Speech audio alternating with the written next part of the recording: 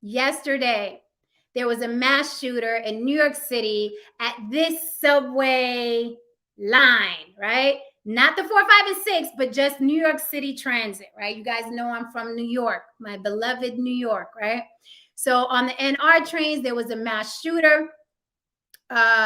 Lucky for everyone on that subway car, he was a bad shot. And, although he hurt a lot of people, no one has died. So, yay, right? No one has died. So I wanted to talk today about Frank James and who he was. He was a YouTube content creator, in case you guys didn't know. He was a YouTube content creator in the same vein as, all the guys I constantly talk about that are just losers, hate life, hate women, hate themselves, right? He was basically that. They took his YouTube channel down, but I was lucky enough to catch some of the content before it got taken down. He had 300 subscribers before they took his channel down. Now, he had 300 subscribers. After the shooting, he went up to 4,000 subscribers. Why? Because some people have morbid curiosity. Some people wanted to follow him. Some people wanted to see what he had to say. Some people wanted to keep up with it. And some people thought what he did was cool. Let's face it, there are a lot of maniacs online. So his page was taken down at 4,000 subs. He has a backup page. I don't know if that one is up by the time I don't know, while I'm talking to y'all, if it's even up, I don't know. But I'm sure a lot of people went to this man's page and downloaded his stuff so they could have content for their pages. So today I wanted to do this stream because it's very, very, very important for women. It's very, very important for the women in your lives who are starting YouTube channels. As you know, there are 37 million YouTube channels. And a lot of women are starting to come into this space and start their channels. And it is a very, very hostile environment for women.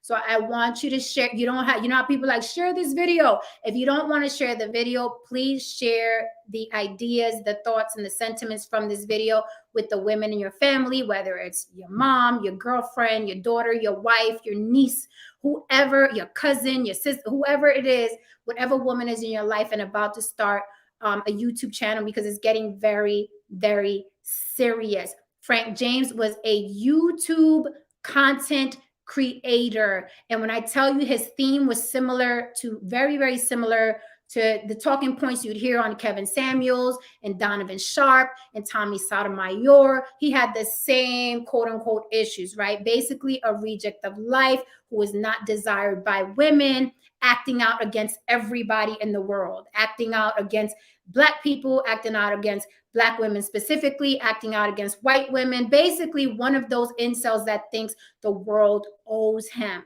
Okay. As you guys know, I've had my run-ins with these type of clowns. I cut them off. They became very, very vitriolic. Okay. They became very, very, very malicious. So this stream is specifically for you women. I want to tell you women, if anybody has your image, okay, if anybody has your face or your image on their channel right now, report them, not to YouTube, to the FBI. If anybody has photoshopped your face on a video where there's violence being done towards you, report them to the FBI. A lot of these clowns are trying to be like the Kevin Samuels, the Tommy Sotomayor, the Donovan Sharps, because they know it's very lucrative to bash Black women. We know in this country it's very, very lucrative to bash Black women, and YouTube knows that. So the longer these animals are online on YouTube, the more money they make, the more money YouTube makes. Okay. Now, YouTube has these really cute, like, report this, report that. The only thing YouTube cares about is copyright strikes. Why? Because there's money involved in copyright strikes. But if you report one of these animals as harassing a Black woman or threatening a Black woman, they'll get to it when they get to it. There are 37 million channels on YouTube. There's no rush. But now that Frank James has shown what can happen when these animals are let loose in society, the FBI, and even prior to this, the CIA has a magnifying glass on the Manosphere, the Black Manosphere specifically, to the point where they're going to be at the expos and the conventions. I was telling a gentleman before that was on this panel, and he's not here right now, so I'm not going to name him right now, but he was on the panel. A lot of these clowns are trying to play Manosphere light. And what I said just the other day was, as soon as the FBI and CIA starts crawling up the Manosphere's ass, you guys are going to detach. You're no longer going to claim the Manosphere. You're not even going to claim that you're part of the Manosphere, but you're one of the nice guys in it, right? Soon as the law gets involved, all you Manosphere light motherfuckers are going to go running for the hills and change your entire theme. Speaking of changing your entire theme, report. As you guys have seen, some of the clowns that I've had run-ins with, and Alicia has run-ins with, and Tawana G has run-ins with, they have changed their whole tune. They are now waving their white flags. They want peace. They want to be silent. Now they're choir boys. Now they got all these school degrees and accolades, and they sat up straight in school. And now they're helping old women cross the street. Why? That is what happens when shit gets real. And I'm telling you right now, if you are being threatened by these animals, if you are being harassed by these animals for weeks, even months, if you have your image being used by any of these animals, if you can go on their channel right now and see your image on one of their thumbnails, if you can go to their channels right now and see your image in a violent confrontation that they Photoshop because they're just being petty and funny, report. Get screenshots, download videos, and report them to the FBI. This is not funny, okay? This is not being petty. This is creating a dangerous environment for the women in these spaces unnecessarily. A lot of these clowns that we have run-ins with also have mobs in their chats. They also incite their mobs. They also incite their panel members and their panelists. The FBI wants all the names. They are not playing with these animals. YouTube is playing with them. And they'll take down a video for a copyright strike. They will not take down a Black man's video for threatening a Black woman. YouTube does not care. You must report to your local precinct or the local FBI. We do not need any more Frank James out there, and they are out there. They are growing. They are continuously being incited by these clowns that are hiding behind comfortably their monitors, sitting on their couch, twerking on their couch, dancing on their couches, okay? The Tommy Sotomayors, the Kevin Samuelses, the Donovan Sharps, all of them are safe at home in their garages talking into their cameras. They don't care about who they incite, and they don't care about the freaking aftermath that they leave when they came down and they left 100 people targeting a certain woman. They do not care. So you have to make them care. Report them to the FBI. A couple of people that I named have petitions with hundreds of thousands of signatures to take them down. That is not happening. They are not being taken down. When do they get taken down? They get taken down after they shoot up a whole subway car. Prior to that mass shooting,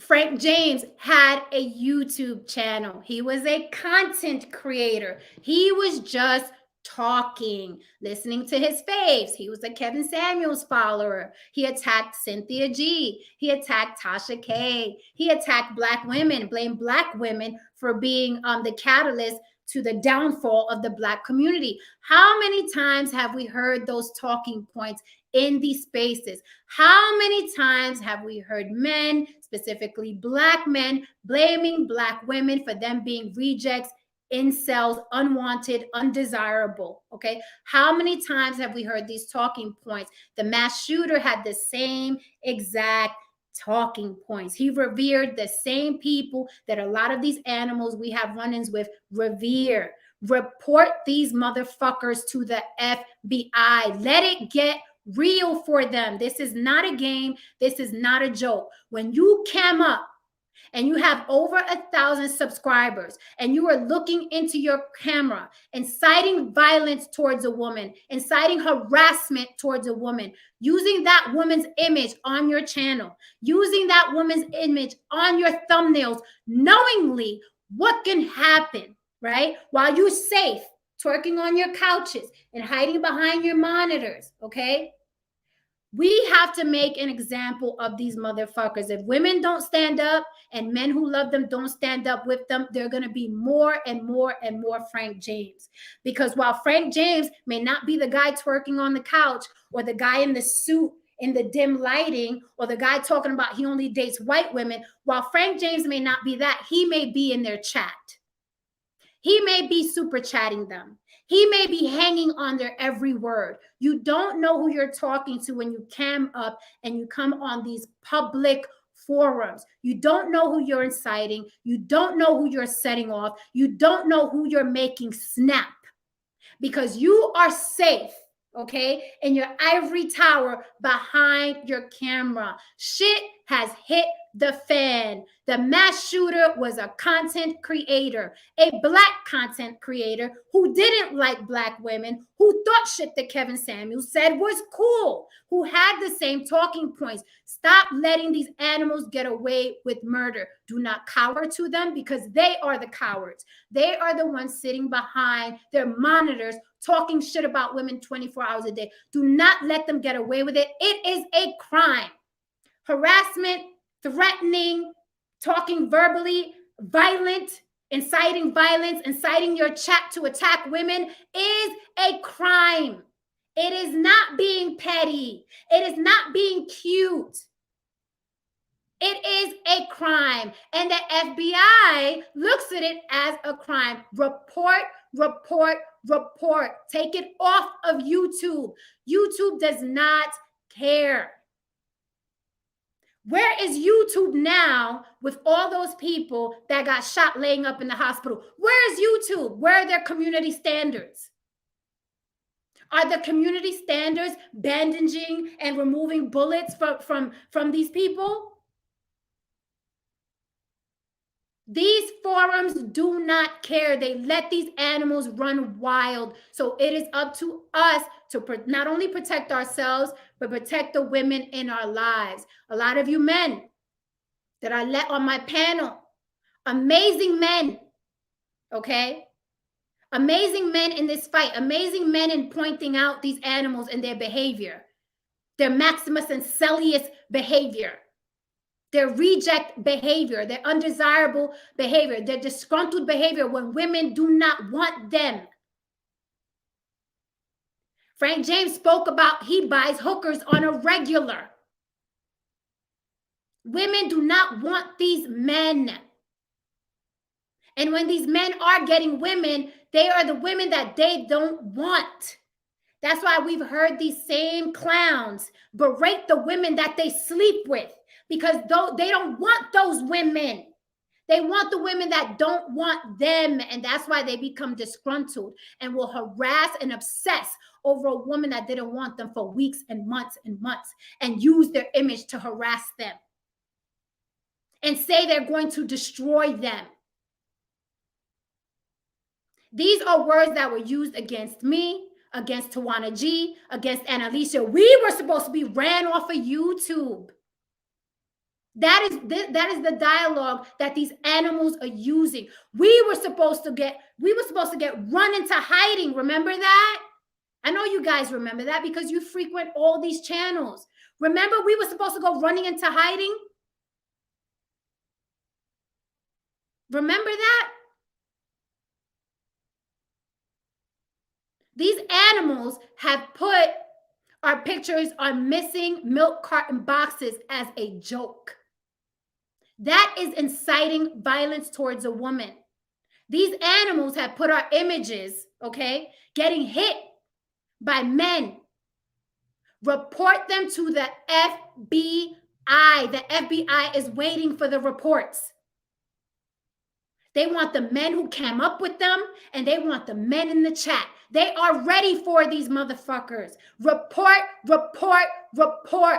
Stop letting them get away with inciting violence towards women. Because if you have women in your life, these women have to walk the planet with all the Frank James of the world. While these suited up punks in their turtlenecks sit up in their ivory towers away from everything. Report, report, report. Each one of us has a local FBI office in our city, in our state. Stop letting these animals get away with this. Talk to your daughters about it. Talk to your wives, your girlfriends. We should be able to have YouTube channels without being attacked and harassed and threatened and blackmailed by a bunch of rejects on a regular.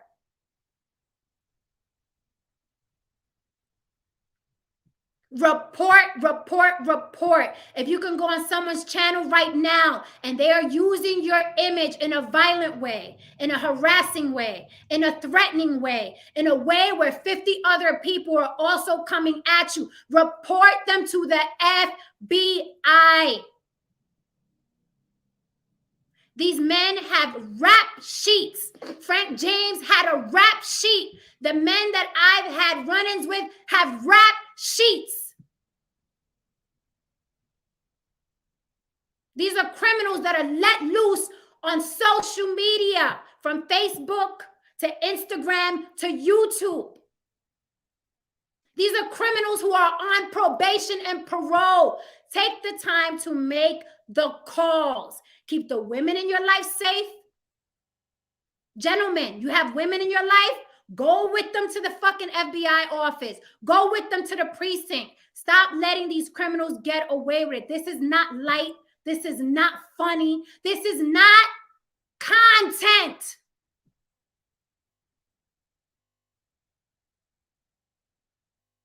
Threatening women for weeks is not content. Harassing women for weeks is not content. Berating women because they don't want you is not content. It is not merely being petty. It is violent. It is violent. And it leads to things that happen in that subway. He was also a content creator. He was just talking according to people.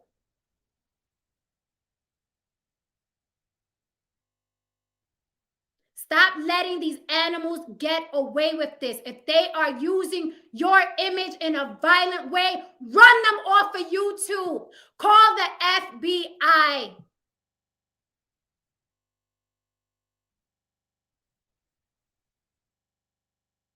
This shit is not funny. When someone tells you, leave me alone, leave me alone. Because it's easy to play tough till shit gets real. Then we want to sit up straight and act like, oh, I went to school and I went to all my classes. You don't get to start a fire against women. You don't get to start violent dialogue against women. You don't get to threaten women. You don't get to harass women for weeks and weeks and weeks. And then say, I got a degree. You don't get to do that.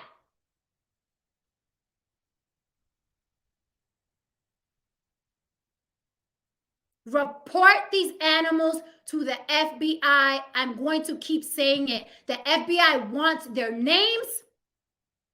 They want their panel members. They even want them assholes in the chat who are egging them on. Download the videos. Get the screenshots. Because these guys are gangsters. They're affiliated with gangs. They're affiliated with criminals who did life or doing life.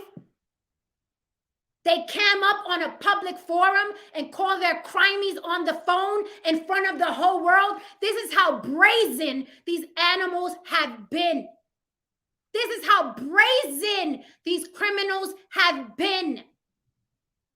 They think they are untouchable behind this monitor. Touch them. Touch them.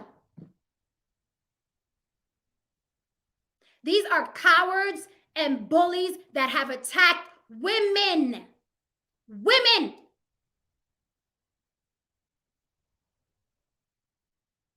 You know how low of a gutter rat you gotta be with plenty of men around that you could fight, and you choose to attack women?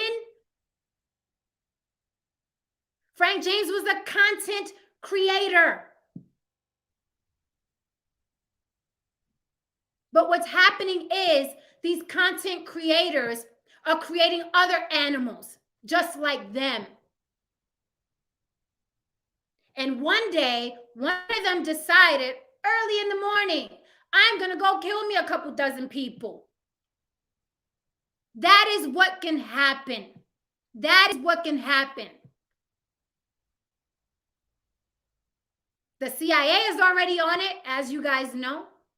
The FBI is already on it, as you guys know. This is not new. This is not breaking exclusive news from me. It is known. So for a motherfucker to be so brazen and still cam up and abuse women for weeks and months and threaten women and say, I'm going to destroy you, and say, I'm going to run you off of YouTube, we're still here. Hi. I'm not running nowhere. Tawana G ain't running nowhere. And Alicia ain't running nowhere. And if I have any say in it, any woman isn't running nowhere. Y'all are running. Y'all are going to wave white flags. Not us, y'all.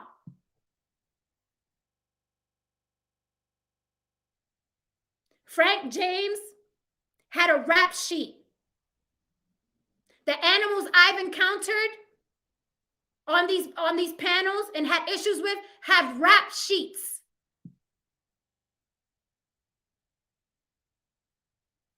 So all they're doing is using YouTube as another vehicle for their criminal behavior.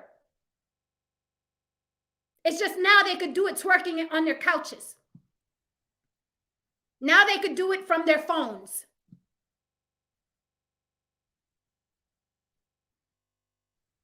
So now people are retreating. Shit got real. They're waving the white flag. They're talking soft too. I was like, what the fuck happened to all the bass?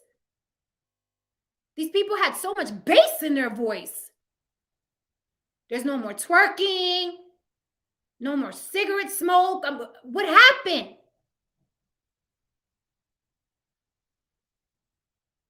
People choosing silence in the high road. What happened?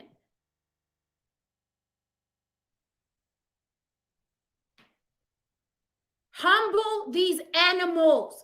Humble these animals. And don't stop at the FBI. These people are affiliated, okay, with executives. These people are affiliated with nonprofits. Do not stop at the FBI. They think they're untouchable. Touch them. You don't get to harass, threaten, blackmail women for weeks and months and sail off into the sunset. You, sir, are a criminal. You committed a crime while having a rap sheet. Again, I tell you, Frank James was a content creator. Talk to the women in your lives. You don't know if your daughters are going through this. You don't know if your girlfriends or wives are going through this and not telling you about it.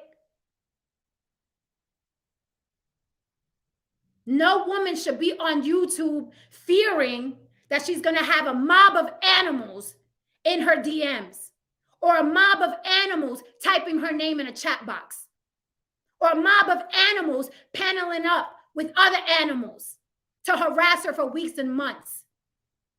No woman should have to go through that because she rejected somebody.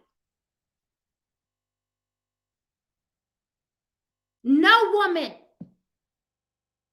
Report these animals to your local FBI. Have your screenshots ready. Have your videos downloaded. I don't care who it is. The petitions aren't working, as you see. The reports to YouTube aren't working, as you see. Report these criminals. If they're using your image in a violent way, if they are tagging you to violent images that can incite violence and harassment from other people towards you, report it. Not to YouTube.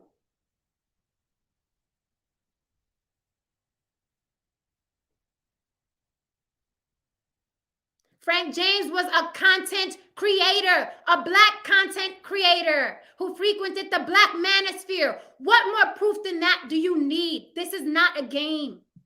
It's not a game.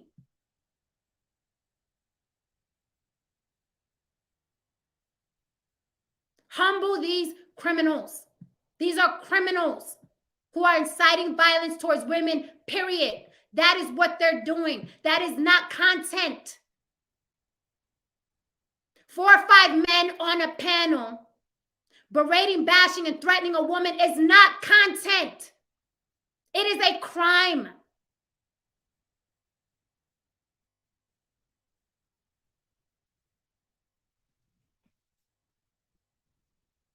So,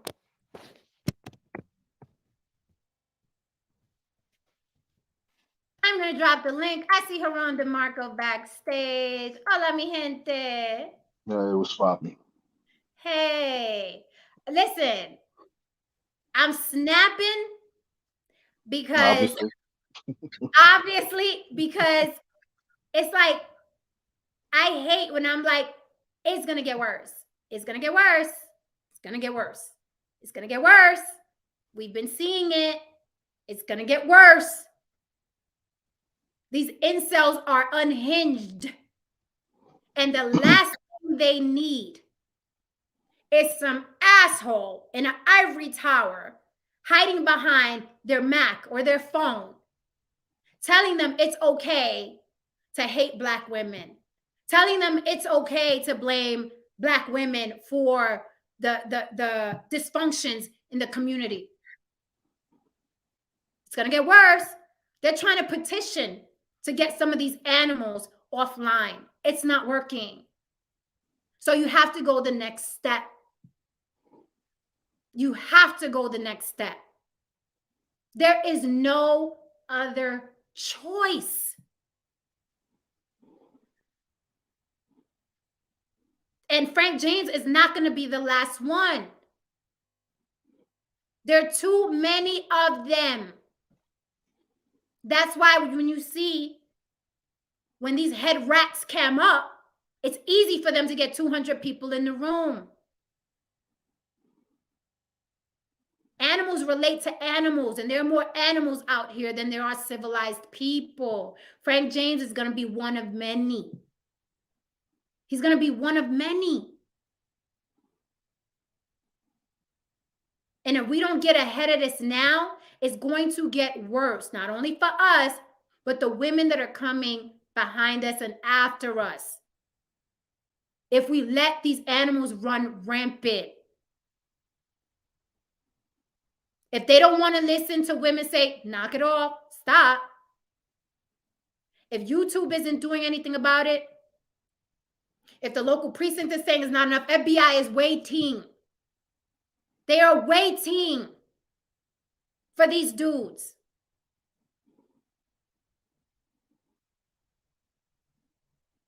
It is not safe out here. And it's one thing I would respect if any of those men I mentioned in their ivory tower, I would respect them more if they were really those type of people. But they are caricatures of thugs. They're caricatures. They're the type of people that when shit gets real, they're waving the white flag like, hey, Pete, wait, time out. I didn't, wait a minute. I went to school. I don't do this. I feed the homeless. That's really who they are. But all the while, when they're inciting this violence towards women, it's fun and games. It's a party. It's look at all the attention I'm getting. I've never gotten this type of attention before. Come in, everybody. Come in, everybody. Let me tell you about these women. Let me tell you why you should hate these women. Come in, everybody. This has to stop. It has to stop. What's up, Reese from Philly? Can you hear me okay? Yes, I can hear you great.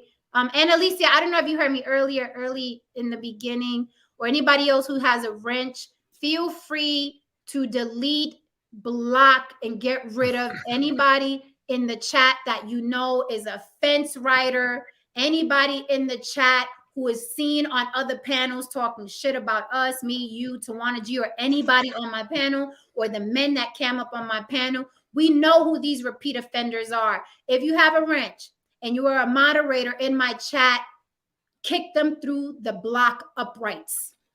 I don't care if it's a woman. I don't care if it's a man.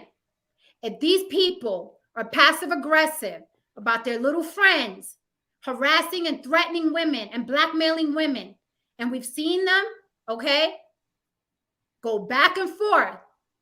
Kick them through the uprights, get rid of them, because now it's to the point where you have to pick a side. Now it's to the point where you have to pick a side. Because being neutral in these spaces is giving those animals the strength to continue doing what they were doing. That's why I kicked that other asshole out of here the other day. This isn't a space to be neutral. Take your neutral ass on somewhere else. Because I'm sure if it was your mother or your sister being attacked and berated, you wouldn't be like, well, I'm neutral.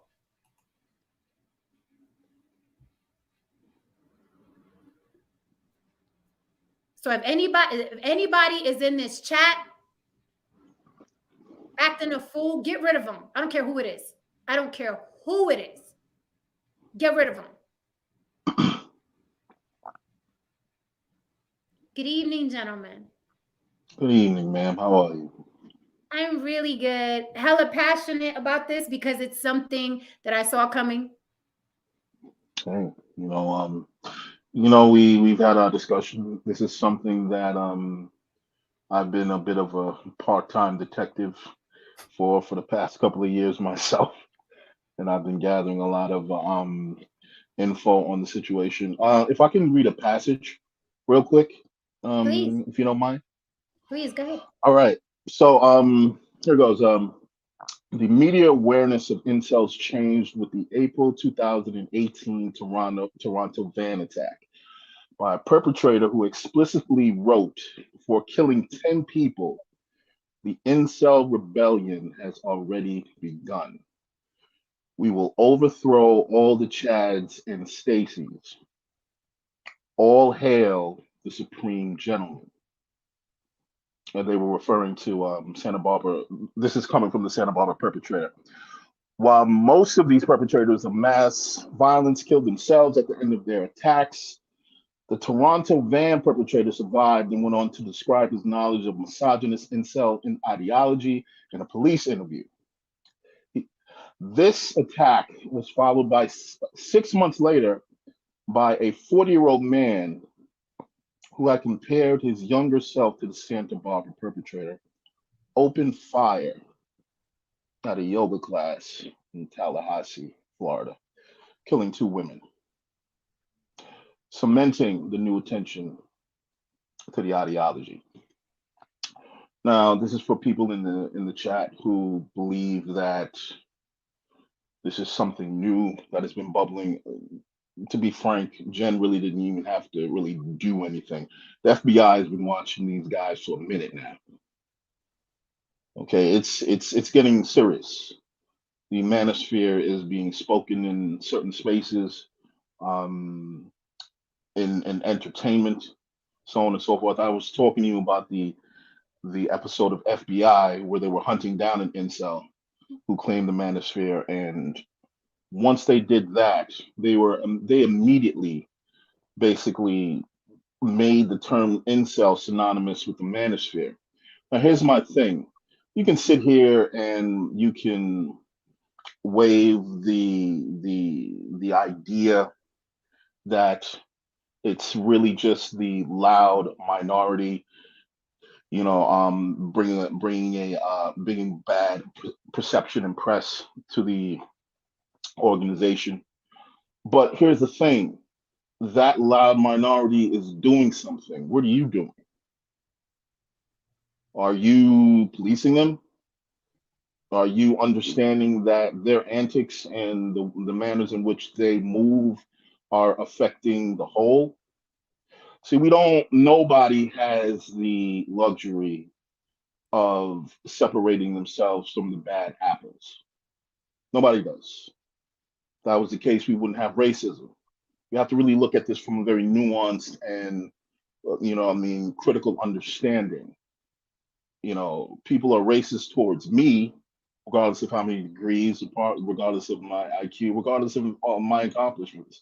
People are racist towards me because they have a negative perception of Black people on a whole. And yes, I have to deal with that. That is the reality of the matter. No matter how I feel, no matter what it is what it is. So if you really want to be honest, if the manosphere is getting out of control, that's really the fault on those who claim to be a part of the manosphere. Man up and clean your house. Many of you are very, adamant about Black men, Black women, getting themselves together, and women in general getting themselves together and cleaning their house. You should be doing the same. You should be setting the example of that. Now, here's the difference. Yes, you got Cynthia G out here and a number of other, Black women, talking this shit about, Black men. And yeah, even Jen, says her shit about the manosphere. But I'm pretty sure all 5 foot, 100 something pounds of Jen is not going to kick in the door and shoot up 30 men. You know what I mean?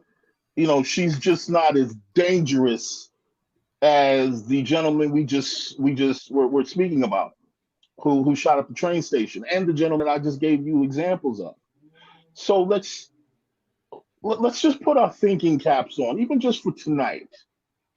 Let's really look at this and understand, that this is far deeper than freedom of speech, because don't run that line. You don't want freedom of speech. You want freedom of consequence.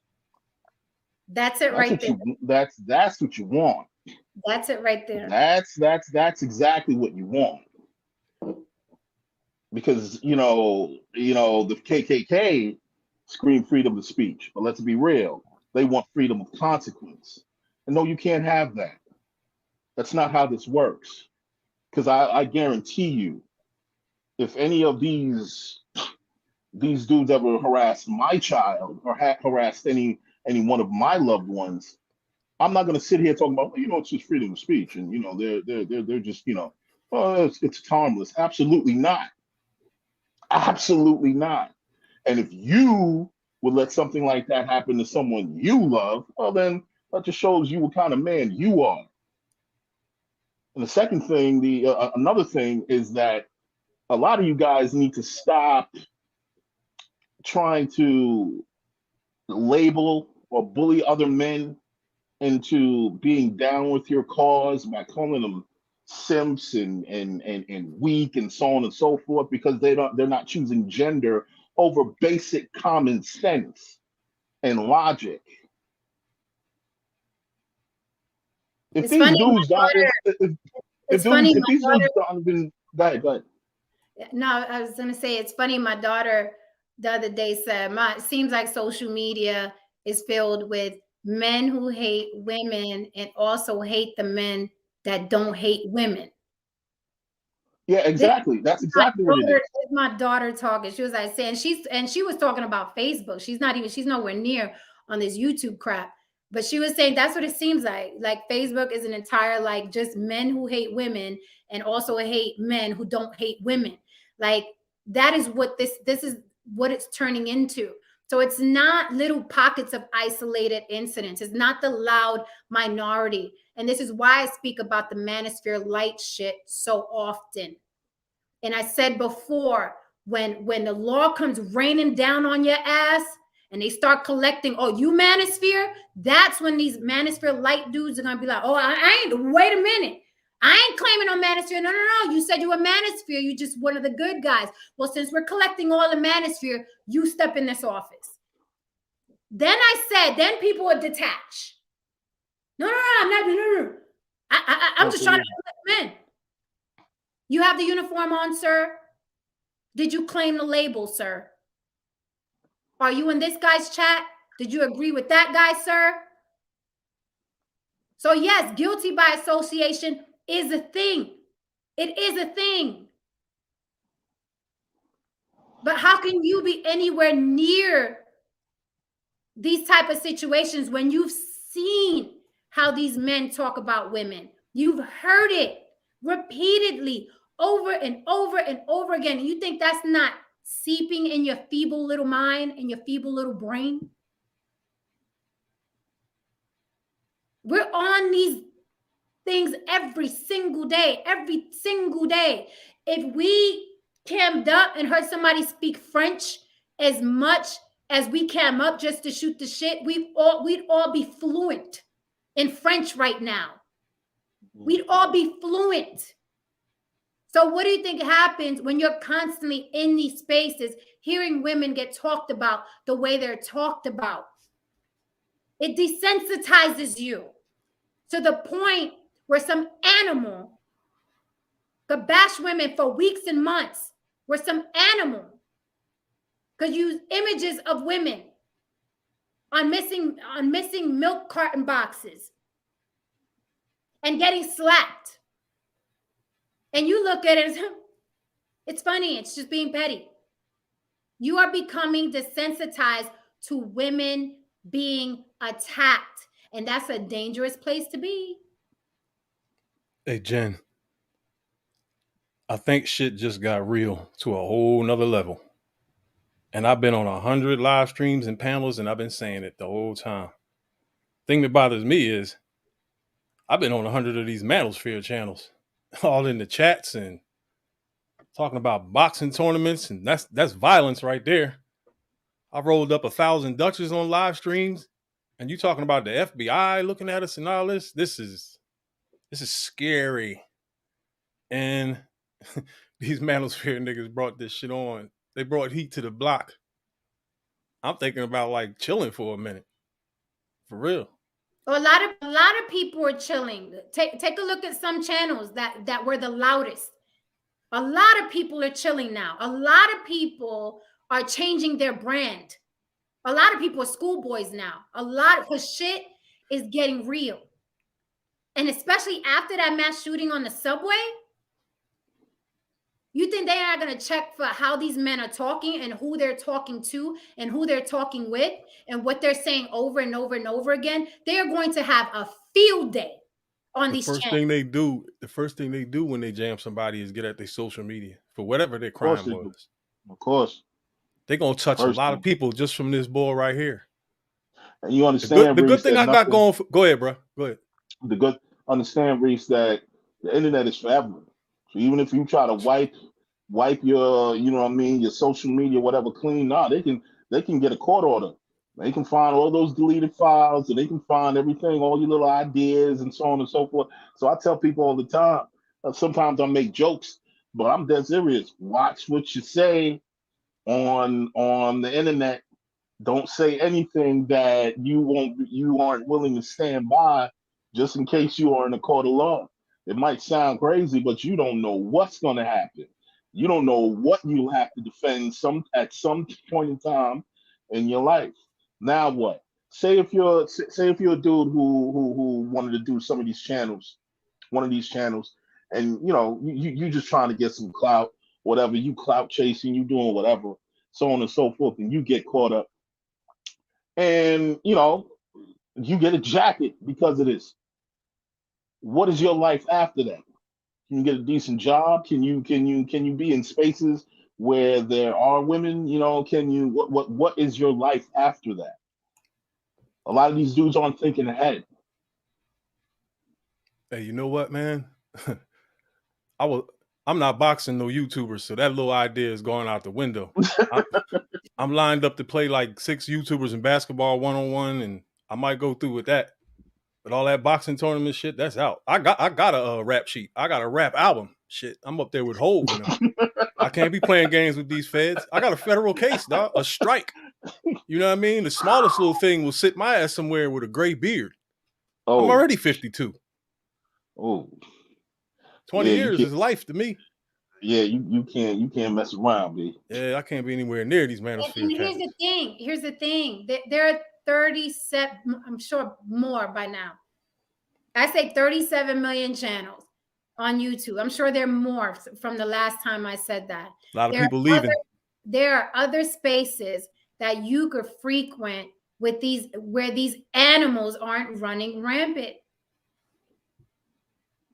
There are other spaces. There's different things to do. Like there's such a variety on YouTube. Like for instance, like a week ago, I was on a live stream. I just randomly landed on it. This is what I do. I'll go on people's live streams. I don't even care who it is. These people were from all over the world. I never seen any of their channels before. I went in there. Everybody was singing their favorite song. They all took a turn. There was about 12 of them. It lasted about 3 hours, and all we were doing was singing. At the end, everybody said, "I love you" and goodbye. It was fantastic. I subscribed, and I'm gonna go back when they do it again. It ain't just about this gender war and what Will Smith and them doing. I will say this, like I told you, Jen, and I've said 1,000 times, the most dangerous man on the planet is the undesirable man. The man unlucky with women. The man that's unlucky with women, I tell brothers to stay away from such a person. Because usually such a person, you can tell this kind of person. And when they're left to their own devices, they start developing these very odd and wild ideas. They're susceptible. You see, here's the thing, when you're damaged and you go and find other damaged people, and you have a little, like, you have your little your little group therapy sessions. It's harmless at first. Mm-hmm. It's harmless at first. It's, everybody's talking about, hey, maybe this kind of happened and this kind of trauma here, and it's cathartic to some degree. But then you start hanging around these people more and more. And then what happens is that it becomes this space to increase the negative energy that's going on inside of you, because you're not walking away with solutions. It's just turns into a bunch of bitch sessions. Now what happens is that the anger grows and grows and grows and festers. And then the anger eventually turns into, hey, why don't we enact violence? And this is kind of the cycle of a lot of extremist groups. Mm-hmm. A lot of them kind of start off just kind of, these guys are not doing anything. And then it just develops because the ideology becomes something that is so strong, they feel like it's worth dying over, or deleting people over, or deleting, people over. And it's just wild. It's just wild. Like if you don't have the capabilities to really sit down and really look at all this that's happening and see the potential and the possibilities of where this is going. I'm speaking to the men. If you don't see where all this is going, you just really gotta look, man. These guys are nerds, man. You're really letting these dudes that we used to stuff in the lockers define an entire gender of men. And they'll tell you. And they'll tell you, they'll admit it. They'll tell you, they're like, back in high school, they used to call me this. Back in high school, they used to do that. They'll tell you, they will let you know. Back in high school, I was a piece of shit. I was ugly. You're still ugly. You just have a YouTube channel now. And you letting these guys, just these nerds, these weaklings, just define an entire gender, and you don't see the reason to police that? Hey, real That's quick, y'all, I crazy got to a me. question. Does anybody know how many of the victims were women? How many of them? I No, don't I'm know. asking. I don't know yet. I don't think the information is out there yet. I'm really curious to see how many of these victims were women. Because y'all saying this dude was a Manosphere dude. I Yeah. never heard of him. No, he wasn't a Manosphere. He wasn't one of like one of the names, the popular names. He frequented the spaces. He was a Kevin Samuels follower, etc. He spoke against Cynthia G and Tasha K and a couple other people, but he wasn't one of the popular ones. He had 300 subscribers. After the shooting, shot up to 4,000 subscribers. Whoa. But he wasn't popular. Obviously, I mean, the dude spoke about buying hookers, and he's the quintessential incel. I took a real good look at that guy, and I don't like judging dudes, but he doesn't look like a guy that was just collecting women along the way. He might have been disgruntled about something or another, and just took it out on the public. And it's funny because I'm an old dude. I remember back in the day when I was a kid, this exact thing happened on the New York subway. It wasn't New York. I think it was something else. Not the New York subway, but another train in New York. A black guy just went on there and just shot a whole bunch of people. Some older guys remember that story. And it was big too. It was right up there with the Move Fires and Rodney King and everything else. So that's why I say report, report, report. I'm gonna keep saying it. Report. I'm probably gonna say it in front of every stream I do now. Report these animals. Report them. Well, I will be uploading some cat videos and some bartending tutorials, some fitness videos. All the divestment jokes are coming down. Listen. I want no parts of this mess. Listen, we're laughing at it, but Reese, this man jumped on a train and tried to kill people, tried to end their lives on their way to work. On their way to work. It happens all the time. Hey, because I saw somebody in the chat say, I'm conflating. I am not conflating. These men are prone to violence, especially if you push them just a little. Because if you see this guy, Frank James specifically, he was on YouTube for a couple years.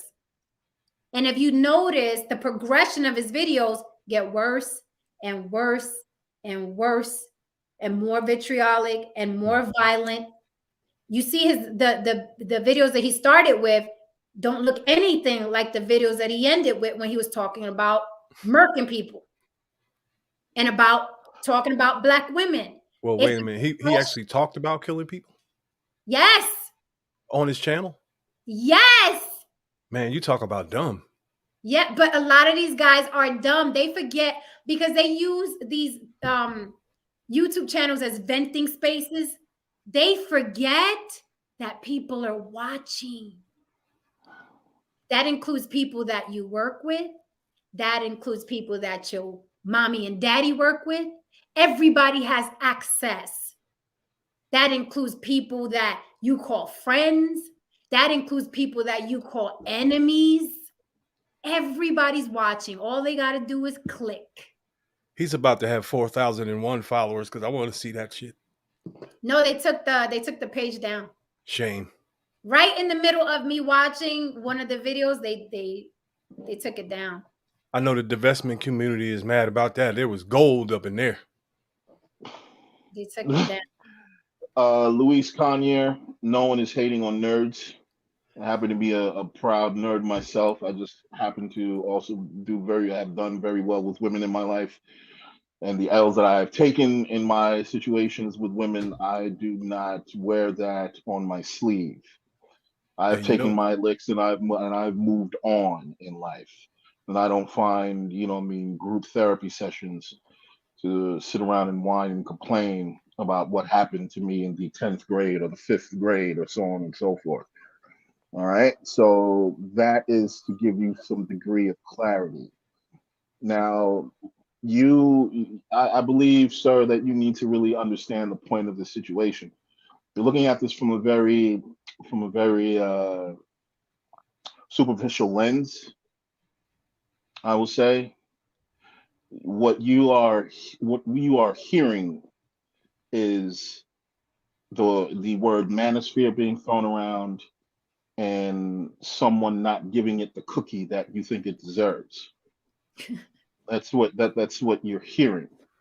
You're not considering the reasoning.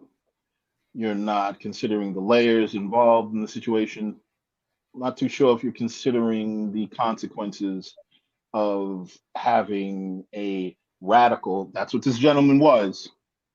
He was a radical. Okay. So Was he happy he's a square? radicalist. Yeah, this guy looked like he didn't really have it together. He looked like he after, I mean, I saw a few of the videos. I didn't see the videos, but I saw a few of the thumbnails, and I can tell like there was some sort of really physical, heavy physical decline going on as his ideas started to really become more and more just blatantly insane. He Right. he clearly became more and more unhinged as it progressed.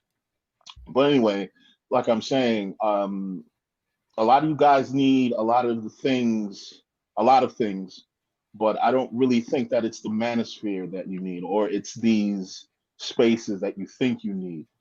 Maybe you just need therapy. Maybe you need a haircut. Maybe you need to just drop 50 pounds. I don't know.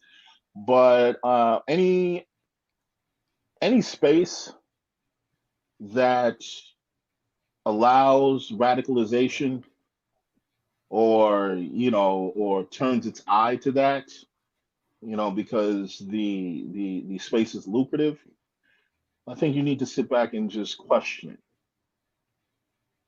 Hey, I want Now, to if say you want something, to right? go ahead. Look, there's nothing wrong with being square, man. I want to clean something up, but it's what people think about me just because I've been to prison and all that, and I got a tattoo and whatnot. I'm not a Ray Ray, even though I've been to jail. I did a 10-year bid. That doesn't make me a Ray Ray. If you want to know the real truth, in the 90s, a lot of those murder numbers that you saw on the news was not necessarily Ray Rays doing things to other people. A lot of the times, maybe half or more. That's someone dealing with a Ray Ray. Now, I know that doesn't get talked about a lot, but that's a real thing. And we Well, all see that. that's how, Reese, that's how my father landed in prison, actually. I did too. I'm not saying I heroically sacrificed myself for the sake of the hood. You know what I mean? It's just a lot of people out here that just don't tolerate Ray Rays. And there's a no talking clause over here in Philadelphia. Nobody, whatever your name is, you got this amount of women, this many cars, you've hit this many people, you got these many blocks. That does not matter. The average 15-year-old over here in Philadelphia will wig you in the corner store over a dirty look. You know what I mean? Doesn't mean he's a Ray Ray. I got straight A's in school, perfect attendance. I got academic achievements all across my mom's attic. I taught 2 people how to read in prison. You know how hard it is to teach an adult how to read? Man. You know what I mean? And I'm a nerd to this day. You see all this tech in front of me. I'm not a Ray Ray. There's nothing wrong with it, man. And I've taken many a Ray Ray's wifey to the cleaners. Many. I could roll that list down Niagara Falls. So let me address JR. JR, what are you trying to prove? I'm confused. Like, what are you trying to prove? Like, you sound dumb. Okay. He's like, most of these guys are married or got a girlfriend. You sound like them idiots that say, I got a black friend. I got a black friend. Do you know that you can be married and have a girlfriend and still loathe women? Do you know that? You can be married and have a girlfriend and still loathe women to the core. It sounds as idiotic. I'm not racist. I have a black friend. Like, I don't understand your talking points. Your talking points are the very talking points that I'm addressing that incite violence towards women. There's not a court custody case on the planet. There's not a divorce filing on the planet that justifies the verbal abuse, harassment, threatening, or blackmailing of women. There is not one custody case in the world that justifies violence towards women. Not a one. If you know that's how the system works, wear a condom. If you know the system is unfair towards men, which I even admit, wear a condom. But you cannot take out on women your lack of self-control. And women don't divorce just to divorce. What is the husband doing? Why do these women want to get away from these men?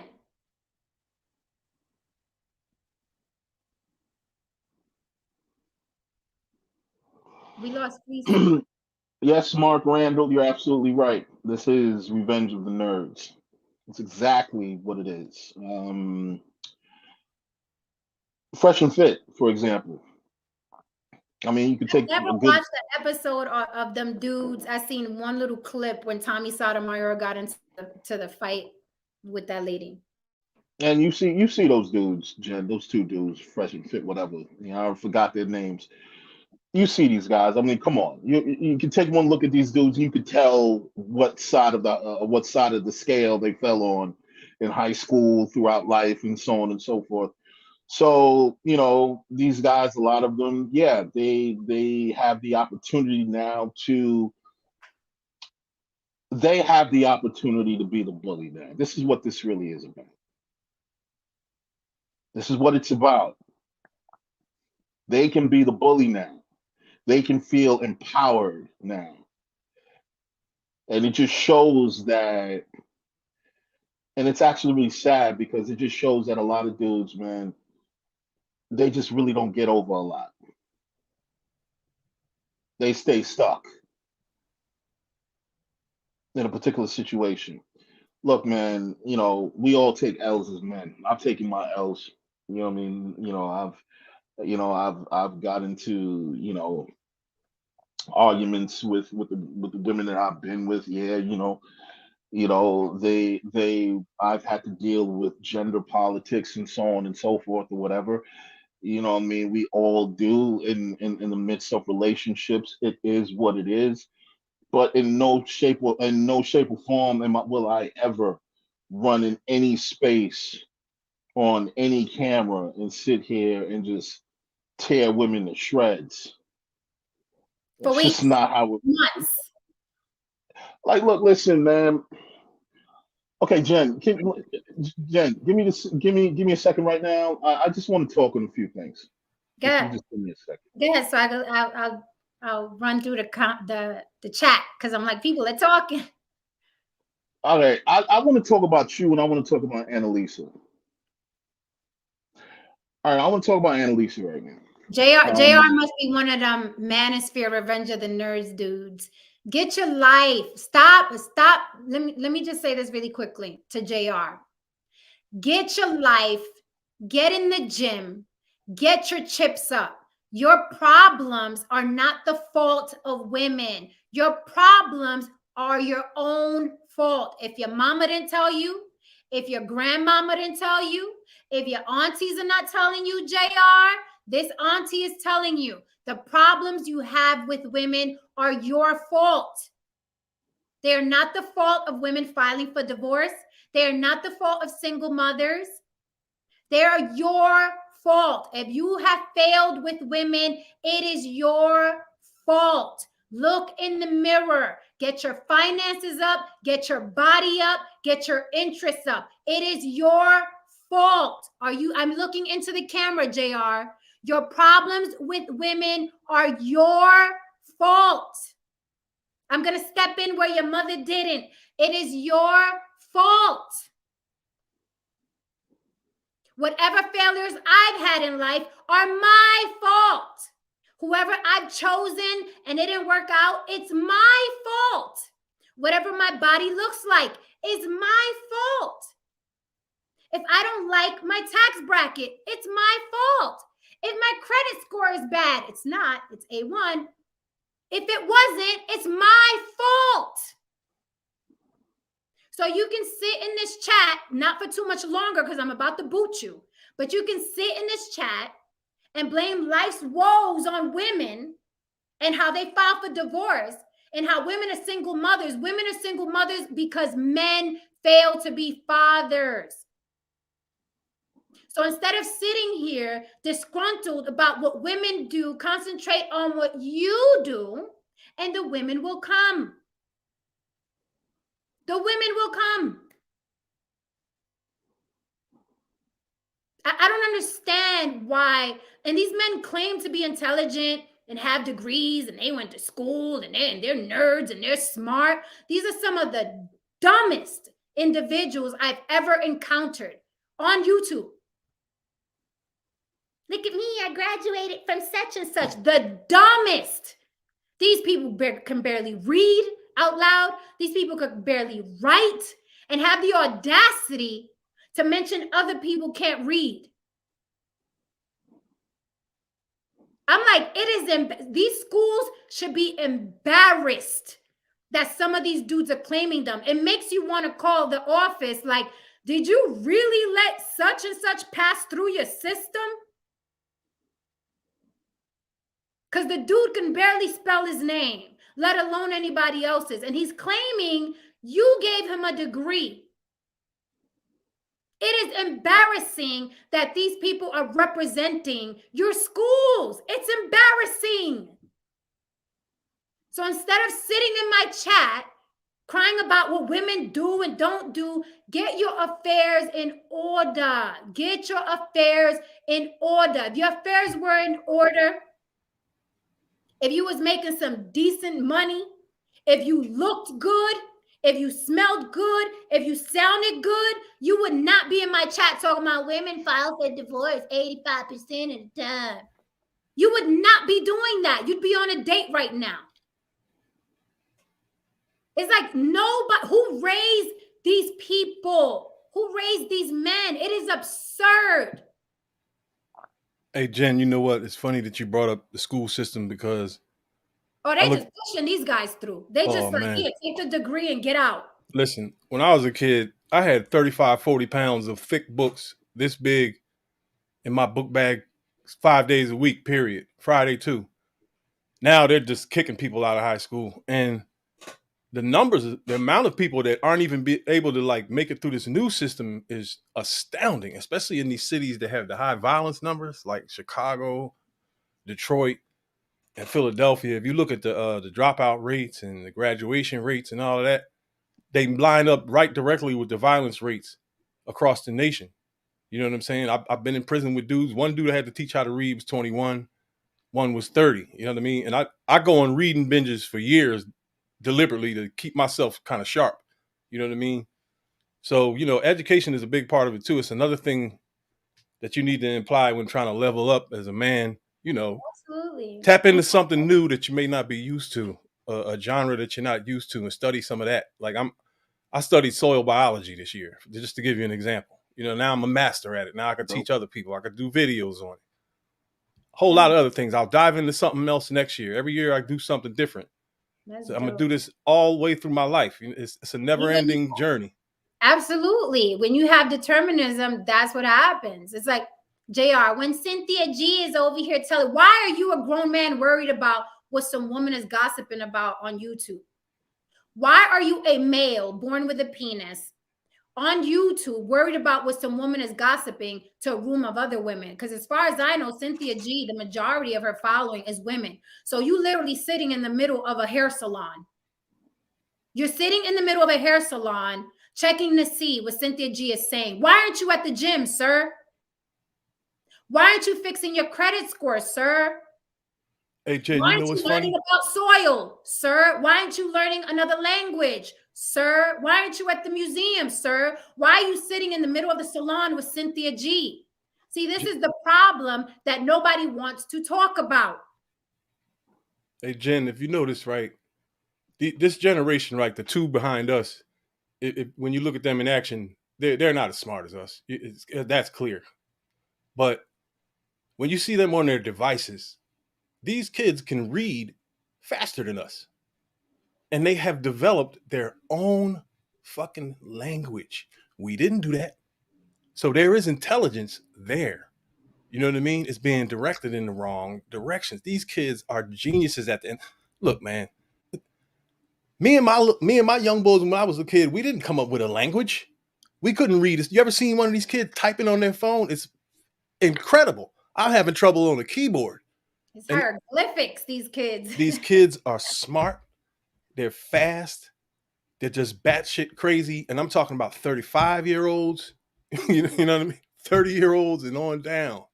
You know what I mean? They can be the next engineers of the future if they apply themselves what they have. They have the talents. Watch them play their video games. Watch them play with this tech. A young kid came in here and fixed all this shit for me. I didn't know what the hell was going on over here. You know what I mean? There's a wave of geniuses out here that we're not tapped into, and they're wasting their energy on BS. Well, what adult male is that? Well, Cynthia G, go to the gym. Go to the gym. Go read a book. Gym is a big part of it, man. Go to the gym. Rat. Go read a book. You should not be sitting in the middle of Cynthia G's hair salon. The gym is 60 to 70% of it, man. It is. My worst nightmare is titties, dog. You should see the niggas that I went to high school with that were getting all the chicks. You should see them now. This is the beauty of being old. The beauty of being old is you get to watch the people that you grew up with, and you get to watch their kids grow up. You get to watch their influence on their children manifest. And that's how you gain divine knowledge, by watching generational things happen for generation. Someone who's 20 years old right now is only aware of what's happened in their generation. You know what I mean? With their peer group. The beauty of being old is to watch 2, 3, or 4 generations and calculate it. Like I could write a book on how things happen because I've watched it manifest. I've watched one thing turn into another.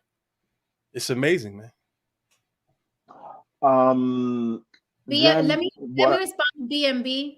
BMB, okay. What I'm saying, because he or she, I think it's a he, is asking a question about what I think, what I'm saying. I'm saying that the majority of the manosphere is dangerous. The majority. As you see here, this JR person, they all parrot the same language. They are like robots. It is like a cult. They are like robots. I could write his script for him. They all talk about the percentage of Black women that file for divorce, the percentage of Black women that are single mothers. They are parrots. All of them are parrots. I haven't met one of these manosphere type dudes that has strayed from those specific talking points. That is all they know. That is their language. You know, you go to China, they're speaking Chinese. You go to Spain, they speak in Spanish. In the manosphere, they speak single Black baby mothers. It is their language, and it is the only language they speak. Black women, all they care about is having degrees. Black women are single baby mothers. Black women are the first ones that file for divorce. That is their language. Scroll up and down, BMB. Read everything that JR wrote. That is the majority. So the guys that come through, I'm manosphere, but I'm a nice guy. They don't matter. Do I know guys who claim the manosphere and they're really nice? Yes. But they don't matter. You know why they don't matter? To the grand scheme. One, they're not going to confront one of the assholes in the manosphere. They're going to let it ride. They're just going to listen. And how people say, eat the meat and spit out the bones. None of these good guys are confronting them other guys. They're neutral. So the nice guys don't matter. That's why I compare it to law enforcement. Are the good cops going to confront the bad cops? No, they're going to suit up and go to work, mind their damn business, and go home and at least get to say, hey, I'm one of the good cops. Nobody cares that you're one of the good cops because you, Mr. Good Cop, can't do anything about the majority of the bad cops and the system. The good guys can't do anything about the system, nor do they want to. They're like, shit, I'm here to get paid, throw on my uniform. I don't care about all that over there. I just know I'm one of the good guys. The same thing happens in the manosphere. I'm a good guy in the manosphere. You don't matter. Because the FBI and the CIA is not checking for you. You don't matter. Doesn't matter. I'm one of the good guys over here. Who cares? There's still guys connected to the system who are now jumping on the subway, okay, throwing smoke bombs and shooting at people. So it doesn't matter you're one of the good guys. Because what are you going to do, good guy Manosphere? Are you going to be on the subway and tackle the guy shooting since you're one of the good guys? Is that what you're going to do? Good Manosphere guy? Is that what you're going to do? No, that's not what's going to happen. So let's not play dumb just to play dumb. It's great that there are good guys online. I love having them on my panel. But that's not what we're talking about. We're talking about the ones that are incited to violence. We're talking about the ones that are incited to bash, berate, threaten, and blackmail and harass women for weeks and months and years. Report. This is to piggyback off one of the points that one of you made in terms of reading. Reading itself isn't just important. Reading comprehension is what we need to really discuss. Now, when you comprehend what you're reading, you're showing that you have the ability to process information efficiently. And people who can process information efficiently, they're usually the people who understand nuance in conversations, nuance in a particular, scenario, and they can understand when someone is presenting a solution that's very shallow, or when they're providing a solution that is taking into account the complexity of the argument. Now, here's the thing. JR, I want to see JR, cam up. I want to see that body that works out 5 days a week. Because what I do is I call you people out. So cam up. If you work out 5 days a week, you look good. You got a bachelor's degree, that don't mean shit to me. I know a lot of dummies with degrees, but you work out 5 days a week. Cam up, bro. Let's see that body. Let's see that 5 day a week body. There you go. I just dropped the StreamYard link for you. That link is for JR. I want JR to cam up because he's going to prove my point. Cam up, JR. Let's see how good you look. If JR works out 5 days a week, he's going to be a brick.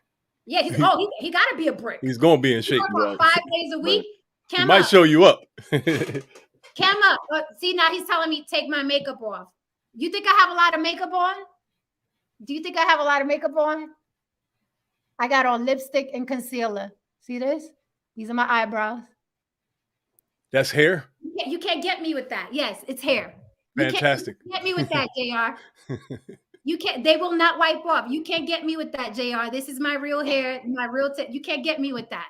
You can't get me with that. So I'm gonna drop the link again. Let's see that body. Let's see it, JR. Because I'm gonna call you out. You talking all that mess, cam up, and I'm going to pinpoint why you're sitting here complaining about women. Cam up. I just dropped it again. Hey, Jen, how old are you? I am 48. Wow. Hey, listen, I don't go around simping, right? But you come from the pool. No, listen. Hail the simps. Hail the simps. You come from the pool of women, and you know what I mean, that are in the range that I date. And in my observation, there ain't too many out here like in your age group that look physically appealing like that. You know what I mean? There's not a whole bunch of 48-year-old Jens out here. Like my ex-wife is phenomenal. She's 53 and looks like Jen, and they're out here, but man, listen. Yeah. They're not growing on trees. What I'm talking about. Nah, brother, ain't no too many, brother. You if you bump into one, you're gonna bump in another in like maybe 40 more years. So let's just call it what it is. Philly is famous for them, so they over why here. Is that right? Why are you deflecting, JR? Come up. I want to see how fine you is. I want to see what a body looks like that works out 5 days a week. I got a feeling JR is coming. I just dropped the link for him 3 times. Cam up. You have so much to say in the chat. Cam up. I'll wait for you. Go take off that Cheeto stained t-shirt and cam up. I will wait. I'll wait. Hey, I will Jen, wait. your He's boy all about Deathstroke got what me is on it? some other shit. Look at the nonsense. And the Incelius Maximus. If you had a big chance, Incelius Maximus. that's what I call them.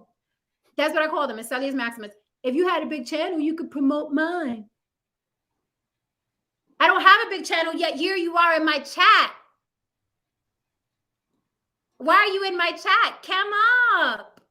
What difference do it make how big your channel is if you're having fun? It don't make no difference to him because he's in my chat. You got people tuned in, you know what I mean? So Right? He's tuned in. The guy who said it is tuned in. Come up, JR. that's funny. He had paragraphs. He had paragraphs for me. I'm telling him to cam up with that 5 day a week in the gym body. Cam up. That's You a know, reoccurring theme on this show. That happens a lot here.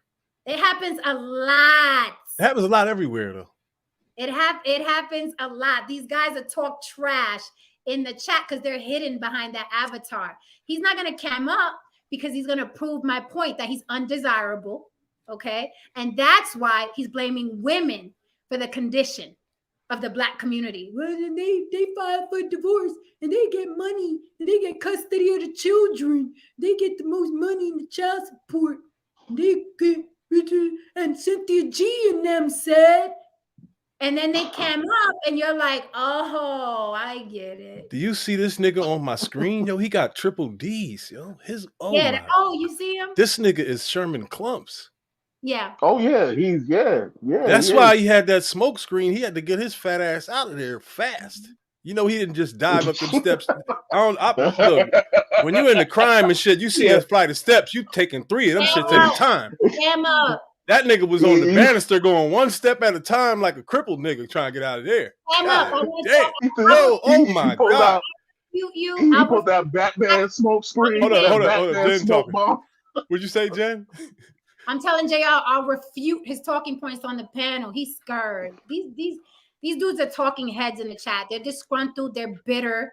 Okay. They're disgruntled. They're bitter. They're undesirable. And they want to blame women for being undesirable. You will never, ever be able to use women as a scapegoat for being undesirable. Science does not work that way. It doesn't work that way. You are undesirable all on your very little own. All on your very little own, you're undesirable. It has nothing to do with women filing for divorce. It has nothing to do with single mothers. It has nothing to do with that fake ass gym membership you got. You are undesirable on your own, all by your widow self. All by your widow self. You are undesirable on your own. I got to give you a dragon for that. Let's see if this shit works. Well, I'll go 6 though. Dragon. Did you get it? That's funny. Jen. You didn't hear it? Oh, yo, Jen. Yeah. Dragon? Oh, yeah, I go 6 days a week. What happened? I go 6 days a week. That shit is brutal, man. I go to the gym 6 days a week. It's brutal. 6 days a week? It's a sacrifice, because brutal, I'm going to tell you something. I've been going my whole life. Yeah, you get to look good, but you're literally dealing with muscle soreness your entire life. I'm not getting paid most of the time. Here's what I'm gonna do with you, JR. Because now you're triggered. So now so here's what I'm gonna do, just so you know, because I'm a nice person. I try to consider myself a fair person. I'm going to block you. Oh. But the beauty of blocking, the beauty of blocking on YouTube is you just can't comment in my chat anymore, but you can watch me. So now you're going to watch me on mute. Okay. You're going to watch me silenced. You can no longer type in my chat, but you can still watch me. And I know you're going to still watch me because that's what you incels do. You always watching and hating.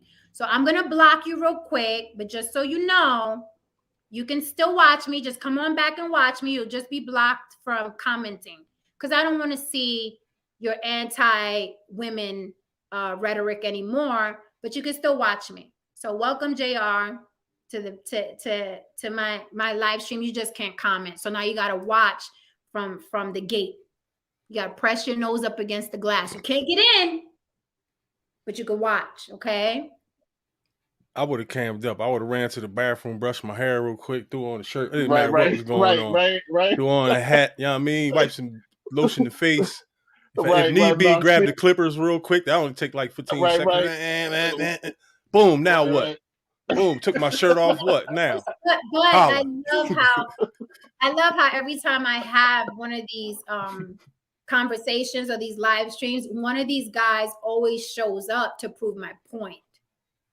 It never fails. Like, it's like I'll be talking about it and then it's like show and tell. Like, I'll be talking about it and one of them will literally be in my chat with the Manosphere talking points. Like, it never fails. So it's perfect. It's like, look, exhibit A, exhibit B. So it never fails. And they're always here, which is weird. It's like weird. Like, I don't frequent channels of people I don't like. I actually block them and I click do not recommend channel. But not them. They want to be around the women that they like and can't have. It's weird. And that's what drives these men crazy. Hey, Jen, what do you think about this shooting, though? Like, some of the people in my circle think that it's a distraction from something else, like this Hunter Biden case that's going on. Let me tell you something. Everything is a distraction. Yeah. Chris Paul getting slapped was a distraction. Mm-hmm. Ukraine was a distraction. If you're not paying attention, right now, two of the biggest news stories in human recordings are active every day and growing like a snowball coming down a mountain. This is what I say. Off Code V2 says Frank James was a Tariq Nasheed follower. I'm not surprised because he's another animal. Here's the thing, right? When people say, yo, that's a distraction, here's the thing. Distracting you from what? What are you going to do about it? Let's say you're not distracted. Let's just play the game. Let's say you're not distracted about the Ukraine war or Biden. What are you going to do about it? Are you going to run up in the White House? What are you going to do about Biden? What are you going to do? So that's why it's funny to me when people say, hey, that's a distraction from what's going on over here. We know that the government has been known to be corrupt. We know that things aren't even. We know that there's oppression. We know that there's racial discrimination and divide. We know this. What are we going to do? The government knows we're not going to do anything about it. So why do they have to distract us? What are we going to do? Jump on Facebook and write in all caps? Like, what are we going to do? You think they're trying to distract us because we're going to do something about it? The government knows already. Ain't nobody doing nothing to nobody about nothing. So a distraction from what? Okay, a distraction from Biden signing a bill or whatever. Let's say there's no distraction. What are you going to do about it? What is anybody going to do about it? You know, get in line and vote again. I am dying to know the gender of these victims. I've never seen a story like this where a gang of people got shot and the information on the victims takes this long to come out. They said how many were men and women. I just forgot. Oh, they did? Sure if you search it, I'm sure you could find it. I'm waiting for it to come across the bottom line. I don't see anything.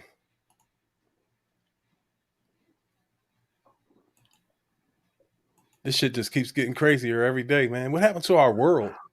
Okay, a pregnant woman was shot. Oh, Jesus. Here goes the divestors. Children were also victims in the shooting. Oh, shit. Okay, we have one of the victims was a 28-year-old woman who was 14 weeks pregnant, according to police sources. The children and teens were ages 12, 13, 16, and 18. Damn. I'm going on a divestment live stream and I'm going to talk about this motherfucker. And I don't care who don't like it. I'm going to go talk to those people. Let's see. They are very passionate about shit like this, man. Let's see if there's any dudes coming to. Well, I guess eventually I'll see, how many men were actually attacked. It's no one's died, right? Man. To answer Ill Doctrine, he had followed a couple of the Manosphere popular characters. He was and he used their talking points a lot. So I don't know how deep. Louis Conyer says 7 men, 3 women. 7 men, 3 women shot. This is the number. This is the number of the entire situation. The police confirmed the 22 strap hangers were hurt during the Tuesday morning bloodbath at the 32nd Street DNR station in Sunset Park. 10 of whom were shot. So 12 of those people were actually hurt. 10 were shot. Mm-hmm. Now, the individual who just gave us those numbers, I mean, it sounds like the situation is far more than just seven men and 3 women. Notice Right. he put more men than women. Let me reiterate real quick, since someone just tried to jump on here and talk about a snitch. Let me tell you what a snitch is. A snitch is the dude that I had words with a couple months ago. A snitch is a man who commits a crime with his crimies, and then snitches during the court case so he can get a lighter time. That's a snitch. However, turning in a criminal who's attacking women, you're not a snitch. That's not snitching. I don't know what streets or cities you people are all from, or you people that beat off to these Manosphere dudes are from, but in the streets, that's what we've always considered a snitch.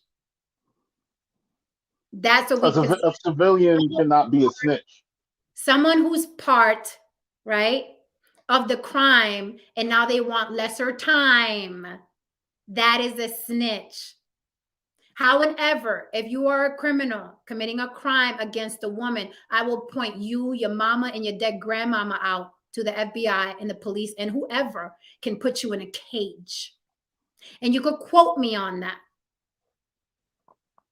Okay? And I encourage all women who are being bullied and harassed. If you missed the beginning of my stream, I encourage all women who are being harassed and threatened or blackmailed, all women who are having their images used on other people's thumbnails or on videos where violence is being shown against that woman, okay?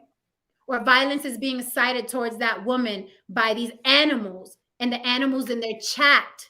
Report them to the FBI. The FBI wants their names. The FBI also wants the names of the people who are camming up with them. The FBI also wants the names of the people who are in their chat. And guess what? The FBI just needs their Instagram handle or their YouTube channel name. So you don't even have to know their government name. So all you tough guys who think you are hiding, you're not hiding from anyone but yourself. You are on a public forum, idiot. And you've been on a public forum threatening women for months in public.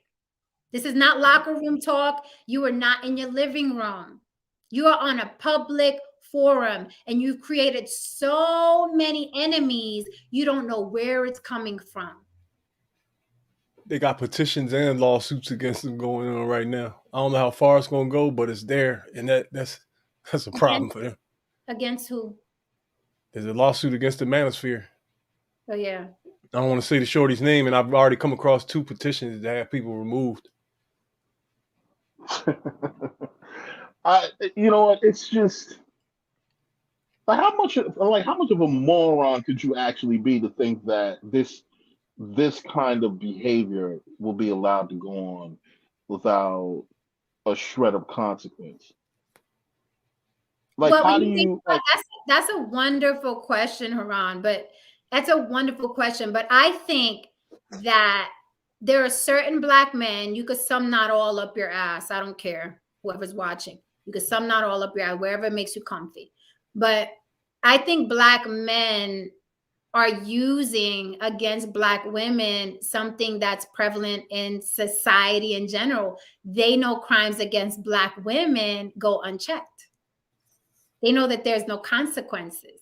When you look at someone like R. Kelly, who was sexually assaulting 12-year-olds, you know what I mean, for many years, 13, 14-year-olds, pissing on 14-year-olds. He got away with that for decades. Why? Because the girls didn't look like JonBenet Ramsey. Look, man, Jen, I said that to a group of I said that to a group of some industry dudes about maybe 2 years ago, and I said, look, man, let's call it what it is. R. Kelly is not being taken to task because those were black children, those were black women. Now, if at any given time, any one of them chicks looked like a young Miley Cyrus, they would have pointed a tomahawk missile toward that man's mansion. Yeah. Okay, they would have rounded him up. Look, listen. Especially when it comes to white women in our society, I've said it 100 times. The white woman is undefeated. Okay, she has been allowed to get away with a whole bunch of things. Much recently, you know what I mean, a white woman stabbed up her black male boyfriend, and she didn't even get taken into custody. She was They're basically chilling. She was chilling. they're basically like, I don't even think she'll be charged. I think she just went home after that. And you know, I'm not going to go down the rabbit hole of what they've been doing and the things that they've gotten away with, such as child predatory behavior in the school system. But anyway, it is what it is. But uh, when it comes to black women, and look, man, a black woman, 3 black women can go missing right now. I'm not really gonna do too much. A white woman could like check in 2 hours late, and people will damn near lose their mind. Be like, oh my God, where's Stacy? She's usually here at this time. It's interesting because I'm writing You know what I something mean? And it's just pardon. that I said no. It's interesting because I'm writing something about that, about missing, being, missing in black.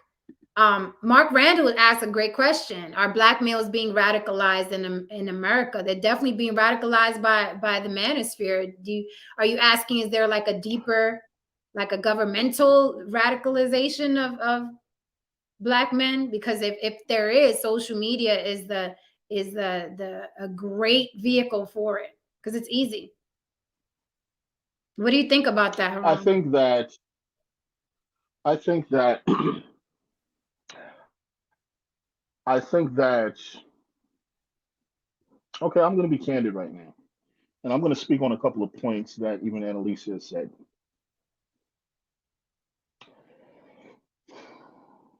The black man is desperate. The black man is in a space of desperation right now. Um, the blue collar employment for us is on a perpetual low. For many of us, we occupy those spaces. We're without a lot of money. We're without a lot of situations, and we're dealing with a lot of self esteem issues. And we are vulnerable right now. And in that space of vulnerability, I think what happens is that we latched on to these ideas that the manosphere has, and we created our own black manosphere. There's not a lot of discussions about how the black manosphere, at a time, and I've seen it, there was a time when the white manosphere, the originators of this, basically clowned them.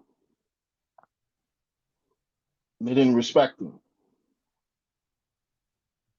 And to dawn these ideas and to follow behind a group of people who happen to be the rejects and degenerates space of their race, to run behind them is absolutely embarrassing. It's some embarrassing shit to watch. Now, Annalisa says something that really cuts to the bone for a lot of brothers. When she speaks often, she says black men. She doesn't necessarily say all black men, but she says black men collectively. And she presents some points and ideas that aren't a lie. They aren't a lie. And there lies the problem a lot of times. The A truth lot of hurts. times, lot of times, you know, we might know something in our heart of hearts. We don't need statistics. We in our heart of hearts, we don't need these things. In our heart of hearts, we know what's going on. We know what's happening. We know what needs to be done. You have to be a complete idiot a complete disconnected moron, if you truly don't understand the dire state in which Black people collectively are, socioeconomically, uh, education wise, just all across the board. You have to be completely disconnected from the situation. But the situation is easier to gulp down when you can say, well, the guys I know aren't like that, or, well, you know, I'm trying, so then the problem might not be as bad. No, that's bullshit. No, the problem can still exist regardless of what you're doing and what maybe two or three of your other friends are doing. But it doesn't, you know, I mean, erase the fact that there was a larger, more complex problem that needs to be addressed. Now, when she brings these ideas and these fiery, you know what I mean, talking points to the table, I think that's necessary because it needs to be jarring, because it's a jarring situation. We're literally fighting for the survival of our race. We're literally fighting for the survival of our people. And to sit there with a lax approach to it, it's just really, it just really boggles my mind. There should be, yes, we should all have this sense of urgency in regards to where we are on the totem pole. Okay? Black disenfranchisement is literally $1 billion business. This is a fact. Maybe that answers Mark Randall's last question. And I just want to, you know, clear up with just one last point. One of the main economic engines of America is real estate. And there's a reason why we're put in impoverished areas. And they make sure that these areas are impoverished. Because number one, it's a win-win for them. I'll explain the first win. If you keep the prices down, if you keep the real estate down, what happens? Well, they can swoop in and buy for cheap. And the gentrification machine, you know what I mean, goes in place. Another way that they can benefit is that if they create an environment of poverty, desperation, what happens? Well, you go to jail. You become part of the prison system. And then you become a part of a situation where multi-billion-dollar companies are essentially using prison labor to basically cut back on production. A lot of prisons are basically glorified sweatshops. It's pretty much modern day slavery. Now, to some of the points that Jen makes, she has said some wild shit. I'm not even going to sit here and lie to you.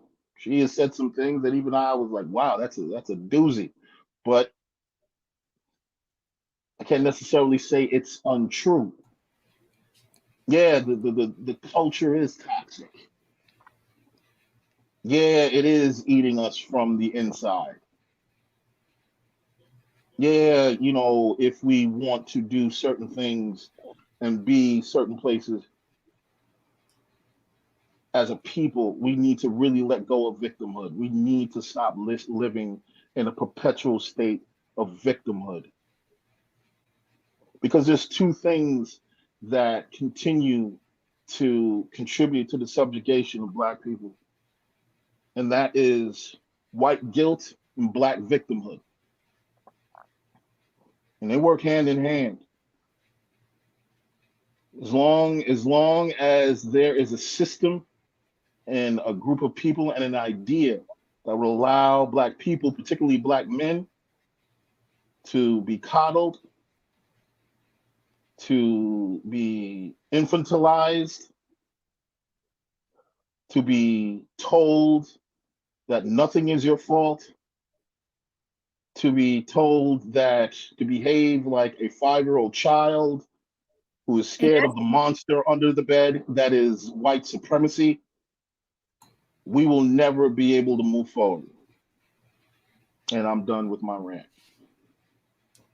And it's funny that you say like a child, because it's like that is what a lot of these men in these spaces act like children. Like, it's a shame that you have to, you know, call the law on someone who is 40 anything years old because they're acting like an unruly maniac in their camera phone, like an unruly maniac.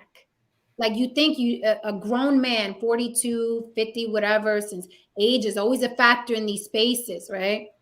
You would think that these men as adults, instead of being worried about when women hit the wall, they should be worried about why they're in their 40s and 50s acting like infants, acting like unruly infants that you took a toy from.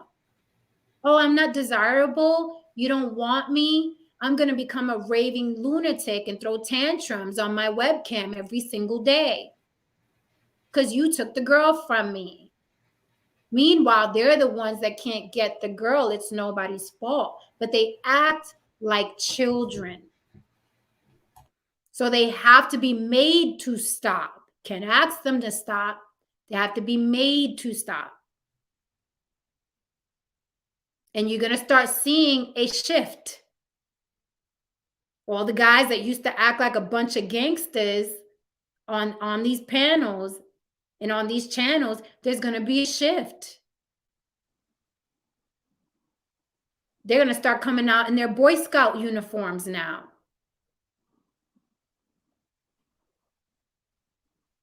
So it's going to be real interesting on here the next couple weeks, the next couple months. But I am encouraging women and even men. If you were being harassed, I'm going to keep saying it. Tell the women in your family. Tell your daughters who are probably afraid. I've spoken to grown women who were afraid, who were in tears because some of these dudes afraid. That is what's happening in these spaces. Why should any woman that has a channel, and I'll say it's a woman I barely know, I know in passing, so don't put any what I'm saying on someone that I know and I speak to frequently, but women that I know in passing, crying tears and scared to death of these men, petrified of these men. And I'm like, suck it up, Buttercup, FBI. Suck it up, Buttercup, FBI. You ain't got to be worried about nothing. I hate those letters. Yeah, but you know. Why did these niggas have to bring the FBI to us? I would say what I hate more is seeing women getting verbally abused and harassed and threatened. I hate that more than the FBI. Do you study the femicide numbers? No. I looked at femicide because the Vesta channels talk about it a lot. And violent assaults that against women that aren't femicide. And it's been progressive for like years now. I know it's real bad in Puerto Rico. Like it's bad in Puerto Rico. Well, Philadelphia is the capital now, and they broke the all-time record last year and on pace to break it again this year. So there's like a, if you want to say, red pill mindset that goes way beyond YouTube. Like dudes are out here taking chicks' heads off.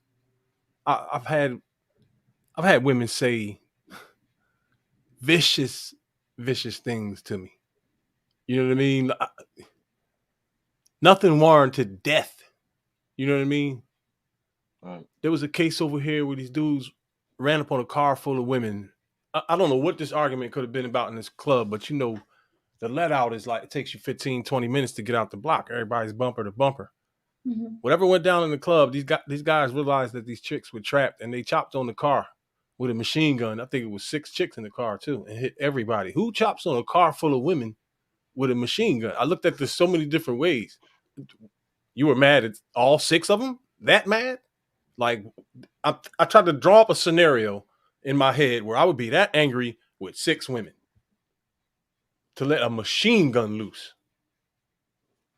But that's why these conversations are so important, because unfortunately these channels and these spaces on YouTube are cultivating that mindset. There's no end in sight for this, Jen. And it's like it's being perpetuated by men who, again, are twerking on their couch, sitting comfortably safe away from everybody, waiting on super chats. You know what I mean? While it's crumbling, man, and it's sad because people. My bad. I said it's crumbling too, and it's sad because like when these dudes fall, some of the guys that actually have a message that might be worth a damn to some younger men, they might fall with them, and it's going to be sad. Or maybe I'm wrong, and maybe those guys will grow and it'll be a change. But I think those guys will grow because now you're getting rid of the riffraff. I think those guys will grow if they're genuine in what they're trying to do. I mean that's gonna surpass and withstand any of the creeps folding and falling. I'll be honest with you. I don't know if I've told y'all before, but a couple months ago when I first came to YouTube, I started off by just dancing around on Divester live streams and Manosphere live streams, trying to convince people to, soften up the narrative a little bit and tone it down a little bit with a lot of this viciousness, like in terms of involving families, involving children, the overuse of that B word. The B word is flown out of my mouth. Who hasn't used it? You know what I mean? But for it to be in every other sentence to a 2-hour live stream, and you're not impressing nobody, dude. I understand. You're a man. You're big and bad, but come on, this shit just got toxic. And I felt like if I could reach out to the people at the top and then the rest of the viewing YouTube world and the YouTubers underneath them would see them come together and soften up the narrative, that maybe it was spread. It was a dumbass dream and never manifested anything. I got booted out of everywhere I went. Dog walked all over the place. Hey, but something has to happen. I mean, your heart was in the right place, but it's like Annalicia says over and over again, you have to starve those people out. Like you even being there trying to convince them of anything is giving them that extra view. Maybe so, huh? Yeah, absolutely, because they don't care. They're hell-bent. Whatever unresolved issues they have in their minds about women or men were there and cemented way before any of us ever had a YouTube channel. These people came in hot. Like they came in hot. They're like, oh, now I'm hot and I could talk to people about my bitterness and my anger and they came in hot. So they're not even people that you can reason with. And we know people that you could reason with. We've seen people usually in your 40s and 50s, those people are set. They set in their ways and they got to be humbled. They got to be forced. They got to be stopped and they got to be forced to be humble. There's certain ways I got to move in life because I know I'll look utterly ridiculous if I don't at this age. Some things I can't do. That's a great point. Like they don't care about looking utterly ridiculous. I talked to my daughter about some of the stuff that happens here. She's like, at their big age, what? My daughters want me to stop wearing my hat backwards and shit. They ask me why I go to the playground all the time. Like, who goes to the playground when they 50 years old? Man, look, me. Shit. I ain't never growing up. Doctrine, this is for you, Reese. He says, Reese, this isn't a matter of so angry, it's powerlessness mixed with immediate gratification, possibly psychopathy, permission by sentiment, and it all triggered by an experience of anger. If he doesn't stop bullshitting and put the goddamn poetry book out, what is he doing? Put the poetry book out. I'll be the first one to buy the shit. I'll put it on my channel. I'll do the audio book to it. Yes. I got a better voice than you. I can make my shit deep like Barry White or Morgan Freeman. This presentation by Ill Doctrine is poetry for your soul. Yes. Chapter 1. the Manosphere.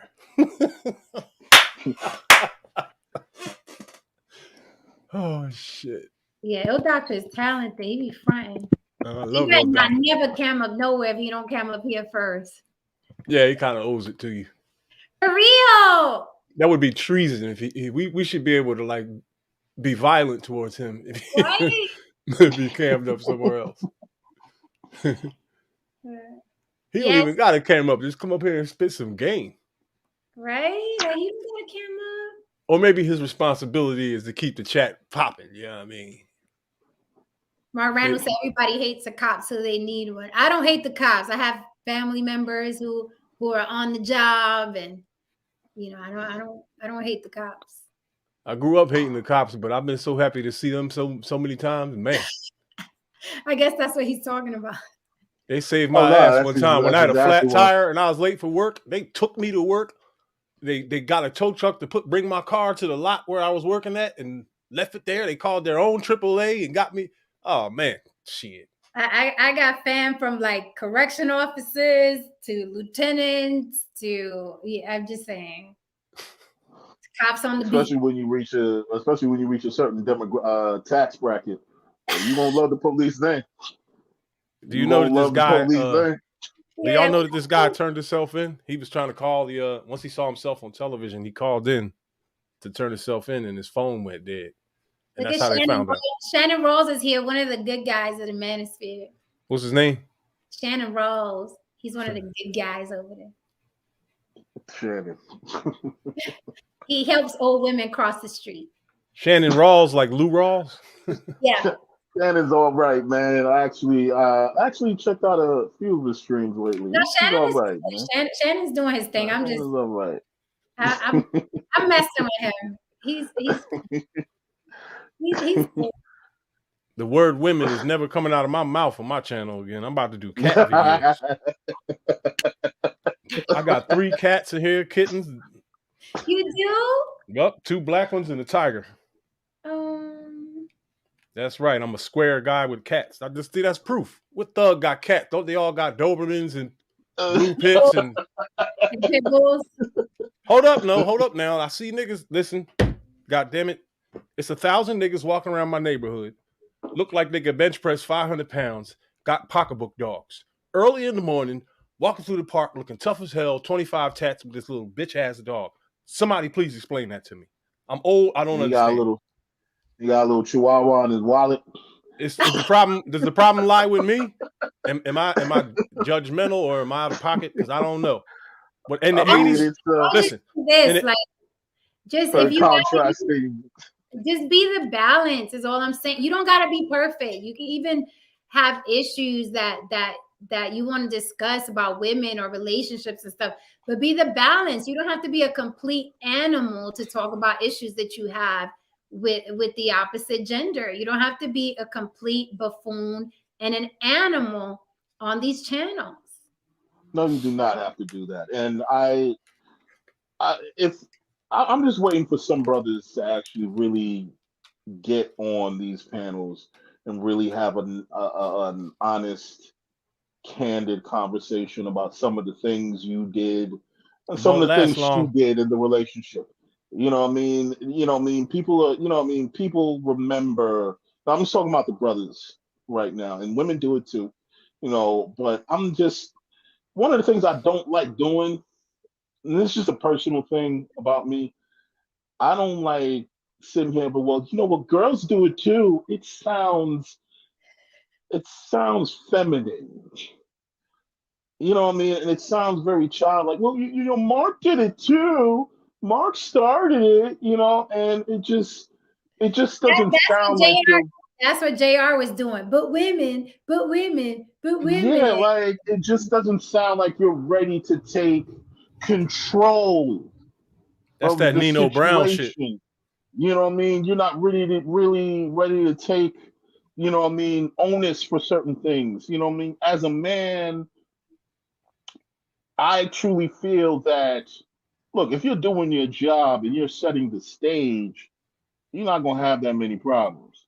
Now, I said that many, now I'm saying not many problems. You're still going to have a problem, man. You in a relationship with a woman. It's going to be a problem at some point in time. You know what I mean? Even under the best of intentions, you know what I mean? This is going to be a problem. Yeah, But y'all ain't no piece of cake neither now. I don't know why you know y'all what I mean? You know, you know what I mean? But I will say this. If you want to minimize your problems and your issues, man, you know what I mean?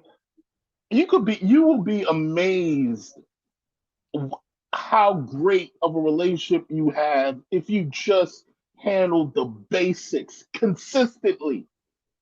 Consistently. If I you think just that's a handle the great basics recipe. consistently. I think that's a great recipe. The basics consistently. Yeah, if you do that, boom, consistently, the basics, everything is done consistently. And then you can springboard off of that and doing some extra stuff and being the super dude and you know what I mean, so on and so forth, or whatever you want to do. But if you just concentrate on the core things consistently, man, you'd be surprised. I had to learn that. Okay, I had to learn that. I did not go in the game, you know what I mean, with you know what I mean, with any of the knowledge that I have right now. No, I did not. Okay. There was a time in my life that yes, I was running around like that, like a pit bull with the pink thing hanging out. Just like, you know what I mean, and just just going at everything that's all over the place.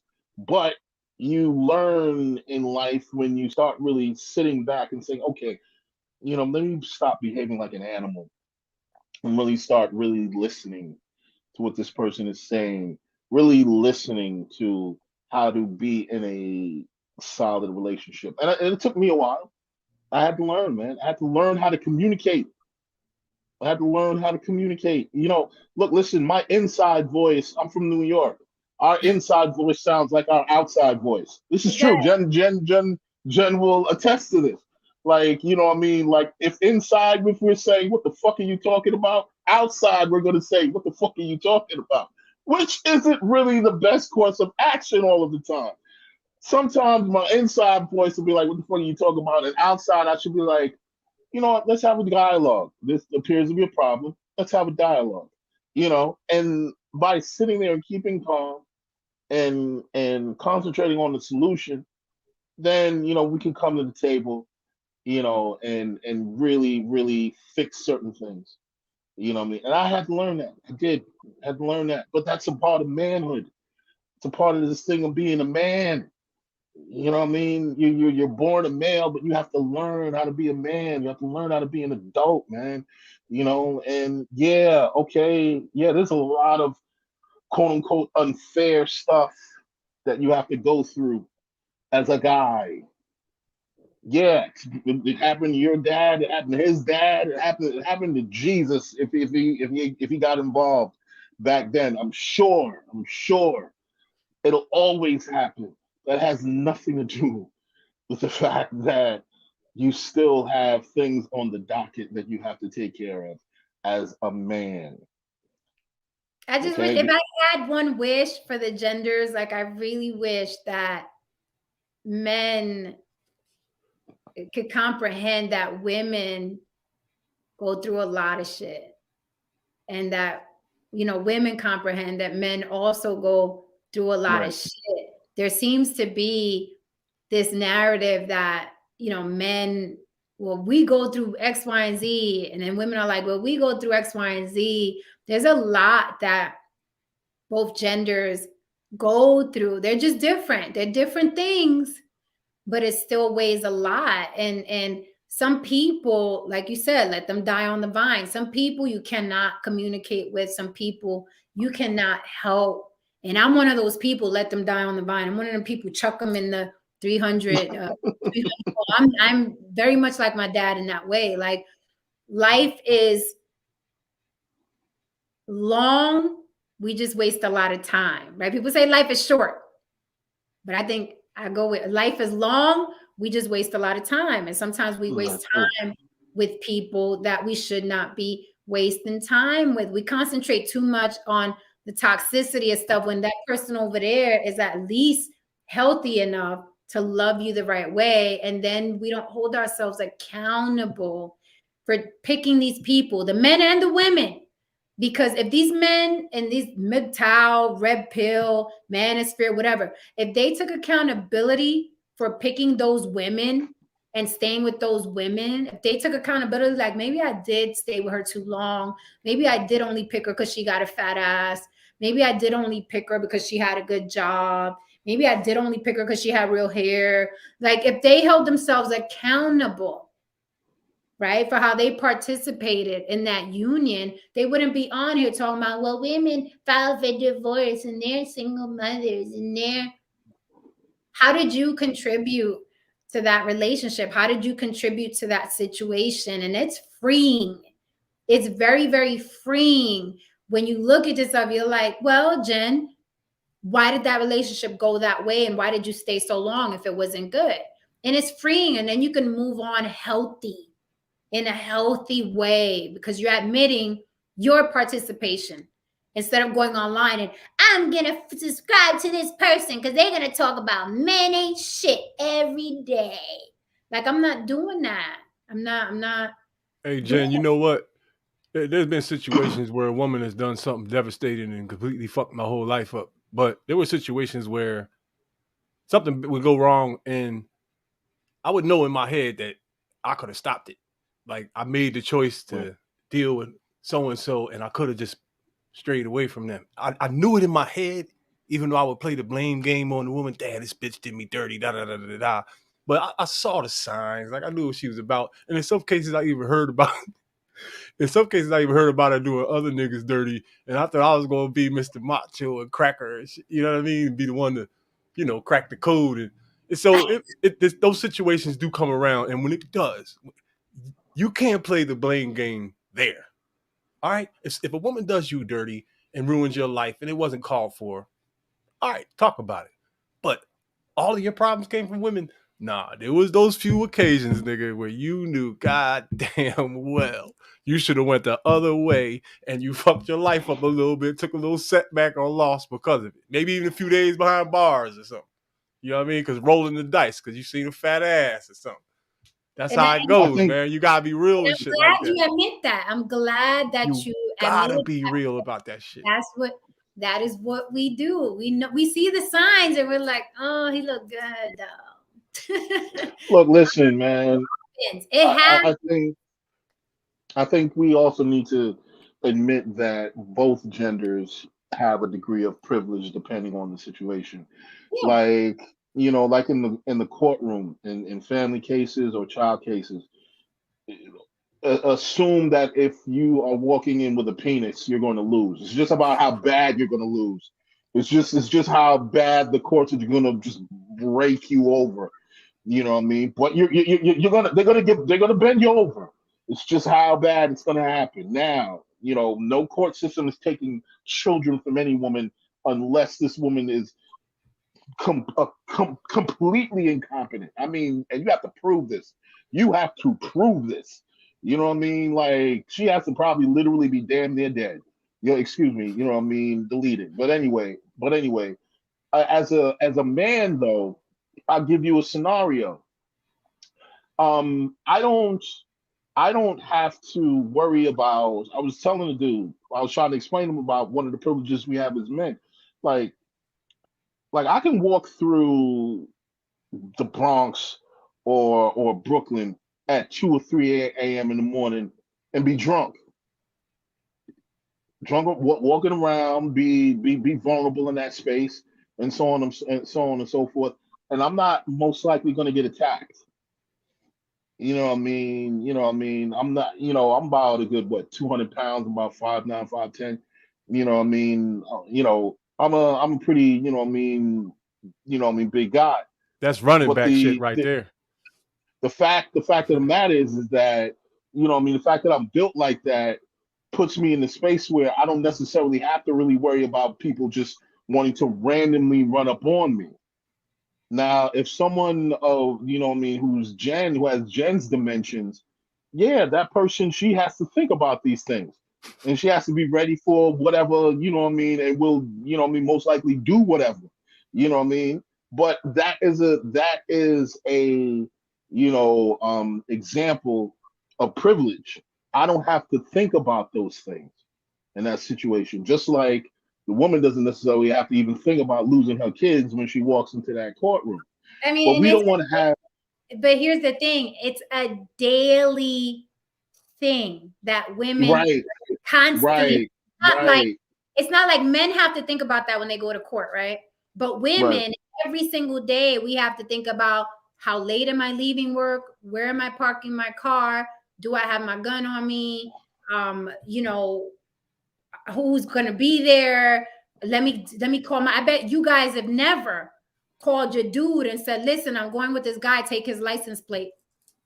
That is something women do. That's the reality of being a woman. That's stuff that we have to go But you through. know how to get people to understand that? You know how to get dudes to understand that? How? I flipped on a dude one time before, and then we were having that discussion. I was like, I bet you dudes, and you need to think about that shit when you go to jail, though. You when you you worry about the the possibility of something happening when Right. you go to jail, right? When You they know go what I take mean? that shower, when they go take that shower, what's on their mind is what's on women's minds every day. And so everybody can understand someone's space of privilege if they're put in that space. Everybody can understand it if they're put in that unfair space.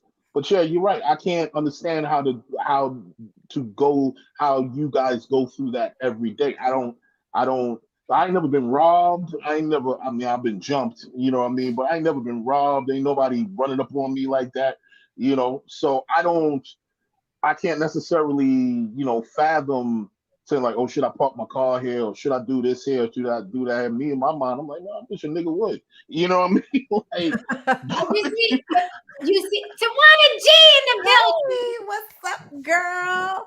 Oh, y'all hear something? I thought you was going on later. I was Yeah. like, wait, I'm missing what's going on here? So I Yeah, didn't miss well, the listen, conversation. I went off for like half an hour. I went off for like half an hour. Nobody heard a thing. My sound was off. And people were trying to hit me in the chat. They were calling me on Yeah. You don't be checking the chat. People be trying Yo. to tell you. the phone. Like it was Yo, pandemonium. it was crazy. I was sitting there like, she's So going did you in right recreate? now. Did you recreate it? Because I had to. we had I to just gotta play go back music. later. I gotta go back later and edit this stream and take out that whole beginning when it was silent. I'm going off and people in the chat is lighting up. People calling me on the phone. I'm like, yeah, I'm going off. I'm like, I was on my script, and then I was like, wait, everybody, What's going on? I can't hear me. Were you muted? Or No, it was the sound. Something with Oh. the sound. I was like, oh, StreamYard made me dirty because I was on a roll. But you, It's- I- Jen. but you did us right though in that 30 minutes when you was going. How long was it? I did. Jen. I had to start again. I just wanted to say really quickly to Haran, when you said the thing about the court system, here's the thing. You can still avoid ending up in that system. Women, we can't avoiding danger. It's an everyday thing. You That is don't have a choice. Men Okay, have a that is choice not to end up paying child support. Y'all have a choice. right. Right, but we don't have a choice. But I know that it's skewed. I know that it's biased. I know women personally who have used the system against men and have lied to the court system to get their kids or get more child support. I know that happens. I've dated people where I'm like, you pay too much child support. We're not going to be able to do anything. I like traveling. I want to go to once a year. You can't do that. Oh, you kept it a buck like that, Jen? She said, "Look, you pay too much." Wow. I did. That's why I'm like, you got how many kids? Three? Oh yeah, he got 3. He gonna pay a lot. It's gonna be a lot. Oh, that's in the thousands. I mean, depending on your income. Right, and it's like I love me some babies, but babies are expensive, and I'm like, that's why I'm like, I always ask, how old are your kids? 13. Oh no. Hey Jen, you Look, want to man, hear something? How old the kids gotta Hold up, be, y'all. Jen? I'm curious. Y'all want to hear something? Y'all want to hear something interesting Out about the jail? I got something interesting for y'all, right? Or older and working on their own little, you know what I'm saying? 18, Okay. 19, 20, 21. They doing their own thing over there in their own room. But anything under that, like still school age children? No. Check this out, right? I love when you look at the men in the world and you see how eager sometimes and how quick they are to be violent towards women, way much more so than back in the day. Right. I think there's a link to it, right? So I could take you far back as 2002. There was an honor system behind the wall that was starting to deteriorate during the later years of my bid. Now, going in the door, there was an honor system in there where, guys that would come in with, crimes against children, obvious what happened to them. But, guys that did things against women, right? There were certain resources you wouldn't be accessible to, and certain peer groups you couldn't be in. You were like outcasted, and you had to, keep yourselves around a certain, weak guys that had to be off to the side like that. But that started changing on the later years. And as the inmates started getting younger and younger coming in, some of the codes went away. So now you got the dudes that were violating women, and I'm talking about dudes that were wigging chicks for their pocketbooks and getting 40 years and stuff like that. They're on the basketball team. They're in the weight room, they're at the card table with everybody else. They're just like, I'm not making this up, man. I could get Theon Greyjoyed for saying this, but I'm telling you. That's fucked up. I'm taking y'all back as far back as 2002, because that's when I came out. You know what I mean? And it was starting I used to be so proud of them guys in prison. I was like, yo, this is like the lowest crime in prison. You will get murked in prison. So they're not even doing that anymore. It's psychosis in itself, because some of the people in there giving vigilante justice have done worse things themselves. It's a weird mixed bag. But the thing was, when you come in there with a crime for doing something to a woman, you weren't necessarily violated in any way. You were just outcast from certain things, and you didn't have access to certain resources like underground stuff and shit like that. You couldn't just mingle and run amongst the regular criminals. And I noticed on my way out the door that there was no more codes. Snitches, anybody could just, nobody cared.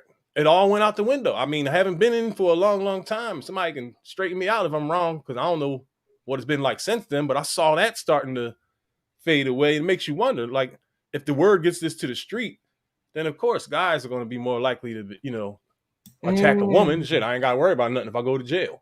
Nobody this is what I'm telling you. In a criminal mind, right?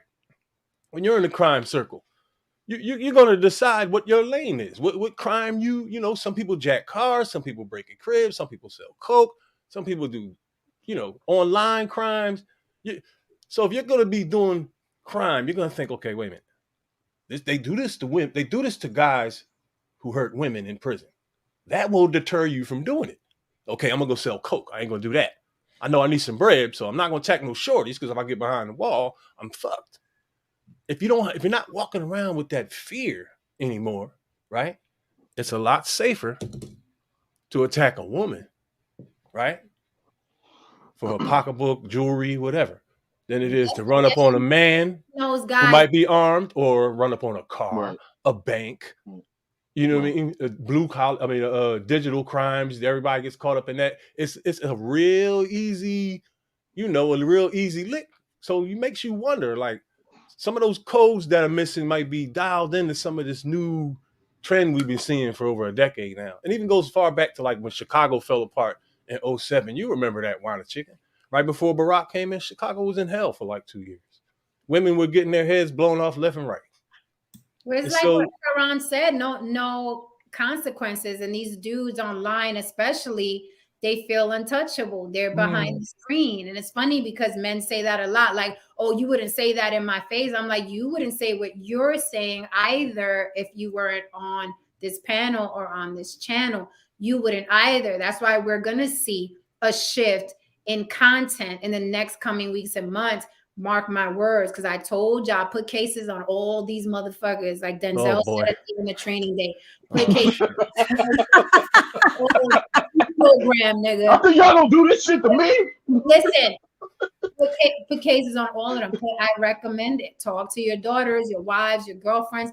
There's no reason why we can't come up here and monetize a YouTube channel and talk about anything.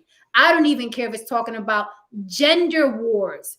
I don't care what it is that you're talking about. It does not warrant a woman being verbally abused, threatened, blackmailed, and harassed. It does not warrant that. You don't get to do that. You have the privilege of changing the channel, just like when you watch TV. Yeah, why is criminal behavior not penalized in YouTube? Because it's like women or people report being harassed, being threatened, being all these things, and YouTube will say just block that person. Like, what? Block them? This is a crime. If like for real though, there needs to be some penalty for people who commit crimes online. I mean, I understand that freedom of speech is good. Like if we like you said, gender wars, or if the discussion gets heated, it's just never any reason why a woman should be harassed and threatened. I just don't get it. Like what is the point? Because she don't agree with you? Like That's what I was saying she earlier. don't agree with you? That's what I was saying earlier, Tawana, and that's why we have to take it off of YouTube, because I don't know. My theory is still that social media is the gender wars are lucrative, specifically the gender wars amongst Black people, because Black people spend the most time online arguing back and forth. All you got to do is throw a meme that says light-skinned men are better than that, and you get 4 or 5 hours, 3, 4, 5 hours of back and forth Content. It could be this Black woman served her father before she served her boyfriend. What do y'all think? And now I have people arguing for 4 or 5 hours.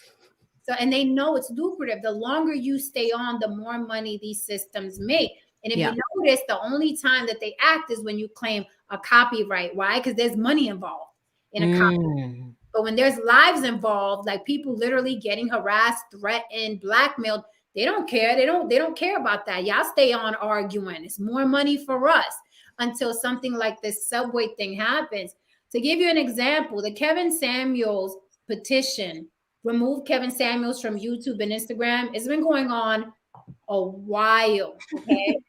They needed 35,000 signatures. It is up to 32,764 signatures. I'm talking about people and if you pull it up, you can see people signing as you pull it up. So people signing, okay, constantly. So you mean to tell me that you couldn't just report this guy on YouTube for hate speech and things like that, and something would happen? There would be repercussions? No.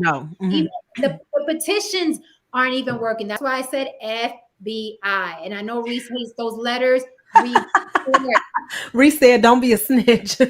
Well, we gonna be some snitches for our safety. Said that, and I blocked them, and I was like, you can't be from the streets because you don't know what a snitch is. That's not a snitch, exactly. Because that's not a snitch. You can't be. It's like if you participate in the behavior with the person, and then you go and you tell on that person, but not if I'm the person being victimized and I am the innocent party that don't deserve to be victimized. Because regardless of what we say on this in this space, and Jen, you know, we've said some controversial stuff, like me included. We don't deserve to be harassed or threatened or belittled or any of those things. I guess belittled is not a criminal. Okay, well, you can belittle then, whatever. But you don't, the criminal things that's going on, like the obsession, I was saying earlier, if you go on someone's channel and they have used your picture or your image to show violence towards you, if they showed your picture or image to insinuate that you were missing or gone or no longer alive, that is a criminal act. That is harassment. That is a threat. That is a crime. Report them, and don't report them to YouTube because YouTube doesn't care. A lot of these people, like the subway shooter, have rap sheets. He had a lengthy rap sheets. A lot of these guys that frequent these spaces have rap sheets. So they think I beat the system one time, I'm really going ham on YouTube because nobody cares here. They forget this is a public forum and everybody can see you. And all I have to do is download your video or screenshot the picture that you put my face on, and boom, here we are. Send it on over. Hey, check this out real quick, y'all. This dude made a statement saying that white people and black people don't belong together and there's going to be a race war. I don't know where they got that from. I didn't have the sound on, but this story, you talking about the NYC person? Yeah. The story grows every minute. He said a lot of things like that. Yeah, he said a lot of. He got racist videos, they're saying. Okay. But guess what? Guess how many people are subscribed and listening? I guess he didn't have a lot of followers before this whole thing. 300. And then after the shooting, it went up to 4,000. Then right in the middle of me watching the video, they took it down. But he has a backup page, an old page. And I believe that one is still up. This is what white bitches and white motherfuckers expect you to be when you blow one of their fucking brains out. Damn, it went away. What? Who said that? That's what he said? They're flashing his statements like one by one. So let me say something about the men in these spaces. They incite. What they don't understand is that when you're saying what you're saying, you're inciting. And I don't want to say that word because I know we can't say certain words. I'm trying to think of another word to say. Oh, I done said every word you can imagine. Oh, okay, yeah, but I don't want your channel to get because now it could be copycat. They've been taking those channels down now if you say certain things. But they're inciting criminal behavior, specifically to target women, and that's a hate crime, right? Like that's literally a crime to target a specific group of people. And I don't think that they understand that the words that they're using is language that people use when they're terrorists, people use when they engage in hate crimes. And so what's happening is that the CIA is kind of like seeing connections to femicide rates, domestic violence rates, and men that participate in these spaces, right? So they're connecting it to these spaces. And then there's a specific emphasis on Black manosphere. And if you notice, if you look at articles, they distinguish Black manosphere from the manosphere. So you guys are not even being included with the group, the dominant group, the people who actually created it. They're actually trying to distinguish you. So to me, that seems like, hey, are they targeting this group, right? Because you got people who are we're going to be the fall guys. Yeah, they're being used. The language is being used, and they're distinguishing you, and they're talking about the behavior, the criminal activity, the men who are involved, and how they have criminal pasts, and how they're inciting other men, and see that rally other men who then all begin to participate in these threatening behaviors and all of this stuff. And so now there's a specific emphasis on pretty much taking down these spaces. So when we're sitting here supporting it and thinking it's funny and super chatting these people and supporting them with money, be very careful that you're not named as an accomplice and or someone that's associated, because this is when it's criminal. You got to take it serious and really treat it like a crime, and if you really I guess have some human instinct, you would report, inform, talk to YouTube, because we all need to kind of say, hey, YouTube, what's going on with your standards? Your community standards are weak as hell. If you are allowing someone like that to have a platform for over a year where he is specifically making threats against people for years. I mean, he was saying he wants to see people die in front of what are the community standards about? What are they about? What is this community standard? Like, what is it? It's weak. Now, wonder people, I mean, I'm sure once one person got away with it, right? They called their friend and said, look, you can get away with it on YouTube.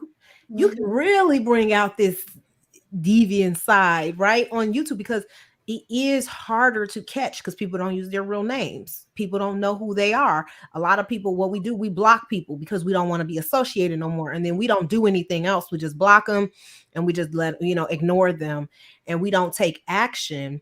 And then what happens? Violence. Look at this. Look at what happened to these people in New York. This is a sad situation. There's many cases that they're connecting to other YouTubers, and then they're looking at their content. And even though you're not saying you're in the Black manosphere, they're going to place you in the Black manosphere based on your conversation. I was saying earlier, Tawana, that the FBI, they want everybody who's been on the panel. Look, y'all, they had a meetup, didn't they? They want names of everybody. Didn't they have a meeting that's like on some YouTube channels? Who did? Like a Manosphere meeting for all the YouTubers, content creators. Good. No. Did they talk about anything I productive? could be wrong. I thought I heard about a meetup somewhere. Like Well- everybody went to go somewhere and talk it over and take Well, pictures I and wouldn't have party. heard And about it. He's talking about that but they had a convention or an expo or something. you're Shannon kidding knows. me, right? No, I'm not kidding. A Manosphere Expo? Yes, and they're having another one. I think Shannon knows because he said he's going this year. Yeah, they're Oh. starting to do that now. They're starting to gather, and then people were saying that the feds are going to be attending those expos. Wow. Damn. Luis Conyer. Luis Conyer, I the can't original wait. Manosphere was started by a black male. Can you state the name of the black male who started Manosphere? You talking to me? No, this guy in the chat. Oh, Luis I thought you Conyer. were saying that. I thought no, I didn't I think. thought the Manosphere was started by a white dude. It was. You know, I mean, I want him to basically state who the black male was who started this. Now, the black. I know it's a white thing, and then black men were like, "Yay, let's do this too." It But was the black David Carroll, wasn't it? So who did branch off the Black Manosphere? Because there is some, I guess. I think it was David Carroll. It was some different opinions about who branched off and created the Black Manosphere, because they always try to separate our stuff. Have you think about Black Twitter? They call Black Twitter. It's not really a real thing, but they say there's a Black Twitter. They say the same thing about all social media outlets. And if you understand how America works, then why can't keep constantly making yourself a target? So we want to create a separate lane for ourselves. But not only do we create a separate lane, we make our lane more heinous, more degenerate, more ignorant than any other lane. Like, look at how we act in the Manosphere space. It's almost like you have a sign up saying, "Hey, please investigate me because I am doing crazy things." Like, why are you doing that? How come you can't go into it with the intention that you guys have said to us before, that they just really want a space to have a voice for men? That's not what that is. It is a woman hating, a violence inciting, hate crime cesspool. That's exactly what it is, y'all. I'm sorry. And anybody who says, well, there's good and there's bad, no. If you look at the totality of it and you talk about the people who have made it big and the conversations that they have supporting rape, supporting abuse, supporting, treating women like animals, supporting a lot of different things that really put our lives in danger. And I don't know if you guys have been studying, domestic violence cases have increased significantly. Like, there is connections to people who are subscribed to certain people. And I don't want to even say their names, but like, there's connections that they're forming now that the CIA has opened up this investigation on incels. They're connecting these men and they're like, oh, wait, this man is subscribed to this person. This man is subscribed to this person. And there is no coincidence here that these men are subscribed to these women hating shows. Like, why are we not connecting the violence with that? We could see our analytics. Like, I can go into my analytics and see, oh, people that watch you watch this person. And it's always the same players, always. So it's easy for the authorities. They're like, all over, there's always the same 10 players. So all we got to do is concentrate on these 10 animals and then see the branches that are growing on these 10 animal trees.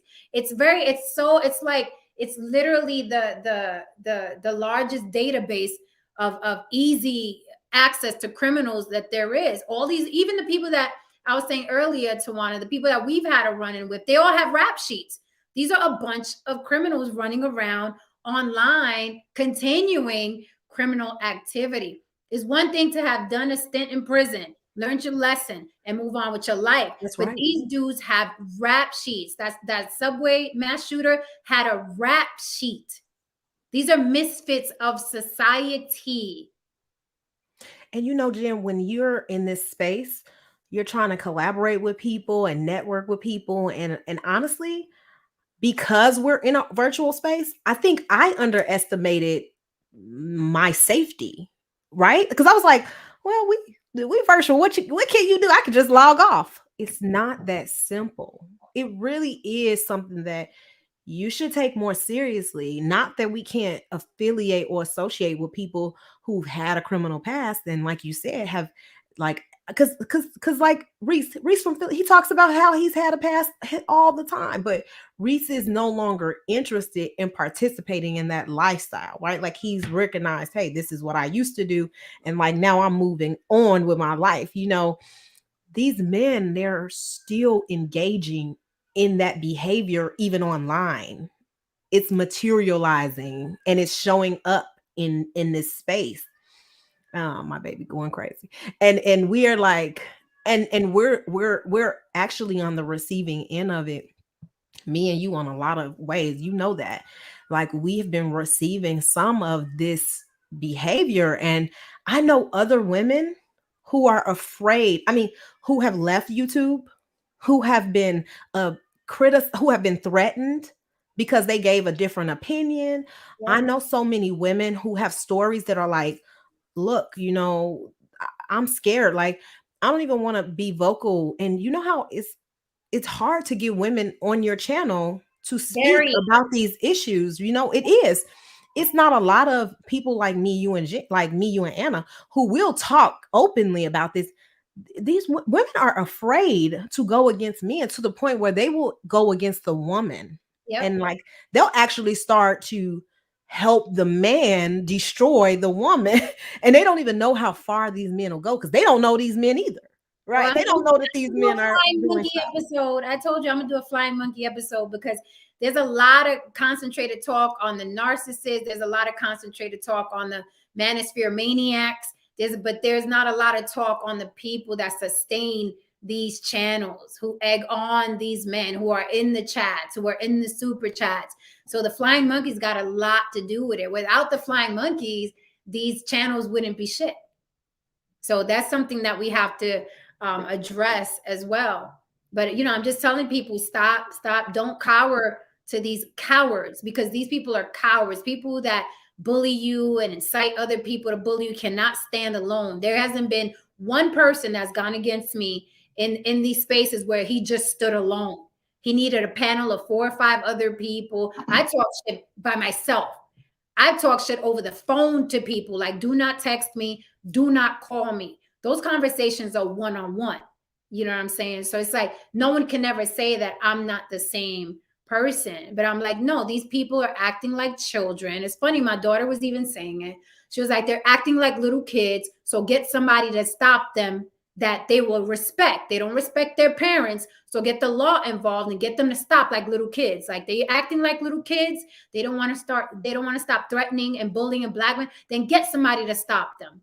And I was saying, in the coming weeks and months, people are going to change.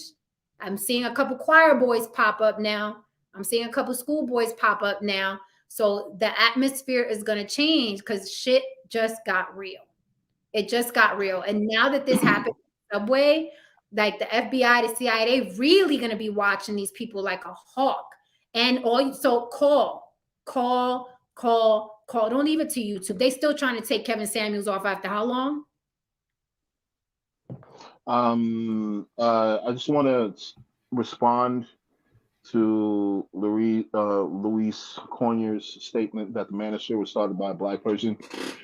Okay, so a little bit of a history lesson. The Manosphere grew out of social movements such as the men's liberation movement of the 1970s and 80s. Groups now considered to be a part of the Manosphere, such as the men's rights movement, predate the term Manosphere.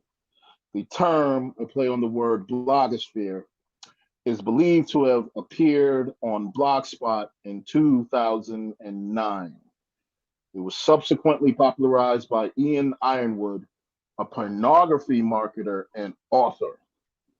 The term entered the popular lexicon when news media began to use it in stories about men who had committed acts of misogyny, violence, sexual assault, and online harassment. Ian Ironwood, sir, is a white male. Please get your facts straight. The Black Manosphere is basically, they are the sons of a white pornographer. That Damn. is a fact. But I think he's talking. There is your Isn't he fact. talking about the black manosphere though? Because he says No, he said the specifically- manosphere. He said the manosphere. Oh, Yeah, okay. he said, Unless I missed that. Unless I missed him Yeah, saying the I black saw him manosphere. say the black manosphere, but I understand where you're coming from, but I do think that he said the black manosphere, guys. Just Well, FYI. if I missed that, if I did miss that, the point still yeah, stands. he said the that original manosphere. He said the original, his first statement was the original manosphere was started by a black male. Okay. Okay, so there it is. So I just basically debunked his statement. He said somebody named Barbara Rowe. I don't know. Okay. Yeah, I went to like I went the to the panel hoteps. that he's I know talking that the hoteps are connected to like so it's similar because I know I've heard you talk about Haran. I've heard you talk about how like the wolves kind of started that whole alpha male talk, but the thing is it's similar in the sense of it wasn't named alpha male even when they studied the wolves, right? It wasn't named that. The term was not coined until the primatologist coined it when he studied the animals, the monkeys, right? He didn't coin the term until then. But yes, they talked about the wolf pack and how it was a head and all that. And I guess maybe you guys are just gonna say, oh, that was alpha, right? But so like it's similar. He's saying that it existed, it was out here, it just wasn't called manosphere. Right, like just like the alpha term, people say, "Oh, the wolf study that was the alpha," but the term was never coined in that wolf study. It was just more so just talking about how there's a head of the pack and how the pack, gets together and how they operate, and so people automatically assume that that's the alpha male. That's how the alpha male derived, but really, y'all didn't really coin the term until they start talking to the monkeys. Then when they start talking to the chimpanzee, then when the chimpanzees start getting called alpha, y'all was like, "Ooh, I want that term. We're gonna call ourselves some alphas too." So we always try to make it sound so great because it was like the wolf study was really insightful and it made the wolf sound all strong and it kind of connected and y'all really wanted to personify that. But when it came down to them chimpanzees, y'all ain't want to say y'all was associated with that. You know what I'm saying? So that's all I'm saying. I'm just trying to give some history and context here because we try to be so same thing with this. The Hoteps and those Israelites and all these other groups, they were talking the same language. It just wasn't called manosphere. But nobody cares if it's called manosphere because as long as the same language is being used, y'all gonna be grouped into the same thing. You know what I'm saying? They all gonna be called incels, even if they're not calling themselves incels. Their language, if their communication, if everything they're saying is all this hatred toward women, and we don't like women who have babies are stupid, and women who do this is stupid, like all the things that women do naturally, they hate that about us. And they're having these old channels to talk about how much they hate women who are natural women who wear weaves. Most women wear wigs and weaves, right? Or women who wear this, that, like they talk about things that women do on a daily basis and like really bash those women. And they really talk about how that they, these women owe them everything and should bow down to them and should give them what they want. And they will take it if they don't. Those men, even if they don't call themselves incels, they're going to be grouped with the incels. That's what I was saying earlier, how we had a guy in the chat earlier, but I blocked him. They parrot they have their own language. Like I said, if you go to China, they speak Chinese. If you go to Spain, they speak Spanish. If you're part of that incel group, you literally parrot the same. He was in the chat. Oh, well, Black women file for the most divorces. Oh, but Black women are single mothers. Oh, Black women get the custody of the kids. Oh, but they parrot. They don't even change the words.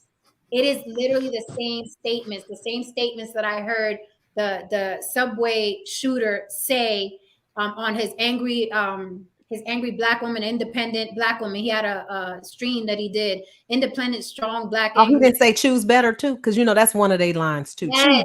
Choose better. Yes, he was saying the same exact. Maybe it ain't no better. Maybe we choosing who it is in the community. Maybe it's no better. Maybe y'all what it is. Y'all be better, and then you choose better. Just be better, so we can have choices, options. Seems like we're choosing who's there. Better they're talking about. I'm confused. There's a lot of chicks out here winning, man. Somebody doing it right. I see thousands of them. Yes, of course. There are good men out here. Don't get it twisted. There is, man. There is. We're talking the majority. I think it's more split down the middle. Ain't no split down the middle. Here you go. Wait. Who split down the middle as far as what? I'm sorry, because I'm like, all right. So in the hood, I think it's like damn near all shit. Oh, depending on where you at, like, because I missed in a lot of different areas, all right? What all Listen, are doing.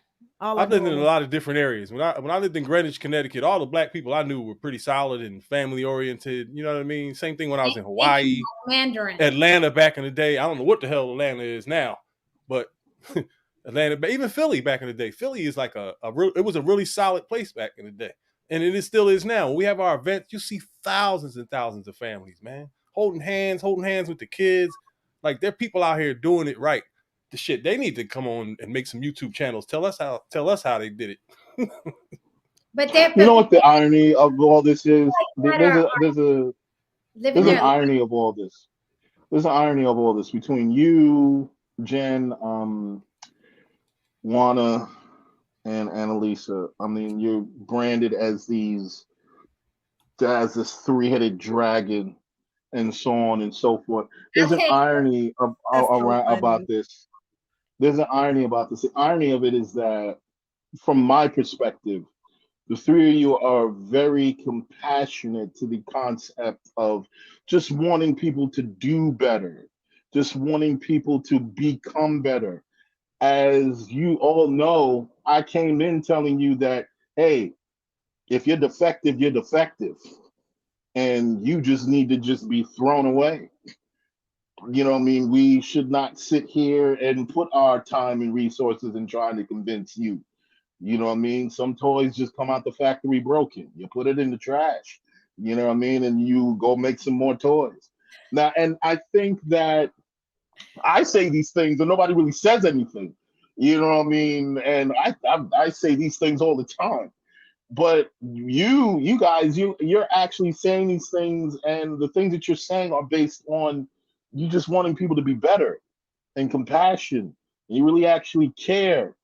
I don't care. I don't care. You know what I mean? I don't. Man. I love you, Ryan. I don't give a damn. I care, but I still want a lot of them chucked off the Sparta cliff. I do care, though. I mean, we care to a certain extent, Haran, because like we're realistic too in the fact that okay, if you ain't gonna change your mentality, I mean, even then you can't really change your mentality. It's like, dude, like this is how you think, and so you just gonna have to kind of separate from those people.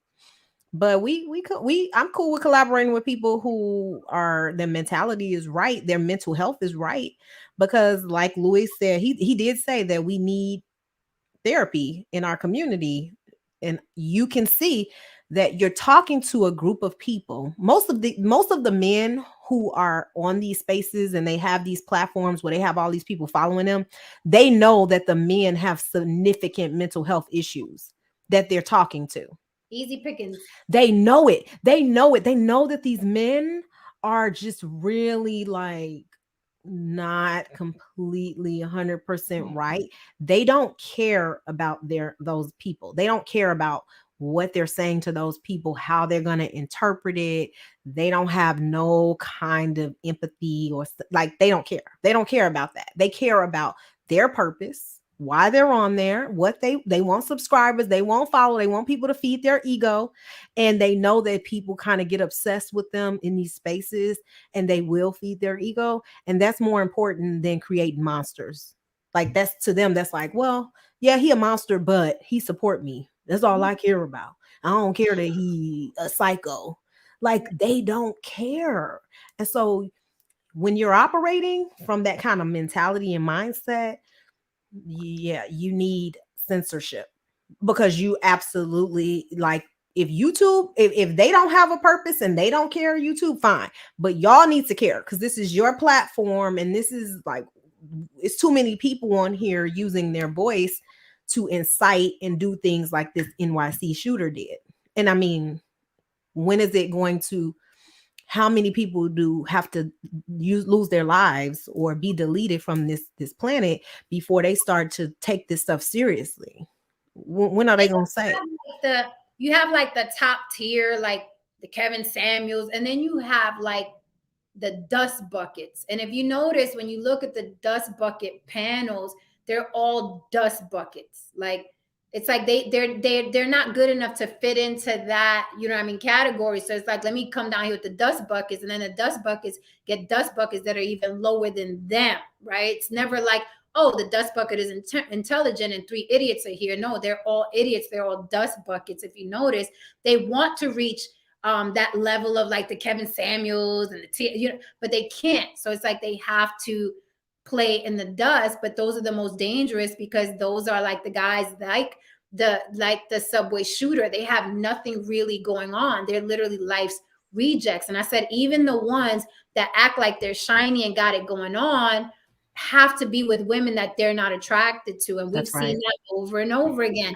We've seen these guys that act like they got money and they got clout, and they're always with women who are not attractive, who they even admit are not attractive. Why? Because the women they want don't want them. The women they want don't want them. And then the ones that have messed with them dump them. When they find out, oh, you're unemployed, you're a felon, you're a dust bucket. And then they become more and more violent, right? And they think that they can pick on women, bully women, and take advantage of women. But, you know, the 3-headed, what they called us, the 3-headed dragon? Yeah, 3-headed dragon. Fire. Yeah. Okay, the 3-headed dragon is now blowing the fire. So, okay, I'll take that. I'll take that. Yeah, if we got to set the tone, we got to set the tone.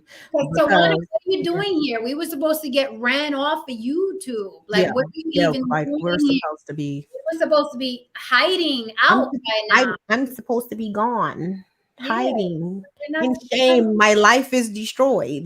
This is just yo. No disrespect to the lady, to you ladies, man. But yo, how did the short Puerto Rican chick turn out to be the only shooter in this whole dynamic? Like, none of you dudes, all you dudes ran under the table. You ducked into the closet. I'm neutral. The mom from Chicago, the chick from Canada ran all you dudes into a closet under the bed. They got you showing your degrees. They got you going crazy. They got you, like I said, he went from Nino Brown to Charlie Brown real fast. So I'm like, yo, how did that happen? How did that happen? She's not even in the country. She's not even in the country. That's what I'm saying. A foreigner told you to get down or lay down. How did that happen? Wow. Hey, props. I give y'all props. Thank you. Thank you. Because even the men, you're right. Even the men were cowering. Even the men were like, I'm neutral. I don't want no problems on no side. I literally had dudes texting me. I don't want no problems. I don't want no problems on Oh, you nobody. Wait. What happened? Listen. You getting texts? Listen, during the town hall, there are dudes that jump ship. They jump ship. Word is bond. Oh, I didn't know this is y'all. I was like, y'all are scared. Wait a minute. What planet am I on? Where y'all from? Right? But I excused them because I was like, everybody's not built like me. What planet am I on?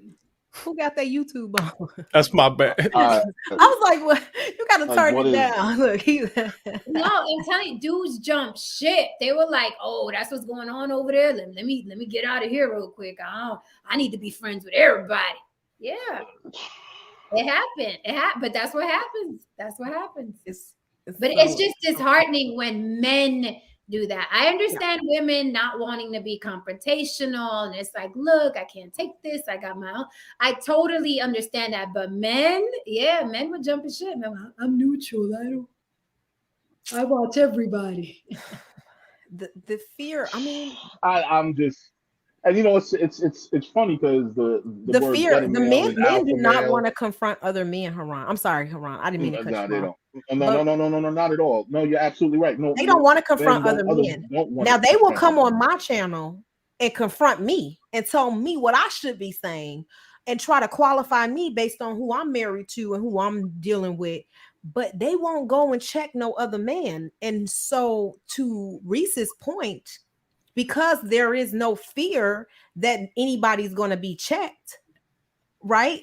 They're always going to push push the line, or like you said, cross the line, because nobody's going to check them. Nobody's going to say anything. So then you have women who have to come on, and we got to defend ourselves against men who are targeting. And I mean, I know that men talk to him. I'm not saying that they didn't. I know that men talk to people and try to get people to think differently and stop.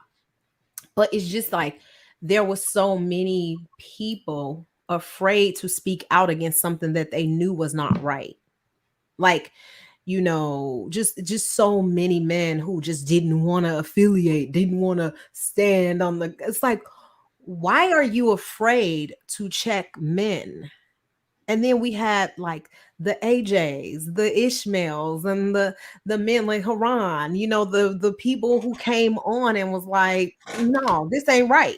And I'm telling men that I don't agree with them. Il Doctrine was blasting from the chat. Doctrine and Tristan always, right? They're always like, y'all like, what? This lame. Right. You know, they always get people together. They never change up, you know. And so the men who did speak out were like, no, I'm a man. Like, we don't fight women. I don't know no man that fight women. And I don't know no man that talk to women in the way this. And I'm not standing for this. And I'm speaking out because I want to make sure I'm clear on my position. And I appreciate that, because I feel like that's missing in these spaces. A lot of men don't, they just say, well, no, I'm just not going to deal with him. No, y'all need to deal with him. Y'all need to tell him to stop. So imagine you about to get caught up with the feds. You didn't even get a hug after the situation. You don't even know what she smelled like, man. You didn't even put your hands through her hair, and you about to get caught up with the feds. Because I ain't never met none of these people. Never in my life. I don't know none of these people. Send you the screenshots. Do you not see how those conversations went down? Look, listen. When I read that, first of all, I had to decipher it. You know what I mean? Because I had to like figure out what he was trying to say. You know what I mean? All the degrees, you couldn't decipher his English. I'm just sitting there like, oh, like, because you know, I expect a certain degree of communicative abilities from an adult and a college Columbia grad. You know what I mean? But silly me, you know what I mean? But anyway, yeah, you know what I mean? Anyway. I will say this though. It's funny that you should say that, Tawana, about men. You know what I mean, having conversations with men. Because the last time, you know what I mean, when you know he's probably watching right now, and you know he tried to. I called him on he was on a panel. He said that the reason why you guys behave the way that you behave is because you don't have real men around you, and you don't blah blah blah. But truth, let's keep it 100, homie. I asked you as a man to come up to the panel, and we had a dialogue. And you had an opportunity. I gave you the floor and the opportunity to say where you stood, and you basically admitted that you stood with a man who had no issue disparaging the reputation of a dying woman who happened to be someone's mother. And then went on his panel to cry about it. I used to call her big sis. Then went on. I you know, it's fun. It's funny about it. Usually I don't usually I really don't speak on things like that, but it's like at the end of the day, and you're probably watching, bro. Like at the end of the day, if we're gonna talk, let's have a dialogue, homie. Don't throw the rock and hide your hand. If you're gonna sit here and question my manhood, then do it to me when you're around. Oh, he's filthy. Like he's threatened women. You He's know what I filthy. mean? Do it to me when you on the channel. When you on the channel, we're going back and forth. Question. That's a great opportunity for you to question my, you know what I mean, my stance as a man, and for you to present your ideas about me. It's a great opportunity because I told you. Do you remember when I told you that I had no respect for the fact that you chose to, associate yourself with that man? I told you that. And your response to that was you went back and you went to go make some audio about how we ain't men over here. That was your response. A man who's not a completely masculine man telling other men that they're not men. Dude, you hide in a little dark corner and talk about God. And when you're not talking about God, you're talking about getting real bitches to beat other bitches' asses. Like, who are you? So that's manhood. That's manhood. I guess that's manhood to him. I don't know. I mean, I'm like, you have daughters, like you have. So it's funny because what he's saying is going to come back to bite him in the ass because his daughter's not around a real man. So woe to her because his daughter's not around a real man. So that statement is going to come back to bite him. What's interesting is we don't ever compare Black men to other races of men. We rarely say, okay, this is how they operate. This is how you guys are operating. See, this is why their community's thriving and we're not, right? We never compare them. We always, in the sense, be like, well, if Black women can do it, then y'all can do it. Well, Black women do this, so you are like, why are we constantly pitting Black men against Black women? And why don't we ever say, well, look, Asian community, they have high rates of marriage, right? Their success. So let's talk about the foundation of that and why that lasts. Is this something that we can maybe emulate in our culture? No, we never do that. We don't, we give them excuses like, well, you can't compare him because of systematic racism and how it's affecting our community. Like, what? We can still say we can compare them to other men. They're not in competition with us. Like, we're competing with women who we're supposed to compete with, right? Like, we see white women are being educated. Guess what Black women are doing? They're going to get education. We see that their home ownership. We see that there's all these things, entrepreneurship, right? All of these other avenues that other races of women have done. Black women have emulated that and said, well, guess what? We can be entrepreneurs too. How do we get in the market? Let's advocate for ourselves. Let's do this. So why can't Black men say, okay, that is kind of crazy how Black men are constantly competing with Black women. Why they competing with us? Why? On every level. Y'all, if y'all would stop being educated, maybe y'all would take on a good Black man that could take care of y'all. Like, what kind of mentality? So y'all want us to stop being great in life so that we can be open to having a good Black man? Like, it just makes no sense. The mentality is like we're reverting backwards listening to them. And so, yeah. The degeneracy, like what I found profound, what I found crazy was when, because again, we're all still green here, right? I haven't really dug in, but I'm like, when I used to hear like the Kevin Samuels talking points about like, oh, men don't care about your degrees or you're too educated, and I was like, what the fuck is going on over there? Like, I was like, who says what are they teaching men? Like, what are they teaching me? Like, what? I'm like, who says this to someone who wants to go and get some higher learning? Like, why would you want someone who's low achieving? Like, I'm like, what sense does it? So she can make a better wife? Like, it is like a regression. It's like, and you guys haven't, and Black men haven't, that collective of Black men, you're not doing any better. So what I would think you want an educated woman, because how y'all gonna run a household? So there's a lot of things that I heard. Who's gonna teach your children? Who's gonna teach your children? You know, teaching children is mostly done at home. So it's how your woman thinks about reading, about how she communicates, the types of things she's teaching your kids, their development, paying attention to those things. So like, if you don't want an educated woman, that means that maybe you don't want your children to like be educated, or for your wife to be able to make decisions that's going to help your children be progressive in life.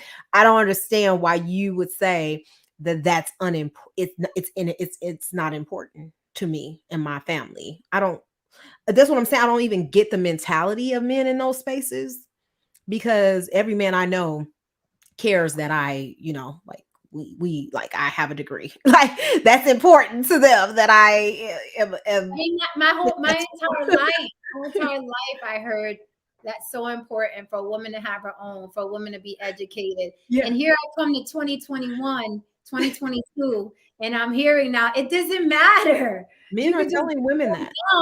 Long as you fine and fit and whatever that other shit that they talk about, long as you that, nobody cares about it. And who's going to take care of this woman who's fine and fit? Because you don't even qualify for that. Because those women are taken care of by men who pay all the bills. All she got to do is show up and be pretty. So who are you to even ask for that? That's right. You can't even maintain that. And you see how many fit, feminine, and pretty women are single mothers, unmarried, not like, so who do y'all really like? Because your preferences you don't like, you don't treat them well, you don't treat the women who you supposedly don't want to interact with, you don't treat them well either. So who do you like? Because you don't treat anybody well. I don't get it. I'm trying to figure out, like, when are we gonna like start to connect that? They don't like anybody. They don't like anybody. What are they saying is not important. We need to stop listening to it. I don't understand why women are even like, oh, well, I mean, a woman told me one time, so doesn't know I'm married. She didn't know nothing, right? I'm commenting on a post. She's like, you need to choose better. I was like, what? I need to choose better? Wait, what did I do? She was like, clearly you don't know how to choose men in your life because you a single, lonely, single mother. I see you with your kids. Because I guess she saw a picture with my kids. And so she was like, she assumed that I was like a single mother and like I was destitute and I was on public aid. And she said all of that. Oh, people have told me I have like cat. First of all, I hate cats, for the record. People have told me that's why you over there with cat lady. I'm like, I'm a cat lady. What? Like they don't even know. I like kittens. I don't like cats. I like kittens. I was like, oh, so I'm on welfare because I got 3 kids. She literally put me in a box and told me I was on welfare. Told me I was convinced. They be convinced that she was like, you need to choose better.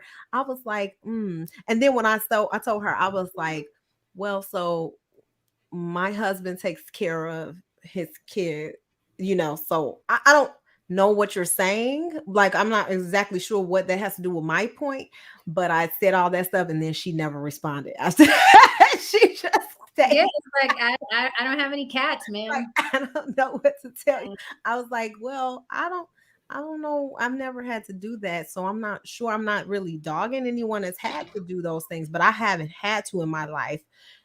So I guess people confused because I can still see the bigger picture, even if I don't live in it. Like I still can understand and connect with other people's lives. I don't have to be experiencing it.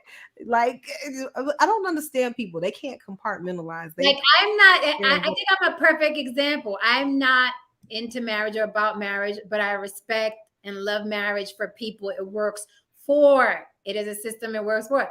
I'm not religious, but I understand that some people need to be Christians. Right. Like I don't have to live in it. I don't have to be a part of it. And I question people that are like that because I'm like, so then you're being disingenuous. You're only in that and about that because that's your current condition. So you're only down with these maniacs online because your current condition is misery. Knowing damn well if you had a good woman in your life, you wouldn't be this miserable. You wouldn't be this hateful, right? Ill doctrine. As soon as my town hall gets to 5,000 spins, 5,000 views, I'm going to auction off the sweater I was wearing. Okay. I'm going to buy it. Okay, I'm going to auction. I'm bidding. Listen, as soon as that video gets to 5,000, since this is the video I got the most views on ever, right? I'm auctioning off my sweater. And I'm going to do a live stream just auctioning off the sweater because it is memorabilia, okay? I got to remember what I was wearing because I still get the quotes from there. So they was like, Tawanda, people can't stop being criminals. People still say that about me because I said that, I guess, on the show. I didn't realize I said that. Did you coin a phrase? And I coined the term that criminals cannot stop being criminals. Yeah, it was so funny for weeks after. People like, it was a town hall, but we weren't invited. We didn't get to say that. And I'm like, yo, y'all took that word town hall and ran with it. Like, y'all said, Hey, Jen. It was a dictatorship. It was not a town hall. Duh. Listen, y'all. I got to get out of here, right? But before I do, Reese, I took a shot. I took a shot at writing a riddle. I'm going to tell y'all the riddle, so y'all got to tell me if I did good or not. Okay. Let me. All right, here we go. Takes about a minute and a half. Chef Chiquito, of course. I know. I ain't watching. So, Cersei Lannister was married to the king, Robert Baratheon, but she was sleeping with her brother on the side. Yes. Which was very dangerous. Jon Arryn was the hand of the king. He's the only one that knew this, and Cersei knew. So she had to hatch some type of plan with Littlefinger and them to get this guy out of here, right? So she sets up the hand of the king to get killed. Listen to this rundown of what this broad did. This starts a war, and the whole goddamn continent goes to war because of this one lie. Now that Jon Arryn is dead, Robert Baratheon has to go all the way to the northern tip of the continent to pick a new hand of the king. What does Cersei do when she gets up there? She dips off to a private room with Jaime and sleeps with him. Bran catches him. What does she do? What does Jaime do in his honor for his lover? Pushes a little boy out of a window with intent to kill him to keep this dark secret. Nice. They get back to King's Landing. She hatches another plan to get the king out of there. When the king dies, she leaves Jaime on the King's Guard, a stunt dummy mission. It's for life. He can never have a wife, no children. It's for life. He'll never have his own life. He's tied to her for life. This is what she does to her lover and her brother. Then she puts her son as the king. He dies. Some people think that she hatched that plan. Then Tomlin becomes king. Tomlin dies. What happens? She brings in her father after he gathers all this gold for her. He brings in her father, puts him on the small council, sends Jaime off for this long-ass stunt mission all over the whole continent. He goes and gets his ass kicked, gets his hand cut off, gets his ass whooped. He becomes a prisoner, sleeping in his own doo-doo for months. He goes through all that, fights his way back to her. Tomlin's dead. Now she's queen. After all of this, she hatches a plan to have her father killed. Remember, Cersei is the one that told her father about Tyrion's lover. She set the whole thing up. So after all this, she gets her father killed. She does all that madness, sends Jaime on a stunt mission. Jaime hatches a peace treaty that's going to save everyone's life in the whole continent. This is for their survival, right?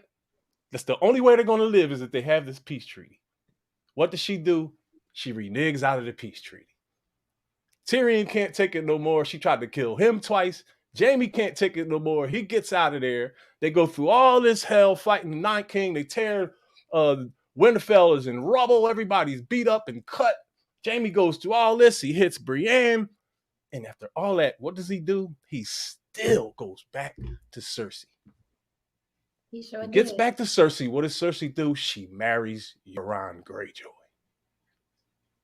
Now, Daenerys is mad. So everyone's life in Westeros is in jeopardy. The one bargaining chip she had to save everyone's life in King's Landing is Missandei. What does she do? Cut Missandei's head off. Daenerys comes through, burns everything to rubble, gets to the Red Keep, burns it to the ground. You look in the rubble, the last season, the last show, the last scene. Cersei Lannister is sitting there in the rubble, and who's laying there with his arms around her? Jamie. Will Smith.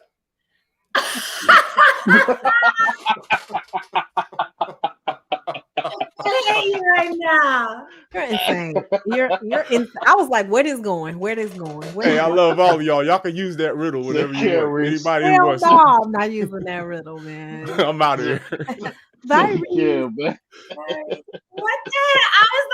I'm like, okay, this is a Game of Thrones season 1, season 2, season 3. I was confused. I was like, he didn't combine all the seasons, talked about everything that went and then Will That is Smith. hilarious. They was gonna bring Will in this conversation. Will done been do that. I was like, why is Reese telling us all the seasons of Game of Thrones? This is not a riddle. Wait, somebody was like, "Is this a riddle?" Like somebody's actually asked that. Like, is this a real? I was like, it's a riddle. I was like, oh, that's season 1, and I was like, no, that's season 2. I was asking about to ask that too. Like, bro, how's this a riddle? This Ron, like, what's going on? What's going on here? like seriously, I'm like, okay, where is this going? Like, where is I was cracking up. I was like, Chef, I didn't watch it. You can't watch it because then they, you know what I'm saying? I was like, he gonna throw the NYC shooter in there at some point. Like that's what I was thinking. I was like, oh, he gonna throw this. He gonna get that right back to the NYC person. Nah, he ain't. I love what Juana said. Oh my gosh, she said some men don't accept that the protection of today is different from protection 100 years ago. We don't need physical protection. Women have guns now. Women need protection to be themselves. That is beautiful. That is so on point. Because that's really like that protection I can accept, right? Like just be around and make sure everybody's cool. You be cool how you be cool. I be cool how I be cool. And I get to say whatever I want. And you can say whatever you want within respect. Right. And we've had those conversations. Like, you know, I'm proud of my panels, the men that came up. Same with you, Tawana G, like the men on your panel. It's like, and we can get passionate. But it's like, yeah, okay, yeah, well, you know, at the end, it's all good. And that's all I've ever wanted from the beginning. I had no clue, zero. I had zero clue that collabing with one individual would throw me into a whirlwind of dust and filth and vitriol and maliciousness.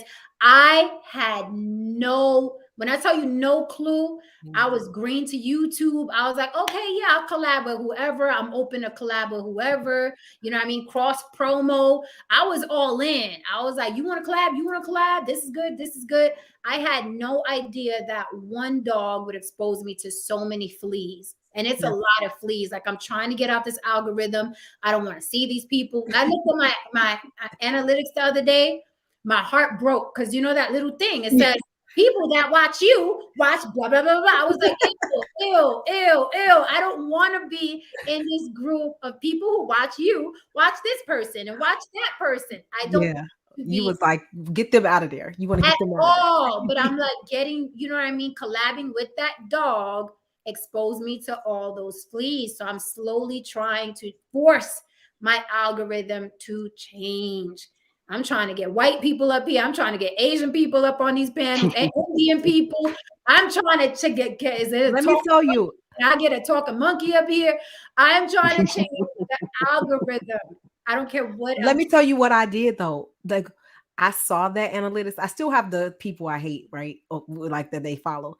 But I got so excited because I got some subscribers from like Cynthia G. I was like, oh, they came over here. I was like, anybody out there. I was like, oh, they came over here because, you know, she was never in my you know, because so that recently happened, and she was never in my thing, but I think we've said her name enough on the channel where it's kind of brought up people, and so people probably who follow her probably have like gotten the algorithm.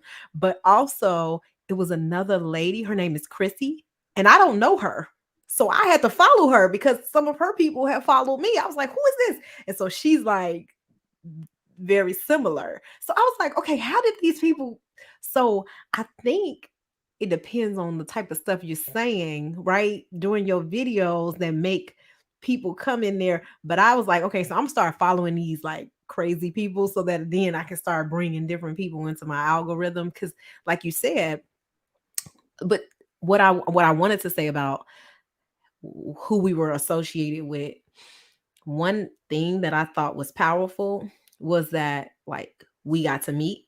Because honestly, I probably would have never met you if it wasn't for that space. And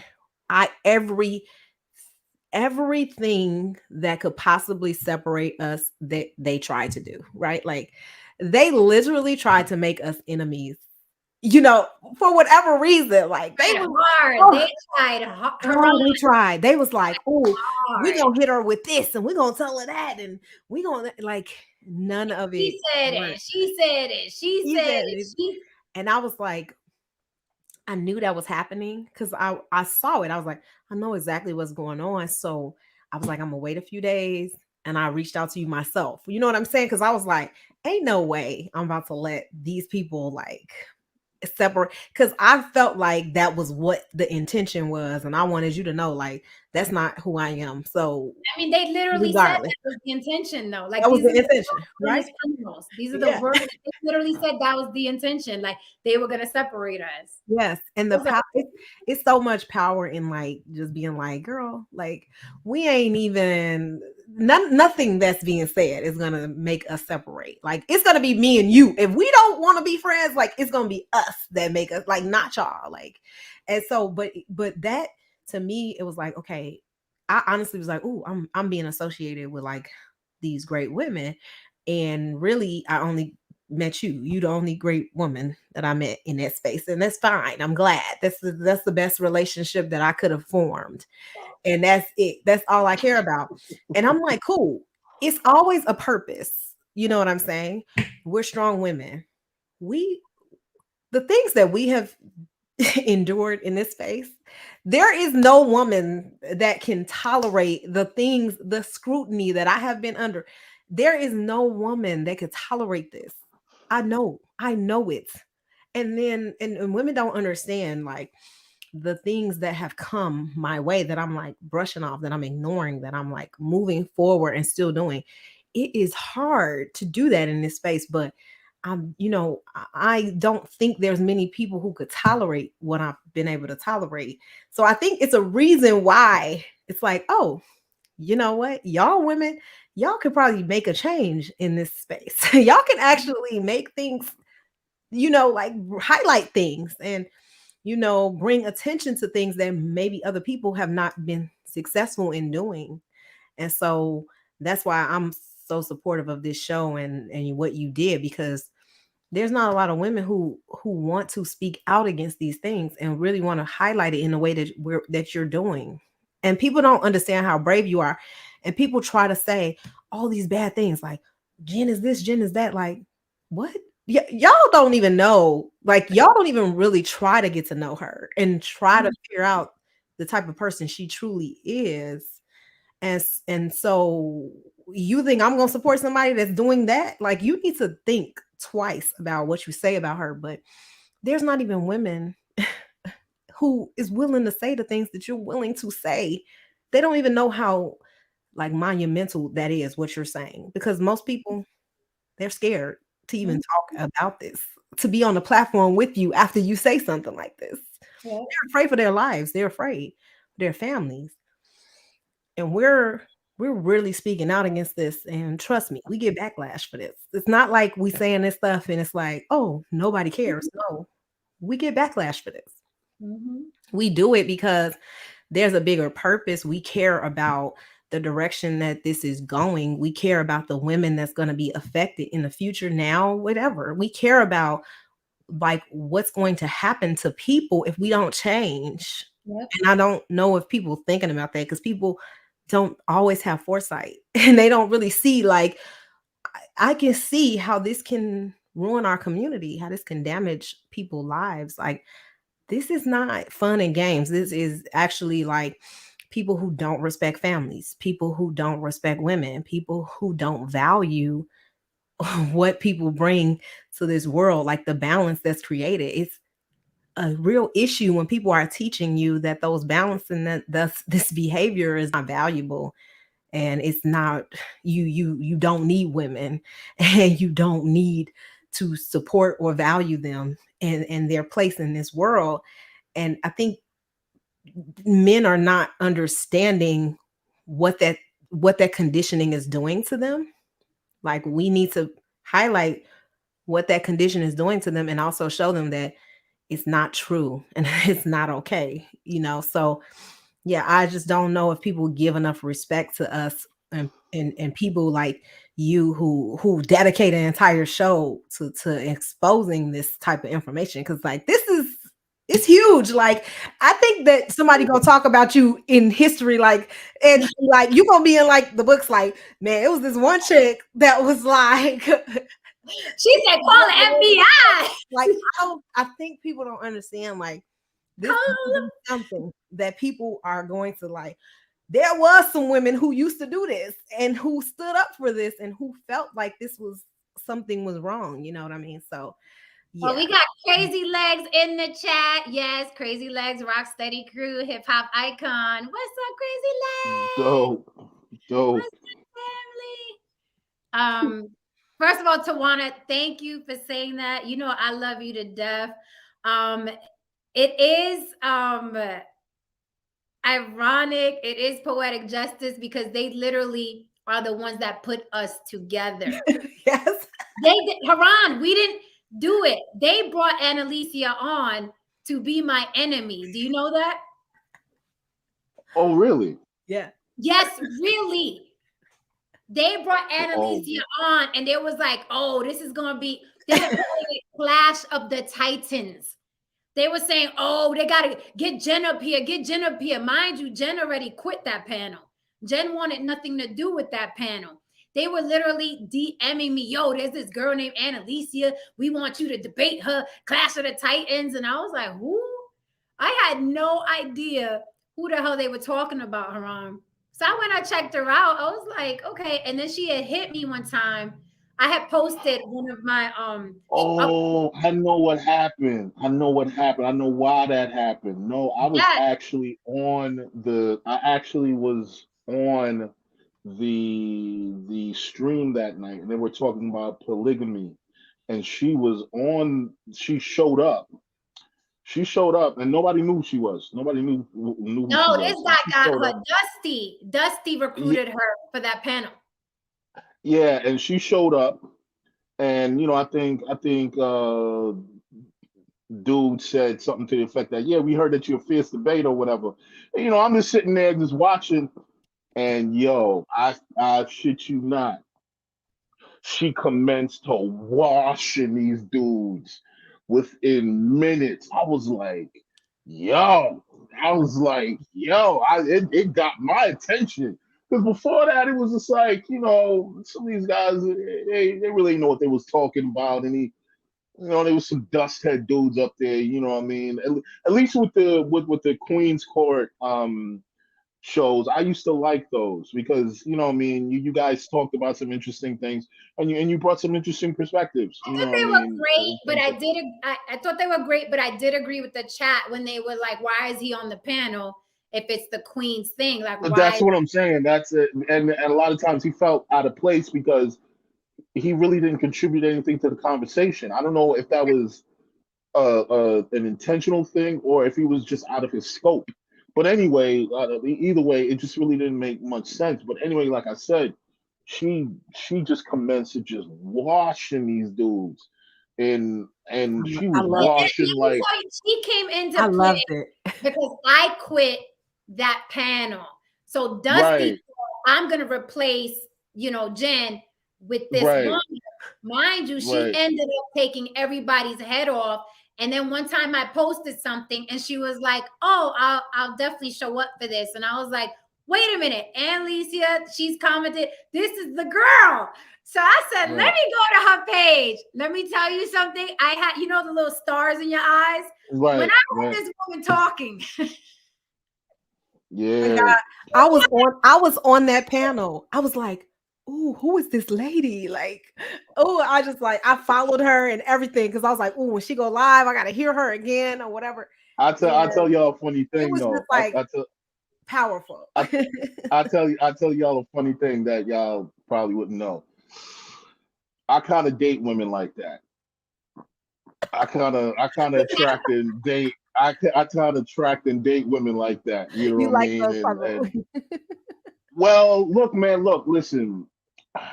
My mom is like Claire Huxtable, like in every faction of it. oh my. Like my mother is like she's cool, but she is vicious. You know what I mean? And Claire Huxtable. she and I have gotten into many an argument, many of months of not speaking to each other because her main issue with me was like I've always, even as a kid, I've always wanted to do what I wanted to do. You know what I mean? You can feel however you want to feel. That has absolutely nothing about with what I'm going to do. But you know that tends to bring clashes and butt heads. But I'm more prone and cooler with women like that because to me, you know, there's an understanding with women, and I'm not intimidated by women like that. You know what I mean? You know, and women who have a voice, women who have an opinion. I'm not intimidated by that. I don't think that that's masculine. I don't think that that's whatever. You know what I mean? Both of my parents were very assertive people. I can't. Both of my parents are from Trenchtown, Jamaica. You know what I mean? I don't know if you're familiar with that, but that's like the ghetto in Jamaica. Imagine the ghetto in Jamaica. You know what I mean? Oh my God. So, so you know what I mean? You know, both of my parents are from there. But what I'm saying is that the kind of women that I like and the kind of women that I tend to attract. There was this show that we're talking about. The show was called The Two Claires, and they used Claire Huxtable and they used Claire Underwood. And they were talking about if you are a man of substance and if you are a man who is a producer, a man of ambition, how important it is to have a version of one of those two women in your life. I don't know if you're familiar with Claire Underwood. I know you guys are familiar with Claire Huxtable, but Claire Underwood was the wife of Frank Underwood in the show House of Cards. And House of Cards. You're muted right now. It's House on of Netflix. Cards. What's that? Yeah, House of Cards. House of I Cards is watched on Netflix. House of Cards maybe half an episode, and I was like, I got to get back to this. It looks good, and then I never went back. Oh well, gotta look it up. the first two seasons are amazing, and you know, I mean, it pretty much goes to shit after that. But the first two seasons are amazing. Now, it's about essentially a white trash white dude that basically became the president of the United States, Oh, I saw and that. he did, yeah, and he did so through damn the extortion, murder, or whatever, what have you, all alongside his beautiful wife, who had no problem helping him to do so. She would hold the head, and he would slice the throat, and Mm. that was a beautiful relationship to me. To me, that's a relationship. All She right. holds the head, and I slice the throat, and the outcome of that we bring to our progeny. You know, and but oftentimes, you know, here's the thing: you as a man, if you are anywhere in your life and you don't like where you are in your life, and you feel that you're not performing at your potential, the woman that you have is a direct reflection of the fact that you made poor decisions. Because any woman worth her salt is not going to let you not perform on all cylinders.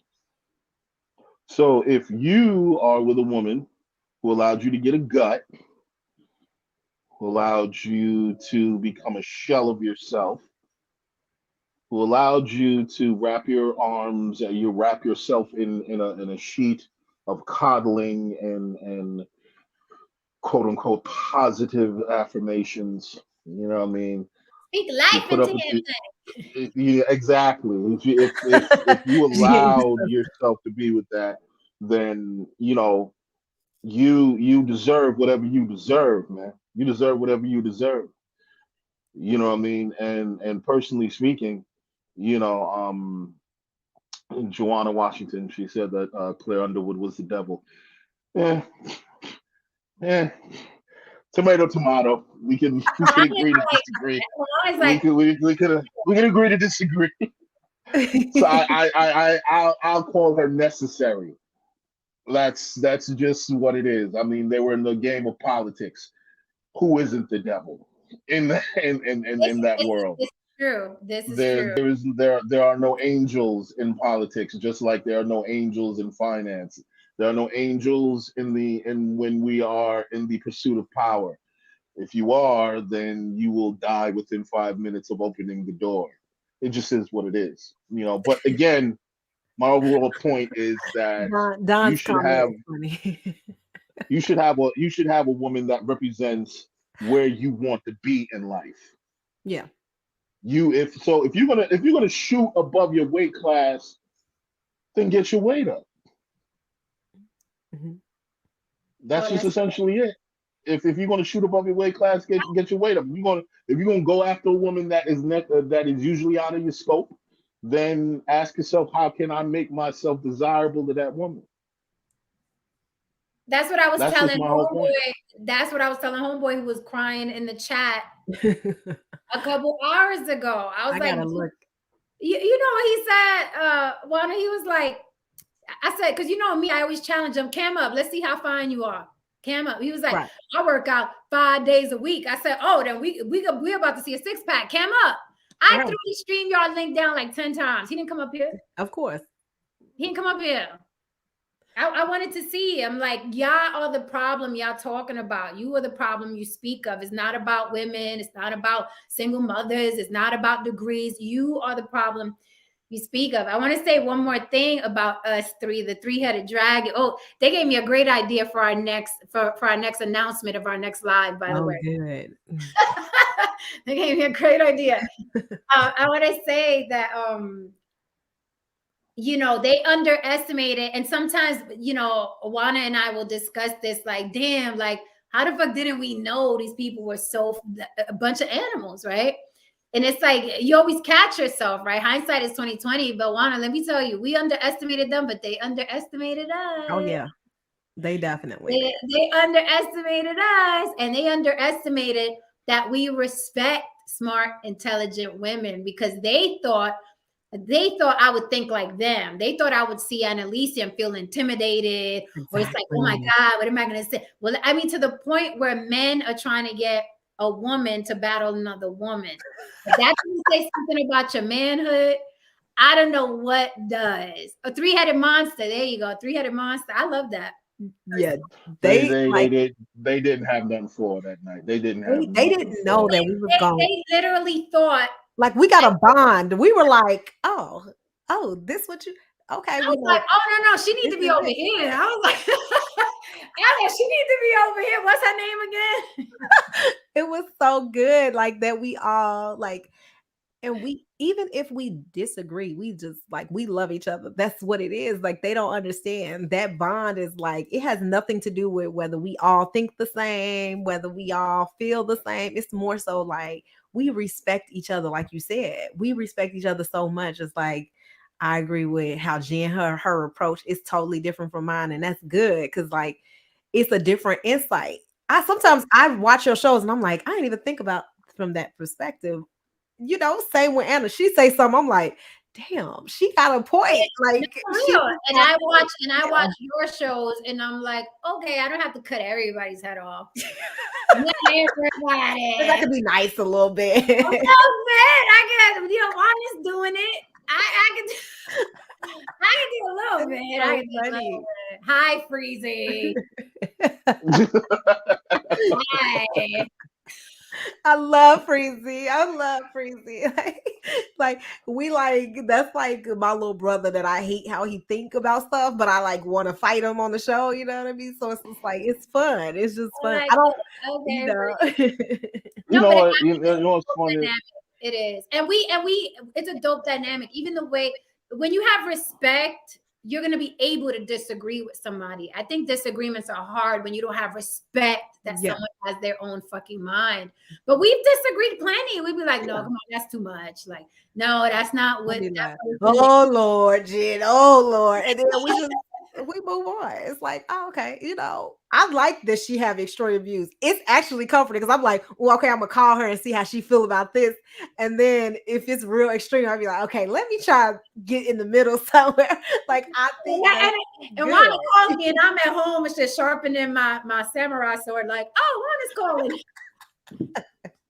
Oh yeah. I mean, listen, you taught me Wanna like how I have to give zero fucks about some things because I do feel like I care too much about some stuff, and you be like, girl, stop. Like they don't deserve that. Like you're right. You know what I'm saying? I'm like, you're damn right. So it's insightful. It's good to have people who have. It's refreshing too. I'm like, I thank them for that. Thank you for creating the three-headed monster. We rock. I love it. Am I in the center? Yeah. I want to say, you know, I grew to have tremendous respect for Freezy. Even though he and I bumped heads in the beginning very, very wickedly.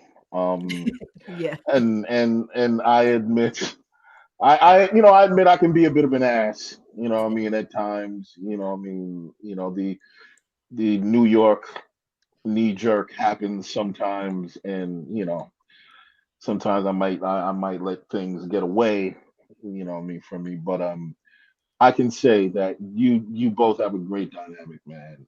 He's you know, he seems like a good dude. He seems like a great guy. I don't know him, you know what I mean, but he seems like a great guy and a great partner for you to have in these spaces. I love that you and Freezy kind of work through y'all thing because I feel like people needed to see that because y'all both kind of had like conflicting opinions, and then y'all just got together and was like, okay, y'all still think differently about a lot of stuff, but y'all just respect each other on another level. And even though y'all disagree and y'all be calling each other out, because I be calling y'all out like, no, I gotta disagree with y'all on that now because that's it's like it's fun because we not echo chambers. Like I agree, like I don't want to just be on Jen panel and agreeing with everything Jen say. Like she wants me on the channel because I have a different opinion from her, and that's what makes it fun. Because like, who cares if we all agree? Like, I'm like, yeah, Jen, everything you say is 100% right. It's like, well, I don't know, I feel differently about this part, but whatever. So like, I think that's what's great about these spaces. So I like that y'all was able to do that. I'm a debater, so I enjoy debate, whether it's ladies up here or men up here. I enjoy dissecting, and I need my people to say that's too much, Jen. Like put the samurai sword down. I'm like calm down. It keeps me, you know what I'm saying, in line with certain things, because I'm like, hey, chuck them off that cliff. It's 300. Chuck them, chuck everybody. But we don't always get it right. We content creators, we make mistakes. Like no one gets it 100% right. We're humans. We say some stuff and then we later think about it and be like, well, yeah, maybe I ain't think about it in that way. Like that's what we do in these spaces. It's like we evolve, you change, you might not change, you might be the same forever. It's just it's how it goes. People need to respect the journey and the process. And I think that we should have the freedom to do that. Like in real life, we have jobs and we get along with this coworker this day, and then it's like, oh, I don't want to mess with them no more. We build friendships and the friendships grow apart. It doesn't always have to be negative. She could have moved to Wyoming. I could still, you know what I mean? And we should have the room to be able to do that without getting doxxed, without getting berated. We should be able to say, I'm not messing with your panel no more. I don't really like what's going on here, and not be harassed for the next 3 months. Like, that's not how it Like, should. I just don't want to work with you no more. Do I gotta be like my family has to be destroyed? Right. Not completely destroyed. My career has to be destroyed. Like, now I'm ugly. Now it's like I just don't want to rock like this. Like, what is wrong with y'all? Like, what do you not know how to take rejection? It's just a simple, oh, okay, no problem. You moved on. I was nice. I even left with like, you welcome on my panel. I'm not messing with that over there. Exactly. And I became all kinds of things. I was like, you know what though? I respect this is one of the main reasons why I respect a lot of you content creators right now, and a lot of you agreeing. I was having a conversation with somebody, and it's the show that you had about comedians, Jen. Oh, You I love yes. that. Yes. I'm a big supporter of comedy and comedians. I love comedy. I mean, my support of comedy goes back to about Can somebody help me? I like might put y'all back up here. what happened? What happened? You moved us? Oh my goodness! What did you do? What You gotta move did you just do? I was trying. Oh my God. Content Actually, I need to learn how to do this, because you know what? You can have people on your panel and not show their video just in case they try to do some weird stuff. You know what I'm Let saying? me tell you, when it's somebody I don't know, I literally keep the cursor on the kick from studio. Yeah, me too. I'll be like, I don't trust people. I don't trust people. Oh Remember my that goodness! nut that I had up here that time? That girl, that nut. The cursor was on. Yeah. I was cracking up. Like, what is going to happen on this show? Like, Okay, seriously, how I get y'all back though? Because I'm not. I don't know.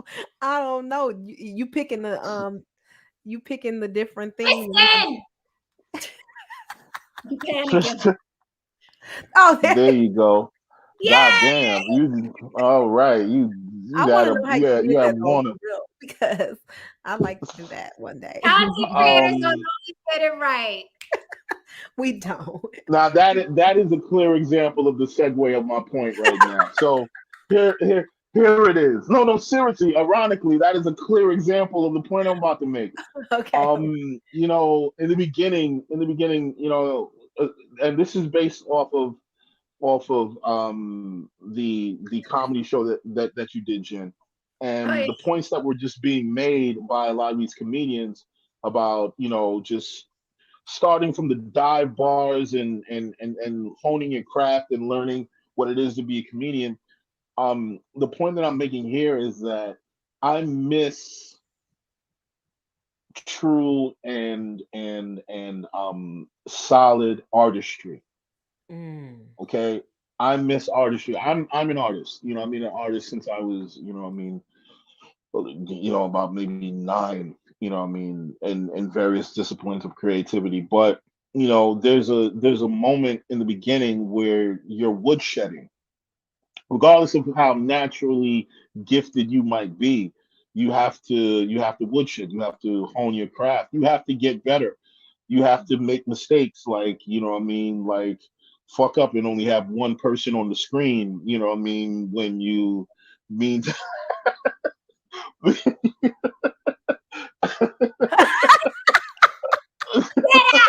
What you not gonna do you got to do things like that in order to understand the tools that you're working with and what's happening.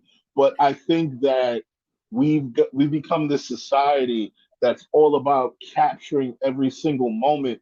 People are afraid to show those moments when they might trip and fall or do something that's not necessarily dope, and with the end goal being the best that you can be.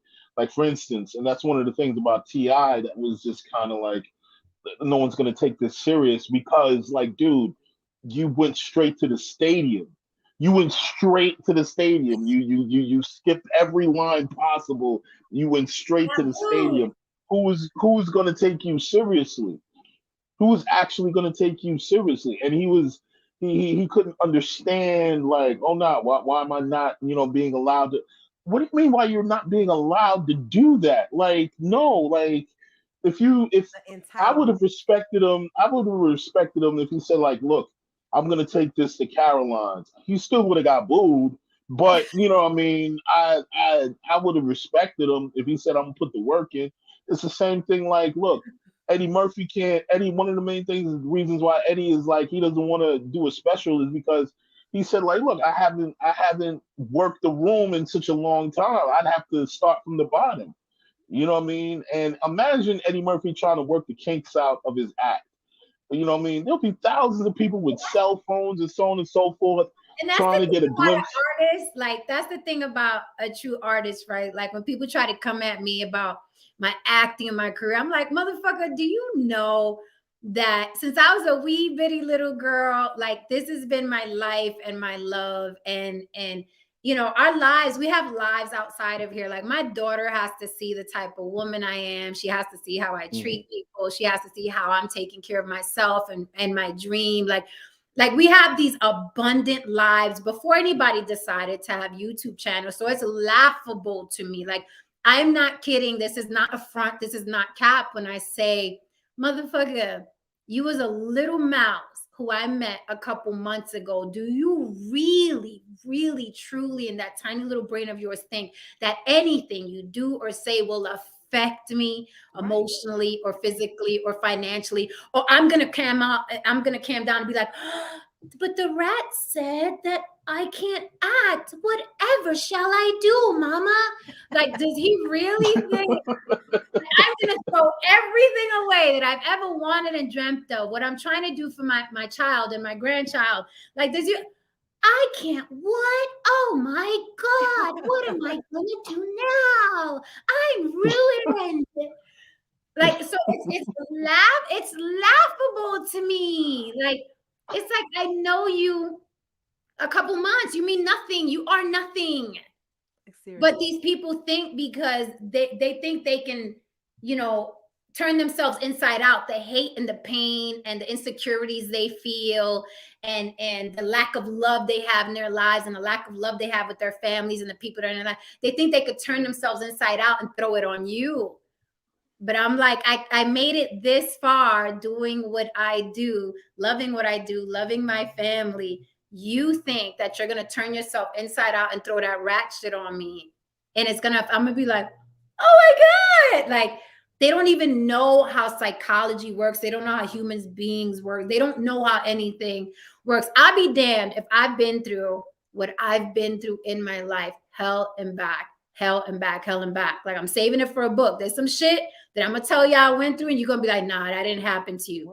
I got the proof it happened. So you think that I got to 48 going through hell and back, and at the age of 48, oh my God, this guy on YouTube said that I'm ugly. Oh my God. Knowing damn well that ain't true, but it's over for me. It's over. So it's funny to me. You don't look like none of they grandmas. I'm gonna tell you that. It was laughable to me. It was a spectacle to me to watch the people say, I'm gonna destroy you. You're gonna be depressed. Who the fuck says that to somebody? I'm gonna make you depressed. You're gonna run from YouTube. Meanwhile, back at the ranch, motherfucker is like, I was with the Boy Scouts for 3 years. I have 2 degrees. I'm like, talking all soft, like, that's so weird. Why do people want to destroy? Like, what kind of mentality is that? I guess we talked about narcissists, but what's that mentality? Because I don't even think like that. Like, oh, I can't wait to destroy these people. Like, I guess I don't naturally have hate in my heart. I guess you need but that's what it is. Like, you love yourself, you love your family, I'm happy in life. I don't know. I don't want to ruin people's life. And how the fuck do you make somebody depressed? Who says that? Like, how does that even, like, I had to sit there and think, can you make somebody depressed? How do you make somebody, can I make somebody depressed? Do I have that? Like, it's like, who are these people? But again, we live and we learn. I didn't know what this YouTube shit was about. Like, I had a bunch of subscribers. I wasn't doing shit with them. I was just like, let me go on here and give my opinion because people said I should give my opinion on a platform. I didn't know what the fuck this was. I was like, wait, you can make money? Well, let's make some money. So I didn't know. You're doing so I had no idea that it was gonna come with this filth in this. I was like, and I was telling Juana, I avoided these derelicts my whole life. Born and raised in the Bronx, moved to the South Bronx, did everything you could possibly imagine some sort of criminal act a Bronx girl can do. Okay, been cuffed a couple times, right? And I survived the Bronx. I survived this industry with avoiding the casting couch. I've survived so many things. I've survived family. I've survived deaths. I've survived murders. I've survived my dad being in jail. I've survived so many things, right? You think I'm not going to survive some poop-up bitch twerking on a couch? I don't know. Like, do we look like we pretty little? It has to be, maybe we seem like we're just so dainty that we can't take the heat. I don't know. We too cute. That gotta be what it is. We too cute. They forgot you from Chicago. They forgot you from Chicago. Not even just that. I'm from Inglewood, which is even worse than just being from Chicago. Like, that's even worse than saying that. It's like, ooh, Inglewood. Ooh, whoa. No, everybody knows what that is, you know. No, listen, you gotta see Juana when she would catch Juana at the end of her stream when she good and tired. Yeah, I'll be right. Oh, yeah, the slang and the accent definitely zero comes tolerance out. for people, don't I? I'll be like, everybody at the end of Juana's stream, I'm like, well, time to go. Juana is taking everybody's head off. A black mama. She turned into a black mama. Then it's like, all right, we gonna cut this out. We gonna cut this out. Y'all gonna go to went bed. off on somebody in my chat, that was commenting today, and she was complimenting me, but I didn't know. So I was like, oh, I'm tired. I'm sorry. Because it was like, I woke up and I saw it. I was like, what's she saying? Like, I went off and she was like, no. I was saying something like nice. I was like, oh, I'm sorry. My bad. You put this away. I said I was in sleepy mode. I was in sleepy mode, and so I gotta wake up. I'm sorry, sweetie. Yeah, it was so funny though. But yeah, I'm talking about my mic. I didn't even order it yet. Don't come for me. I thought you ordered it. You said it was coming. I thought it was, but it's not. I have to get something else, and they get it. And then Where you buy it from? Where you buy it from? I'm gonna order it from. I was gonna get it from somewhere else. But now I have to order it from Amazon because it's somewhere else ain't gonna work out. So I'm gonna order it from Amazon. That's where I'm gonna get it. Yeah, because Amazon gonna. See, man. AJ is cracking me. Shit, that baby steps. AJ cracking me up. First of all, I'm not trying to be the sound guy. I'm not trying to be the engineer giving out advice like that. But we gonna get you together. We gonna get you together. I promise y'all, I'm gonna get there. You gonna see me with my mic. It's gonna look so beautiful. It's gonna be right here, and then y'all gonna get off. It's the same one you wanted. It's the same one. It's the same one you wanted. Yes. Same one? Okay. My angel mic. Yes. Okay. I'm gonna. Okay. I'm gonna do some stuff. Look at Annalicia. Your ear must have been Anna talking about you. Yeah, she missed. Did you miss our story about her? She missed our story. She got to rewind so she can hear what we said about her. And I was saying some horrible things about Annalisa. Absolutely terrible and horrendous. She knows that's not true. She knows that's absolutely terrible. Don't you know people tried that with us already? We're He's talking about AJ so silly. He's going off. AJ, I hope you heard my shout out earlier to you. AJ and I were supposed to be on the panel for like a few times. He was supposed to show up. Man. I guess that's my brother. I'd love to have him on the panel, have a conversation with him. Listen, Saturday, Chef, since you're in the room, and Alicia, since you're in the room, Haran, Juana, Saturday, I would like to do a flying monkey episode because there's a lot of emphasis and talk about narcissists, but these narcissists cannot do what they do without the flying monkeys. Yes. If you've ever heard of flying monkeys, Google flying monkeys regarding narcissists, okay? They're literally the flying monkeys from the Wizard of Oz that used to go do the witch's bidding. Okay. You have to look this up. Let's talk about this on Saturday. Let's call these flying monkeys out. Let's call out the psyche, the pathology of the flying monkey, and why they gravitate towards these narcissists. No one ever talks about the flying monkeys, but the flying monkeys are the fuel to the narcissists, especially in these spaces. So please, let's do Saturday because I know Annalise. What time, girl? Because you know. What time? What you decided? Because I know you be going on your little dates. So I'm gonna go. So my anniversary next week. So we're gonna be chill this week. So I'm not doing nothing this week. So we gotta catch you this week then. Yes, so this week is good because next week is my anniversary. So I'm be missing in action on that week. But yes, this week is good. Cause I be hitting up Wanna be like, we're playing with each other's toes now. And I'm like, hey, whoa. We don't. Y'all save that girl talk. Save the girl talk when y'all talking to each other. They don't like me to hear that, man. With my girls, I be telling them, like I'm getting hit from the. No, I'm just playing. That's true. Oh, that's true. For see real, what I'm saying? Listen, Krista, that's true. Like I'll be doing the shop with the grocery list, and my daughter be like, "Mom, just type it in the phone," and I'm like, "And not use a pencil." I'm like, I'm still like writing shit down. Yeah, because I like to use the notes on this. She's right. You need to use the notes on your phone. I know. It's funny. This like $1,000 phone. Literally, all I do is call and send an email with it. Mind you, it has like 55,000 little, quirks and bells and whistles that you could do. And I'm like, no, does it ring? And can I hit send on an email? That's all I need. I'll be like, so the like later, if you do it later in the evening, that'll be good. Cause then let's do it later. Yeah, let's do it then. Let's do it then. Like I'll be able to log in. What time? And then what time? Let's do it later. Let's do, y'all want to do like 7 Eastern, your time? 7, you want to do 7 again, or you want to do, we could do even later because it's Saturday. You want to do 8 Eastern? What Chef, what time are you good on Saturday? What time is everybody good on Saturday? You want 8 Eastern?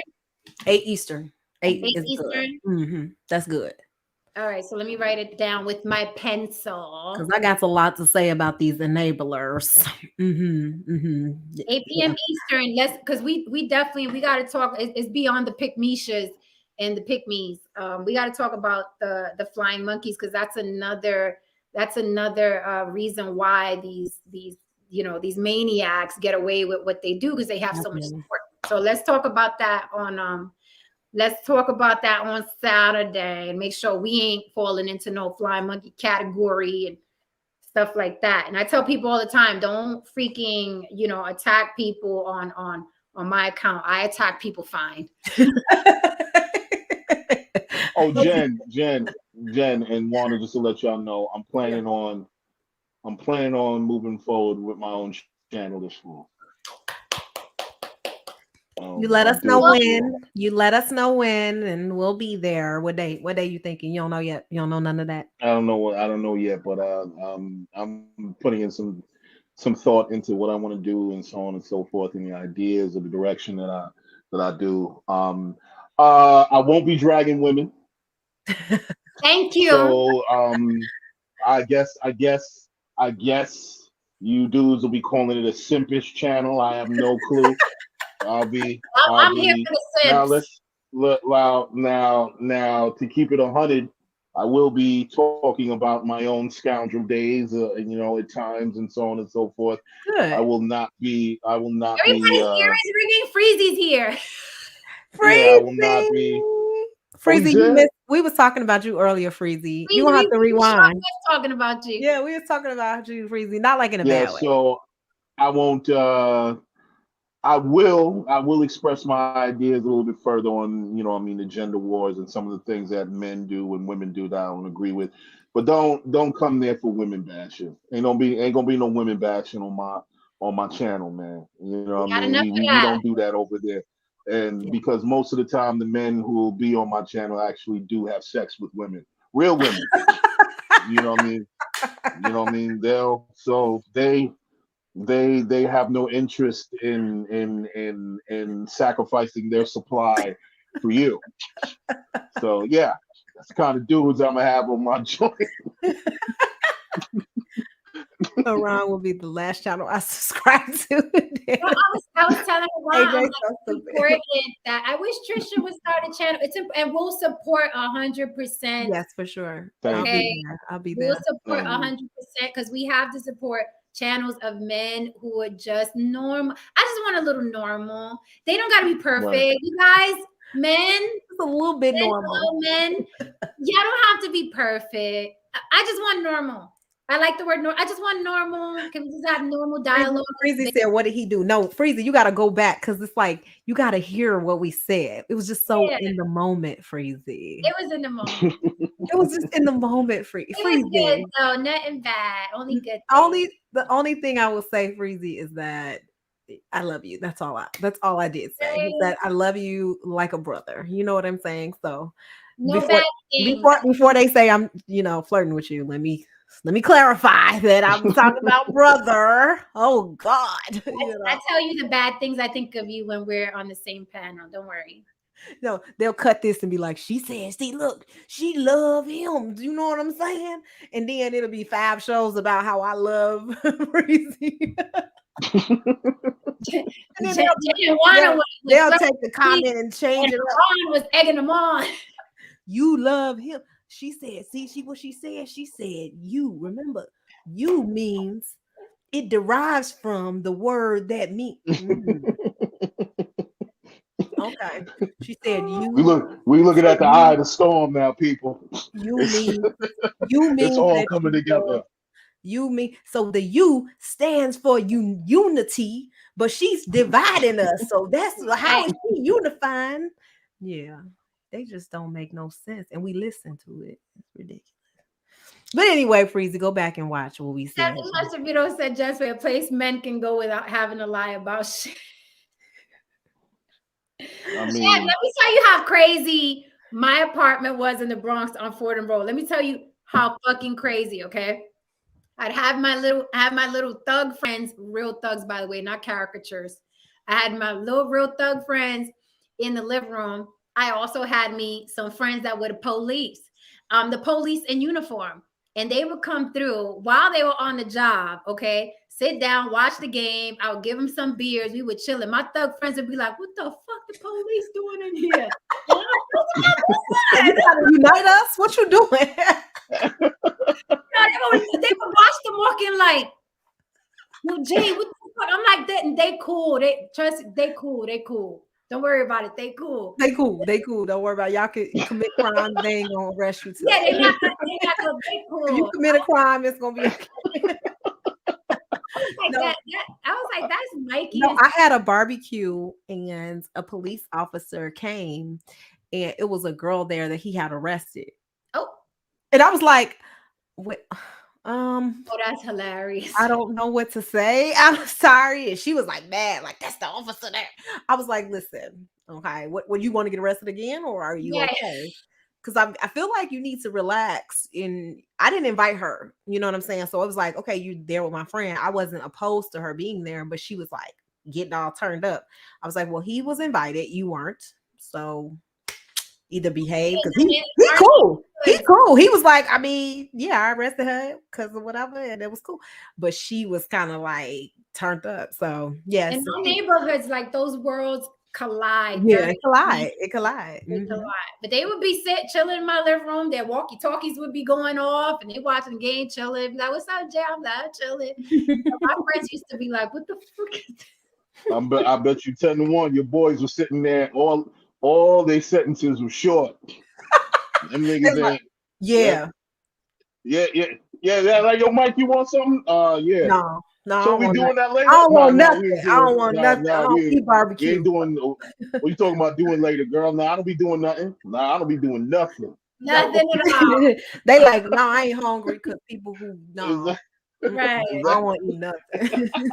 Man, The crazy shit is that they were in uniform. They weren't even like the narcotics. Like they were in full blown. Why did they come with that uniform? That's scary. Because they were working. Oh, they was working. They They came. were literally working. They would stop by to check on me, be like, "Yo, how you doing?" I'd be like, "Come upstairs." They in their I ain't gonna uniform. lie. No, I'll be like, nah, I can't. Nah. We gonna chill. So my daughter, like you asked my daughter her upbringing, she'd be like, "Yo, my mom literally had an island of the weirdest people just coming through it." It's true. It is so true. Then I tried to get the room. Everybody was cool. I was like, "They cool. They worried about you. They cool. They cool." And I ain't gonna lie, Jen. If I was in that kind of environment, my biggest nightmare would have been somebody's description on the radio coming over, and I fit the description, and I'm sitting there.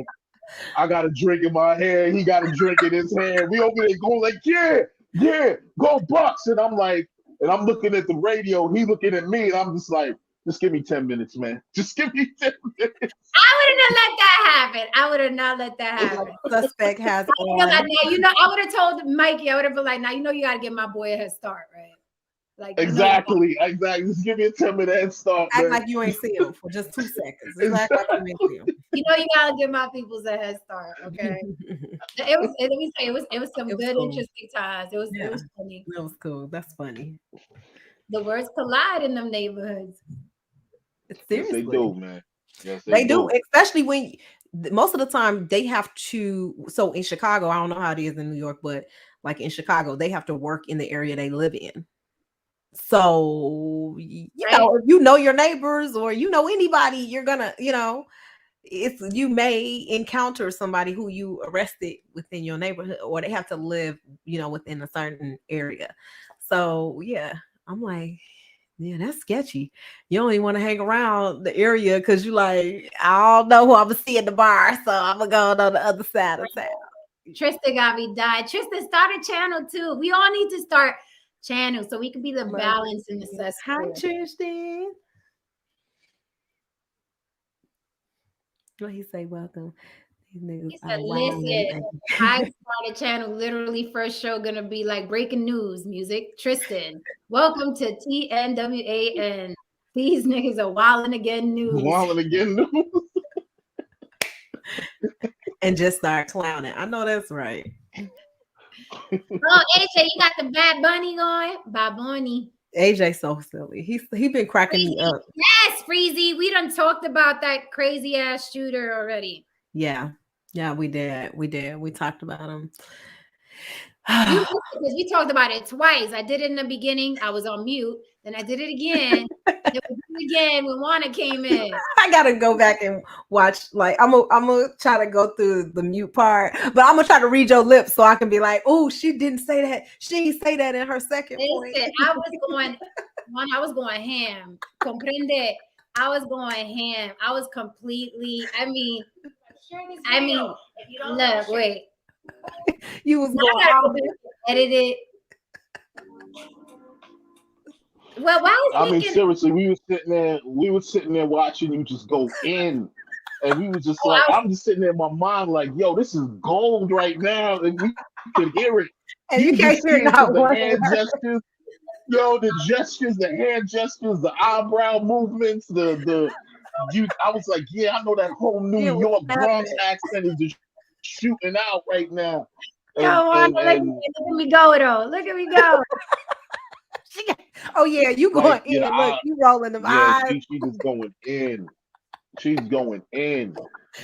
She's going in. It made me laugh. It made me laugh because they were all like, "Your sound." I felt like everybody was yelling at me. People were calling me on the phone. You know what would be dope, Jen? Yo, Jen, you know what would be dope?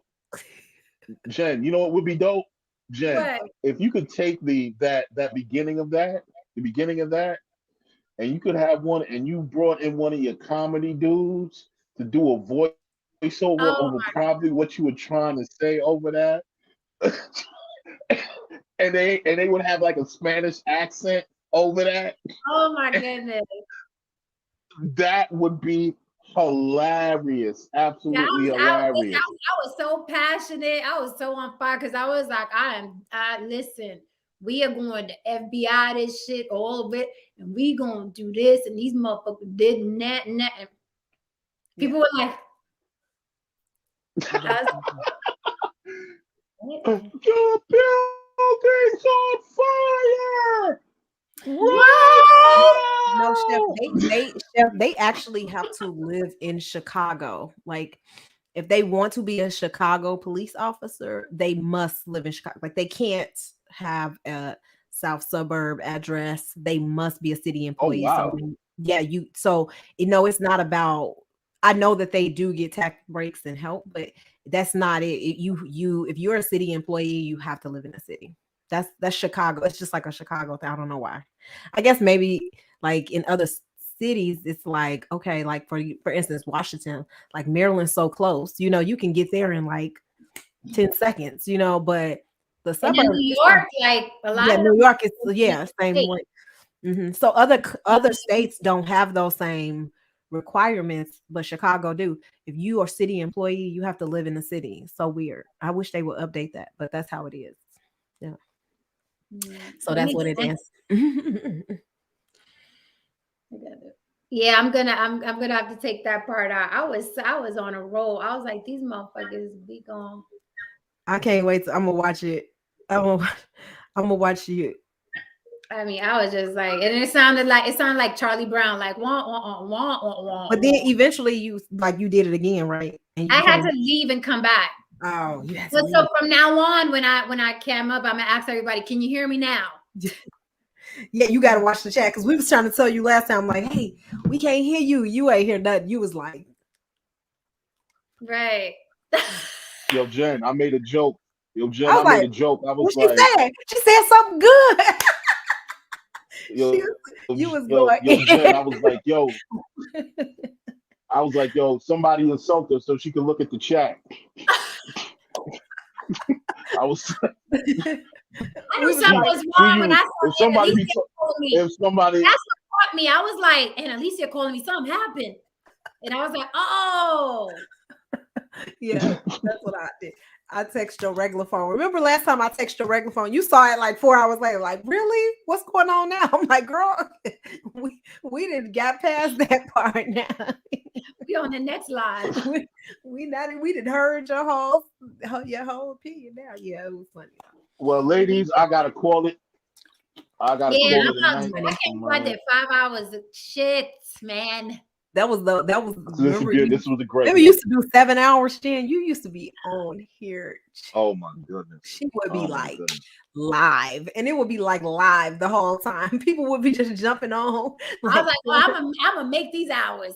I'm gonna make these. You got it. Like as soon as I was ignorant to how this YouTube thing worked. When people were like, oh, you need a certain amount of hours, and I checked, I said, oh, okay. I was like, here we go. Nice. All right, yeah. So we out. Let's come back Saturday. I'll do the thumbnail.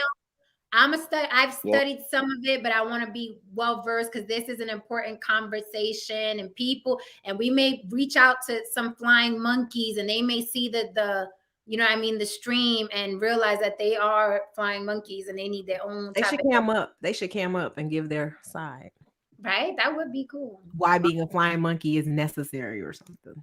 Yeah. Right. I'll see if I can find some from here to them. Yeah. Imagine you're a cop in Chicago and yes, like how much are you at? All right, guys. So I love you all. Thank you for accepting my passion on this subject because I was going off. When y'all finally could hear me, I went off. I'm still passionate about it. Protect the women in your lives. I like the way Joanna put it. Make sure the women in your lives are just able to be safe in their environment and have their voices heard, okay? We ain't hurting nobody. We're just giving our opinions, and we should not be abused for giving our opinions, okay? And if it gets really, really bad, I already told y'all what the hell to do. The FBI is waiting for these monsters, okay? And they want their cohorts and their panelists and their chat. They want everybody. Trust me when I tell you, they want all of them. And after this horrific crime on the subway, they really checking for these cats. So let's see if we could keep the streets safe for the ladies, okay? We could take care of ourselves, but we still need the gentlemen in the house and in the building. Start your channels if you haven't. You know we will support. And I think we are a beautiful balance. We ain't perfect. We don't always get it right, but we are a beautiful balance to what the fuck is going on in these streets, okay? And our kids are watching. Our kids are coming up after us, and this is the world we are going to lead them. So, pongo ho. Okay, that means. All right, man. Thank you, Haran. Thank you so much, Juana. You already know Always. I'll hit you behind the curtain. AJ, Chef, I will see you guys Saturday. Freezy, come back Saturday. You hella late waltzing in here, like fashionably late. Tristan, I see you. I'll hit you on the back end. Joanna, thank you so much for that comment. Luis Conyer, see you next time. Ill Doctrine, you want to come up? I'll wait for you. You want to come up? I'll drop the link. You ready to come up? We ain't gonna hold our breath, but we gonna wait. We gonna wait. All right, guys. So Saturday I'll have a very funny I'll have a funny little promo for us since it's gonna be Juana and Alicia and I'll have a funny promo for y'all coming up. Three-headed monster. Yeah. I can't wait. All right, guys. I'm out. Good night. Good night. Good night. Bye. All right, guys, that was another one. Hit the like and subscribe on your way out, okay? Talk to the ladies in your life about what we spoke about here today. It's very important. If you missed it, rewind. Never mind the beginning where you can't hear me and it's muted and muffled. I'll cut that part out of it and start the video where it's supposed to be, where you hear my voice. But if you're going to rewind, make sure you fast forward to the part where you can actually hear my voice clearly. Okay. Good night, guys. Talk to you later. Saturday. Sábado.